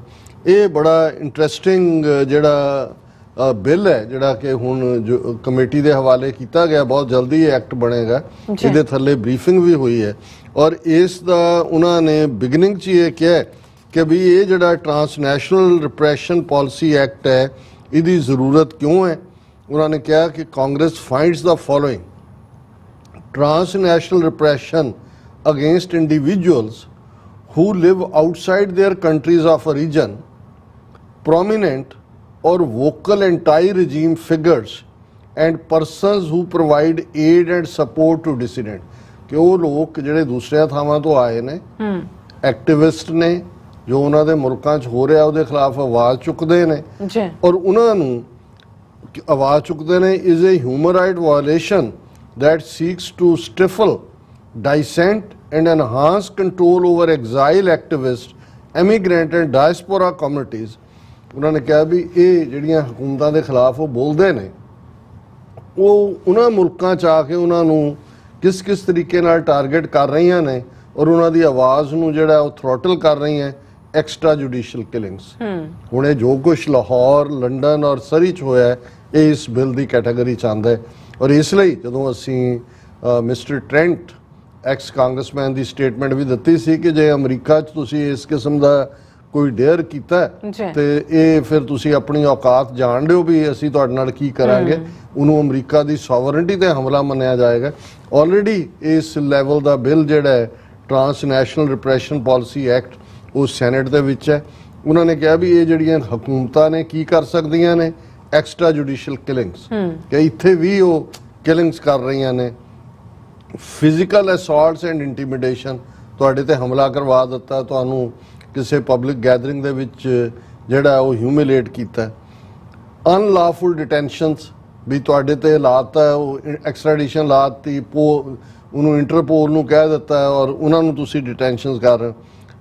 ਅਨਲਾਫੁਲ ਡਿਪੋਰਟੇਸ਼ਨਸ, ਕਿ ਤੁਸੀਂ ਮੰਗੋ ਜੀ ਇਹਨੂੰ ਡਿਪੋਰਟ ਕਰੋ, ਜਿਵੇਂ ਹੁਣ ਉਹ ਅਵਤਾਰ ਸਿੰਘ ਹੰਡਾ ਨੂੰ 2015 ਦੇ ਵਿੱਚ ਜਦੋਂ ਮੋਦੀ ਆਂਦਾ ਉੱਥੇ ਯੂਕੇ 'ਚ ਉਹਦੀ ਮੰਗ ਰਿਹਾ ਕਿ ਜੀ ਇਹ ਸਾਡੇ ਹਵਾਲੇ ਕਰੋ। ਤੁਸੀਂ ਅੰਦਾਜ਼ਾ ਲਾਓ ਜੇ ਨਹੀਂ ਹੁੰਦਾ ਤੇ ਮੋਸਾਦ ਦੀ ਤਰਜ਼ ਤੇ ਉਹਨੂੰ ਕਿਵੇਂ ਜਿਹੜਾ ਐਲੀਮੀਨੇਟ ਕੀਤਾ ਜਾਂਦਾ। ਅਨਐਕਸਪਲੇਨਡ ਔਰ ਐਨਫੋਰਸਡ ਡਿਸਅਪੀਅਰੈਂਸਿਸ, ਕਿ ਕਿਸੇ ਪਾਸੇ ਵੀ ਡਿਸਅਪੀਅਰ ਕਰ ਦਿਓ। ਫਿਜ਼ੀਕਲ ਔਰ ਆਨਲਾਈਨ ਸਰਵੇਲੈਂਸ ਔਰ ਸਟਾਕਿੰਗ, ਹੁਣ ਅਸੀਂ ਦੇਖ ਰਹੇ ਹਾਂ ਕਿ ਫਿਜ਼ੀਕਲ ਔਰ ਸਰਵੇਲੈਂਸ ਉਹ ਜਿਹੜਾ ਉਹਨਾਂ ਨੇ ਜਿਸ ਕਿਸਮ ਦਾ ਉਸ ਸਪਾਈ ਮਾਲਵੇਅਰ ਮੋਸਾਦ ਤੋਂ ਲਿਆ, ਪੈਗਾਸਸ ਦਾ ਕਿਵੇਂ ਵੜ ਗਏ ਉਹਨਾਂ ਇੱਥੇ ਵੀ ਹਰ ਐਕਟੀਵਿਟੀ ਜਿਹੜਾ ਐਕਟਿਵਿਸਟ ਹੈ ਉਹਦੇ 'ਚ ਇੰਡੀਅਨ ਏਜੰਸੀਆਂ ਉਹਨੂੰ ਜਿਹੜੀਆਂ ਨੇ ਉਹ ਮੋਨੀਟਰ ਕਰ ਰਹੀਆਂ ਨੇ। ਫਿਰ ਉਹਨਾਂ ਨੇ ਕਿਹਾ ਕਿ ਵੀ ਇਹ ਇੰਟੀਮੀਡੇਸ਼ਨ ਬਾਈ ਡਿਪਲੋਮੈਟਿਕ ਪਰਸਨਲ, ਗਵਰਨਮੈਂਟ ਆਫੀਸ਼ੀਅਲਸ ਔਰ ਪ੍ਰੌਕਸੀਜ਼, ਤੁਸੀਂ ਜਾਣਦੇ ਹੋ ਜੀ ਤੁਹਾਨੂੰ ਵੀਜ਼ਾ ਨਹੀਂ ਦੇਣਾ, ਤੁਹਾਡਾ ਪਾਸਪੋਰਟ ਨਹੀਂ ਹੈ, ਤੁਸੀਂ ਮੁਜ਼ਾਹਰੇ 'ਚ ਆਏ ਹੋ, ਤੁਸੀਂ ਖਾਲਿਸਤਾਨ ਦਾ ਕੰਮ ਕਰਦੇ ਹੋ। ਅਨਲਾਫੁਲ ਐਸੈਟ ਫਰੀਜ਼ਸ, ਕਿ ਜੀ ਤੁਹਾਡੇ ਅਕਾਊਂਟ ਫਰੀਜ਼ ਕਰ ਲਏ, ਜਿਵੇਂ ਬਹੁਤ ਸਾਰੇ ਉਹਨਾਂ ਦੇ ਕਰਦੇ ਨੇ। Digital threats such as cyber attacks, targeted surveillance and spyware online harassment, intimidation ਔਰ ਇਹ ਜਿਹੜਾ ਹੈ ਕੋਰਜਨ ਬਾਈ ਪ੍ਰੌਕਸੀ। ਹੁਣ ਇਹ ਕੀ ਹੈ ਉਹਦੇ 'ਚ ਸੱਚ ਐਜ਼ ਹਰਾਸਮੈਂਟ ਆਫ ਔਰ ਥ੍ਰੈਟਸ ਔਰ harm to family and associates of such private individuals who remain in the country of origin. ਇਹ ਜੋ ਹੁਣ NIA ਨੇ ਕੀਤਾ ਜਿਹੜੇ ਤੁਹਾਡੇ ਰਿਸ਼ਤੇਦਾਰ ਉੱਥੇ ਨੇ ਕੰਟਰੀ ਆਫ ਓਰੀਜਨ 'ਚ, ਉਹਨਾਂ ਤੇ ਰੇਡ ਕਰੋ, ਉਹਨਾਂ ਨੂੰ ਕਹੋ ਜੀ ਤੁਹਾਡੇ ਬੰਦੇ ਉੱਥੇ ਕਰ ਰਹੇ ਨੇ, ਉਹਨਾਂ ਨੂੰ ਬੰਦ ਕਰੋ। ਇਹ ਵੀ ਇਸ ਬਿੱਲ ਦੀ ਪ੍ਰਵਿਊ 'ਚ ਆਉਂਦਾ ਹੈ। ਸਿਲੈਂਡਰ ਐਂਡ ਲਿਬਲ ਟੂ ਡਿਸਕ੍ਰੈਡਿਟ ਇੰਡੀਵਿਜੂਅਲ, ਝੂਠੀਆਂ ਕਹਾਣੀਆਂ ਟਾਊਟ 'ਚ ਖੜੇ ਕਰ ਦਿਓ, ਜਿਵੇਂ ਸਿੱਖਾਂ 'ਚ ਵੀ ਖੜੇ ਕੀਤੇ ਨੇ, ਤੁਹਾਡੀ ਕਰੈਕਟਰ ਅਸੈਸੀਨੇਸ਼ਨ ਕਰੋ। ਦੂਜਾ ਸੋ ਇਹ ਲੰਬਾ ਚੌੜਾ ਬਿੱਲ ਹੈ ਜਿਹੜੇ ਪਰ ਮੈਂ ਇਹ ਸਮਝਦਾ ਹਾਂ ਵੀ ਜਦੋਂ ਮੈਂ ਕੈਨੇਡਾ ਨੂੰ ਇਹ ਚੈਲੰਜ ਕੀਤਾ, ਉਹਨਾਂ ਦੇ ਜਿਹੜਾ ਵੀ ਉਹ ਸੇਫਟੀ, ਪਬਲਿਕ ਸੇਫਟੀ ਕੈਨੇਡਾ ਜਾਂ ਉਹਨਾਂ ਦੀ ਹਕੂਮਤ ਦੇ ਅਦਾਰੇ ਨੇ, ਕਿ ਅਮਰੀਕਾ 'ਚ ਘੱਟੋ ਘੱਟ ਇਹਨਾਂ ਦੇ ਲਾਅ ਮੇਕਰਸ ਨੇ ਸਮਝ ਲਿਆ ਕਿ ਟਰਾਂਸਨੈਸ਼ਨਲ ਰਿਪਰੈਸ਼ਨ ਕੀ ਹੁੰਦੀ ਹੈ ਔਰ ਟਰਾਂਸਨੈਸ਼ਨਲ ਰਿਪਰੈਸ਼ਨ ਨੂੰ ਰੋਕਣ ਦੇ ਲਈ ਉਹ ਤਾਂ ਲੈ ਆਏ ਬਿੱਲ। ਤੁਸੀਂ ਕੀ ਕਰ ਰਹੇ ਹੋ? ਤੁਸੀਂ ਉਹਨੂੰ ਇੰਡੀਆ ਨੂੰ ਖੁਸ਼ ਕਰਨ ਤੇ ਲੱਗੇ ਹੋ ਜੀ ਅਸੀਂ ਤੁਹਾਡੀ ਬੜੀ ਸੇਫਟੀ ਦਾ ਧਿਆਨ ਰੱਖ ਰਹੇ। ਜ਼ਰੂਰ ਰੱਖੋ, ਉਹ ਸੇਫ ਹੋਣੇ ਚਾਹੀਦੇ ਨੇ। ਸਾਨੂੰ ਫੀਅਰ ਹੈ ਕੱਲ ਨੂੰ ਇਹ ਖੁਦ ਹੀ ਕੁਝ ਇੰਡੀਅਨ ਕਰਵਾ ਕੇ ਸਿੱਖਾਂ ਦੇ ਖਾਤੇ 'ਚ ਹੋਣੇ ਪਵਾ ਦੇਣਗੇ ਉਹਨੂੰ। ਪਰ ਤੁਸੀਂ ਇਹ ਦੇਖੋ ਕਿ ਕੈਨੇਡੀਅਨ ਸੋਇਲ ਦੇ ਉੱਤੇ ਜਿਹੜਾ ਇੰਡੀਅਨ ਟੈਰਰਿਜ਼ਮ ਹੈ ਉਹਦੇ ਲਈ ਤੁਸੀਂ ਕੀ ਕਰ ਰਹੇ ਹੋ? ਮੈਸੇਜ। ਹਾਂਜੀ, ਸੋ SF ਹੀਰ ਜੀ ਕਹਿੰਦੇ ਨੇ good morning doctor Sahib and madam ਸਾਹਿਬਾ ਤੇ ਔਰ ਇਦਾਂ ਸਾਨੂੰ ਲਿਖਿਆ ਜਸਕੀਰਤ ਸਿੰਘ ਜੀ ਵਾਹਿਗੁਰੂ ਜੀ ਚੜ੍ਹਦੀ ਕਲਾ ਰੱਖਣ, ਐਨ ਸੇਖੋਂ, ਹਰਦੀਪ ਸਿੰਘ, ਬਲਜੀਤ ਵਰੈਚ ਐਂਡ ਇਸੇ ਤਰ੍ਹਾਂ ਬਲੈਕੀਆ ਗੇਮਿੰਗ ਔਰ ਸਾਨੂੰ ਇਹ ਸਾਰੇ ਜਣੇ ਫਤਿਹ ਬੁਲਾਉਂਦੇ ਨੇ। ਬਹੁਤ ਬਹੁਤ ਸ਼ੁਕਰੀਆ ਇਹਨਾਂ ਦਾ। ਜ਼ੁਬੇਰ ਸਾਹਿਬ ਅੱਜ ਜਿਹੜੇ ਨੇ ਉਹ ਲੇਟ ਆਏ ਨੇ, ਸੋ ਫਿਰ ਵੀ ਵੈਲਕਮ। ਸੋ ਹਰਦੀਪ ਸਿੰਘ ਕਹਿੰਦੇ ਨੇ ਖਾਲਸਾ ਜ਼ਿੰਦਾਬਾਦ, ਐਨ ਸੇਖੋਂ ਖਾਲਸਾ ਜ਼ਿੰਦਾਬਾਦ। ਐਂਡ ਇਸੇ ਤਰ੍ਹਾਂ ਨਰਮਈ ਪੰਥੀ ਲਿਖਦੇ ਨੇ justice should prevail not only in India but across the globe. And ਇਸੇ ਤਰ੍ਹਾਂ ਸਾਡੇ ਕੋਲ ਮੈਸੇਜ ਹੈ ਬਲਕਾਰ ਸਿੰਘ, ਇਹ ਕਹਿੰਦੇ ਨੇ 753 ਘਰ ਢਾਹ ਦਿੱਤੇ ਗਏ ਨੇ ਕੱਲ ਤੱਕ ਬਾਬਾ ਜੀ। ਸੋ ਪਲਵਿੰਦਰ ਸਿੰਘ ਜੀ ਕਹਿੰਦੇ ਨੇ ਕਿ ਸਿੱਖ ਰਾਸ਼ਟਰਪਤੀ ਸਿੱਖਾਂ ਦਾ ਘਾਣ, ਮੁਸਲਮਾਨ ਰਾਸ਼ਟਰਪਤੀ ਮੁਸਲਮਾਨਾਂ ਦਾ ਘਾਣ, ਆਦੀਵਾਸੀ ਰਾਸ਼ਟਰਪਤੀ ਆਦੀਵਾਸੀਆਂ ਦਾ ਘਾਣ। ਸੋ ਇਸੇ ਤਰ੍ਹਾਂ HDR ਖਾਲਸਾ ਜ਼ਿੰਦਾਬਾਦ ਕਹਿੰਦੇ ਨੇ ਔਰ ਸਰਮੁਖ ਮੁੰਦਰਾ ਜੀ ਵੀ ਸਾਨੂੰ ਫਤਿਹ ਬੁਲਾਉਂਦੇ ਨੇ ਔਰ ਖਾਲਸਾ ਜ਼ਿੰਦਾਬਾਦ ਕਹਿੰਦੇ ਨੇ। ਔਰ ਰਾਣਾ ਆਬਿਦ ਜਿਹੜੇ ਨੇ ਉਹ love to see you doctor sahib from Pakistan, welcome, ਸ਼ੁਕਰੀਆ। ਐਂਡ ਅਮਰਜੀਤ ਸੈਣੀ ਵੀ ਫਤਿਹ ਬੁਲਾਉਂਦੇ ਨੇ। ਐਂਡ ਇਸੇ ਤਰ੍ਹਾਂ ਬਲਕਾਰ ਸਿੰਘ ਜੀ ਕਹਿੰਦੇ ਨੇ ਰਾਜ ਬਿਨਾ ਨਾ ਧਰਮ ਚਲੇ ਹੈ, ਧਰਮ ਬਿਨਾ ਸਭ ਦਲੇ ਮਲੇ ਹੈ, ਖਾਲਸਾ ਜ਼ਿੰਦਾਬਾਦ, ਖਾਲਸਾ ਜ਼ਿੰਦਾਬਾਦ ਕਹਿੰਦੇ ਨੇ। ਔਰ ਉਹਨਾਂ ਦਾ ਫਿਰ ਮੈਸੇਜ ਹੈ ਕਹਿੰਦੇ ਸਾਨੂੰ ਮਾਣ ਖਾਲਿਸਤਾਨੀ ਵੀਰਾਂ ਤੇ, ਵਾਹਿਗੁਰੂ ਜੀ ਇਹਨਾਂ ਤੇ ਮਿਹਰ ਭਰਿਆ ਹੱਥ ਰੱਖੇ। ਔਰ ਇਸੇ ਤਰ੍ਹਾਂ ਮੈਸੇਜ ਆਏਗਾ ਸਾਡੇ ਕੋਲ ਮਨਜੀਤ ਸਿੰਘ ਮਟਾਰੂ ਜੀ ਵੀ ਆਏ ਨੇ, ਇਹ ਵੀ ਖਾਲਸਾ ਜ਼ਿੰਦਾਬਾਦ ਕਹਿੰਦੇ ਨੇ। ਗੁਰਮੇਲ ਸਿੰਘ ਕਹਿੰਦੇ freedom is on the way. And ਇਹਨਾਂ ਦਾ ਫਿਰ ਮੈਸੇਜ ਆਏਗਾ ਹਮੇਸ਼ਾ ਤਰ੍ਹਾਂ ਆਜ਼ਾਦੀ ਯਾਲ ਹੈ ਵੀਰੋ, vote and support referendum 2020 very soon we are going to be a sovereign country again. ਫਿਰ ਉਹਨਾਂ ਦਾ ਮੈਸੇਜ ਖਾਲਸਾ ਜ਼ਿੰਦਾਬਾਦ, ਸਿੱਖਸ ਫॉर ਜਸਟਿਸ ਜ਼ਿੰਦਾਬਾਦ, ਲੌਂਗ ਲਿਵ TV84 ਪ੍ਰੋਗਰਾਮ ਸੱਚੋ ਸੱਚ। ਸੋ ਇਸੇ ਤਰ੍ਹਾਂ ਫਿਰ ਮੈਸੇਜ ਉਹਨਾਂ ਦਾ ਕਹਿੰਦੇ ਵਾਹਿਗੁਰੂ ਜੀ ਕਾ ਖਾਲਸਾ ਵਾਹਿਗੁਰੂ ਜੀ ਕੀ ਫਤਿਹ। Doctor Sahib and dear Neelam Kaur ji thanks you are doing a great job for the Sikh nation, please keep it up, God bless you and your loved ones, so nice। ਮੈਂ ਘੜੀ ਵੱਲ ਦੇਖ ਰਿਹਾ, ਬਾਕੀਆਂ ਤੋਂ ਮਾਫੀ ਚਾਹੁੰਦੇ ਹਾਂ। ਅਸੀਂ ਥੋੜੇ ਜਿਹੇ ਮੈਸੇजेस ਫੇਸਬੁੱਕ ਤੇ ਵੀ ਲਵਾਂਗੇ। ਅੱਛਾ ਸਰ ਬਲਵਿੰਦਰ ਸਿੰਘ ਚੱਠਾ ਲਿਖਦੇ ਨੇ, ਉਹਨਾਂ ਨੇ ਤੁਹਾਨੂੰ ਵੀ ਮੈਨੂੰ ਵੀ ਫਤਿਹ ਬੁਲਾਈ ਹੈ। ਗੁਰਫਤਿਹ ਜੀ। ਕਿਉਂਕਿ ਸਿੱਖ ਨਿਗਲਿਆ, ਸਿੱਖੋ ਜਾਗੋ, ਅਜੇ ਵੀ ਸਮਾਂ ਆਪਣਾ ਦੇਸ਼ ਖਾਲਿਸਤਾਨ ਆਜ਼ਾਦ ਕਰਵਾਈਏ। ਅਗਸਤ 13 ਤੇ ਅਗਸਤ 15 ਨੂੰ ਵਾਸ਼ਿੰਗਟਨ DC ਵਿੱਚ ਖਾਲਿਸਤਾਨ ਵੰਗਾਰ ਅਤੇ ਆਜ਼ਾਦੀ ਰੈਲੀ ਵਿੱਚ ਸ਼ਾਮਲ ਹੋਈਏ। ਲੈ ਕੇ ਰਹਾਂਗੇ ਖਾਲਿਸਤਾਨ ਜ਼ਿੰਦਾਬਾਦ, TV84 ਜ਼ਿੰਦਾਬਾਦ। ਬਹੁਤ ਬਹੁਤ ਸ਼ੁਕਰੀਆ ਚੱਠਾ ਸਾਹਿਬ। ਹਾਂਜੀ। ਦਵਿੰਦਰ ਸੰਧੂ, ਮਨਿੰਦਰ ਸਿੰਘ, ਬਾਬਾ ਬੰਦਾ ਸਿੰਘ ਬਹਾਦਰ ਜਿਹੜੇ ਫਾਲੋਅਰ ਦੇ ਥੱਲੇ ਉਹਨਾਂ ਨੇ ਫਤਿਹ ਲਿਖੀ ਹੈ। ਗੁਰਫਤਿਹ ਜੀ। ਜਗਤਾਰ ਸਿੰਘ ਜੌ ਲਿਖਦੇ ਨੇ ਦੀਪਵੀਰ ਜੀ, ਅਸੀਂ ਸ਼ੱਕ ਕਰਕੇ ਵੀ ਕੀ ਕਰ ਸਕਦੇ ਹਾਂ, ਪਰ ਅੱਜ ਕਾਹਨ ਸਿੰਘ ਵਾਲੇ ਦਾ ਲਾਈਵ ਵੀ ਸੁਣਿਆ ਤਾਂ ਹੀ ਲਿਖਿਆ ਰੱਬ ਰਾਖਾ। ਬਾਕੀ ਸਿਆਣੇ ਕਹਿੰਦੇ ਸਹੁੰ ਦਈਏ ਜੀ ਦੀ, ਨਾ ਪੁੱਤ ਦੀ ਨਾ ਧੀ ਦੀ। ਜੌਲ ਸਾਹਿਬ ਸ਼ੁਕਰੀਆ ਲਿਖਣ ਦੇ ਲਈ, ਮੈਂ ਇਸ ਤੇ ਕੋਈ ਬਹੁਤਾ ਕਮੈਂਟ ਨਹੀਂ ਕਰਾਂਗਾ। ਫਿਰ ਦੀਪ ਸਿੰਘ ਕਹਿੰਦੇ ਨੇ ਹਜ਼ੂਰ ਸਾਹਿਬ ਵਾਲਾ ਤੇ ਵਿਚਾਰਾ ਬਲੀ ਦਾ ਬੱਕਰਾ ਹੈ, ਕਿਸੇ ਨਾ ਕਿਸੇ ਨੇ ਝਟਕਾ ਵੀ ਦੇਣਾ। ਦੇਖੋ ਅਸੀਂ ਇਸ ਕਿਸਮ ਦੀ ਗੱਲ ਤਾਂ ਨਹੀਂ ਕਹਿ ਸਕਦੇ, ਪਰ ਇੱਕ ਗੱਲ ਜ਼ਾਹਰ ਹੈ ਕਿ ਸਰਕਾਰੀ ਤੰਤਰ ਜਿਹੜਾ ਹੈ ਉਹਨੇ ਸਾਡੇ ਬਹੁਤ ਸਾਰੇ ਹਿੱਸੇ ਨੂੰ ਆਪਣੀ ਗ੍ਰਿਪ ਦੇ ਵਿੱਚ ਲੈ ਲਿਆ ਹੋਇਆ।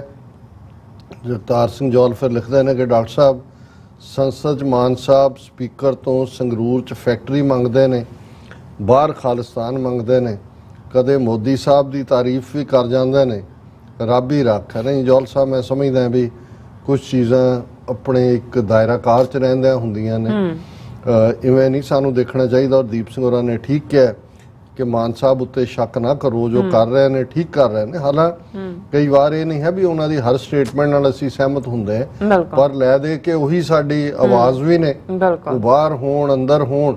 ਨਹੀਂ ਔਰ ਇੱਕ ਇਸ ਮੁੱਦੇ ਦੇ ਉੱਤੇ ਜਿਹੜਾ ਮੇਰਾ ਖਿਆਲ ਹੈ ਸਾਨੂੰ ਕਈ ਵਾਰ ਕੁਝ ਚੀਜ਼ਾਂ ਦੇਖ ਕੇ ਵੀ ਆਡਿਟ ਕਰਨ ਦੀ ਲਾਈਨ ਰੱਖਣੀ ਚਾਹੀਦੀ ਹੈ। ਬਾਈ ਐਂਡ ਲਾਰਜ ਰਵਿੰਦਰ ਸਿੰਘ, ਮੇਘਰਾਜ ਸਿੰਘ ਹੋਰਾਂ ਦੀ ਲਿਖਤ ਹੈ ਤਾਂ ਥੋੜੀ ਲੰਬੀ। ਐਮ ਜਾਵੇਦ ਬਾਬਰ, ਦੀਪ ਸਿੰਘ, ਸੋਹਣ ਸਿੰਘ ਮਾਲ ਔਰ ਜਾਵੇਦ ਬਾਬਰ, ਨੋ ਹਿੰਦੂ ਨਾ हिंदुस्तान, पंजाब का हक खालिस्तान। अच्छा। पर मेघराज सिंह बहुत लंबी नहीं है। वो कहते हैं जो हिंदू विद्वान ये कहते हैं कि सिख भी हिंदुओं का हिस्सा है, वे इस बात पर ऊपर खास गौर करें जैसे कि सिख हिंदुओं का हिस्सा कभी भी नहीं हो सकते, क्योंकि सिखों की विचारधारा मानवतावादी है और सिख बादशाह हैं। हिंदुओं की विचारधारा मानवता विरोधी है और हिंदू गुलाम है। सिखों को हिंदुओं का हिस्सा बताने वाले विद्वानों को हम खुला चैलेंज करते हैं, जिन शूद्रों को तकरीबन 3500 साल से हिंदुओं का हिस्सा बताते आ रहे हैं, अगर कोई ब्राह्मण या विश्व का कोई बड़ा विद्वान शूद्रों को हिंदुओं का हिस्सा या किसी भी धर्म का हिस्सा साबित करेगा, हम उसको 21 लाख रुपए इनाम के देंगे। अगर किसी ने अपने माँ का दूध पिया है तो साबित करके दिखाए। मेघराज सिंह जी, गल ये नहीं है, गल तो ये है भी ਇਹਦੇ ਬਾਵਜੂਦ ਕਿ ਸ਼ੂਦਰ ਜਿਨ੍ਹਾਂ ਨੇ ਬਣਾਇਆ 3500 ਸਾਲ ਤੋਂ ਉਹਨਾਂ ਨਾਲ ਕੀ ਹੋ ਰਿਹਾ, ਫਿਰ ਵੀ ਉਹ ਉਹਨਾਂ ਹੀ ਮੰਦਰਾਂ ਵੱਲ ਦੌੜਦੇ ਨੇ। ਹੁਣ ਜਦੋਂ ਇਹ ਹੁੰਦਾ ਹੈ ਜੀ ਉਹਨਾਂ ਦਾ, ਹੁਣ ਜੋ ਪ੍ਰੈਜ਼ੀਡੈਂਟ ਨਾਲ ਕੀਤਾ ਉਹਨਾਂ ਨੇ, ਮਰਮੂ ਜਿਹੜੀ ਹੈ ਉਹ ਸ਼ੂਦਰ ਹੈ, ਟ੍ਰਾਈਬਲ ਹੈ, ਉਹਨੂੰ ਵੜਨ ਨਹੀਂ ਦਿੱਤਾ ਉਹਨਾਂ ਨੇ ਦਿੱਲੀ ਦੇ ਮੰਦਿਰ 'ਚ। ਪਰ ਉਹ ਚੰਬੜੀ ਹੋਈ ਹੈ, ਕਿਉਂਕਿ ਜਦੋਂ ਕੋਈ ਲੰਬਾ ਵਕਤ ਗੁਲਾਮੀ 'ਚ ਰਹਿੰਦਾ ਹੈ ਫਿਰ ਬਹੁਤ ਸਾਰੀਆਂ ਚੀਜ਼ਾਂ ਐਸੀਆਂ ਆ ਜਾਂਦੀਆਂ ਨੇ।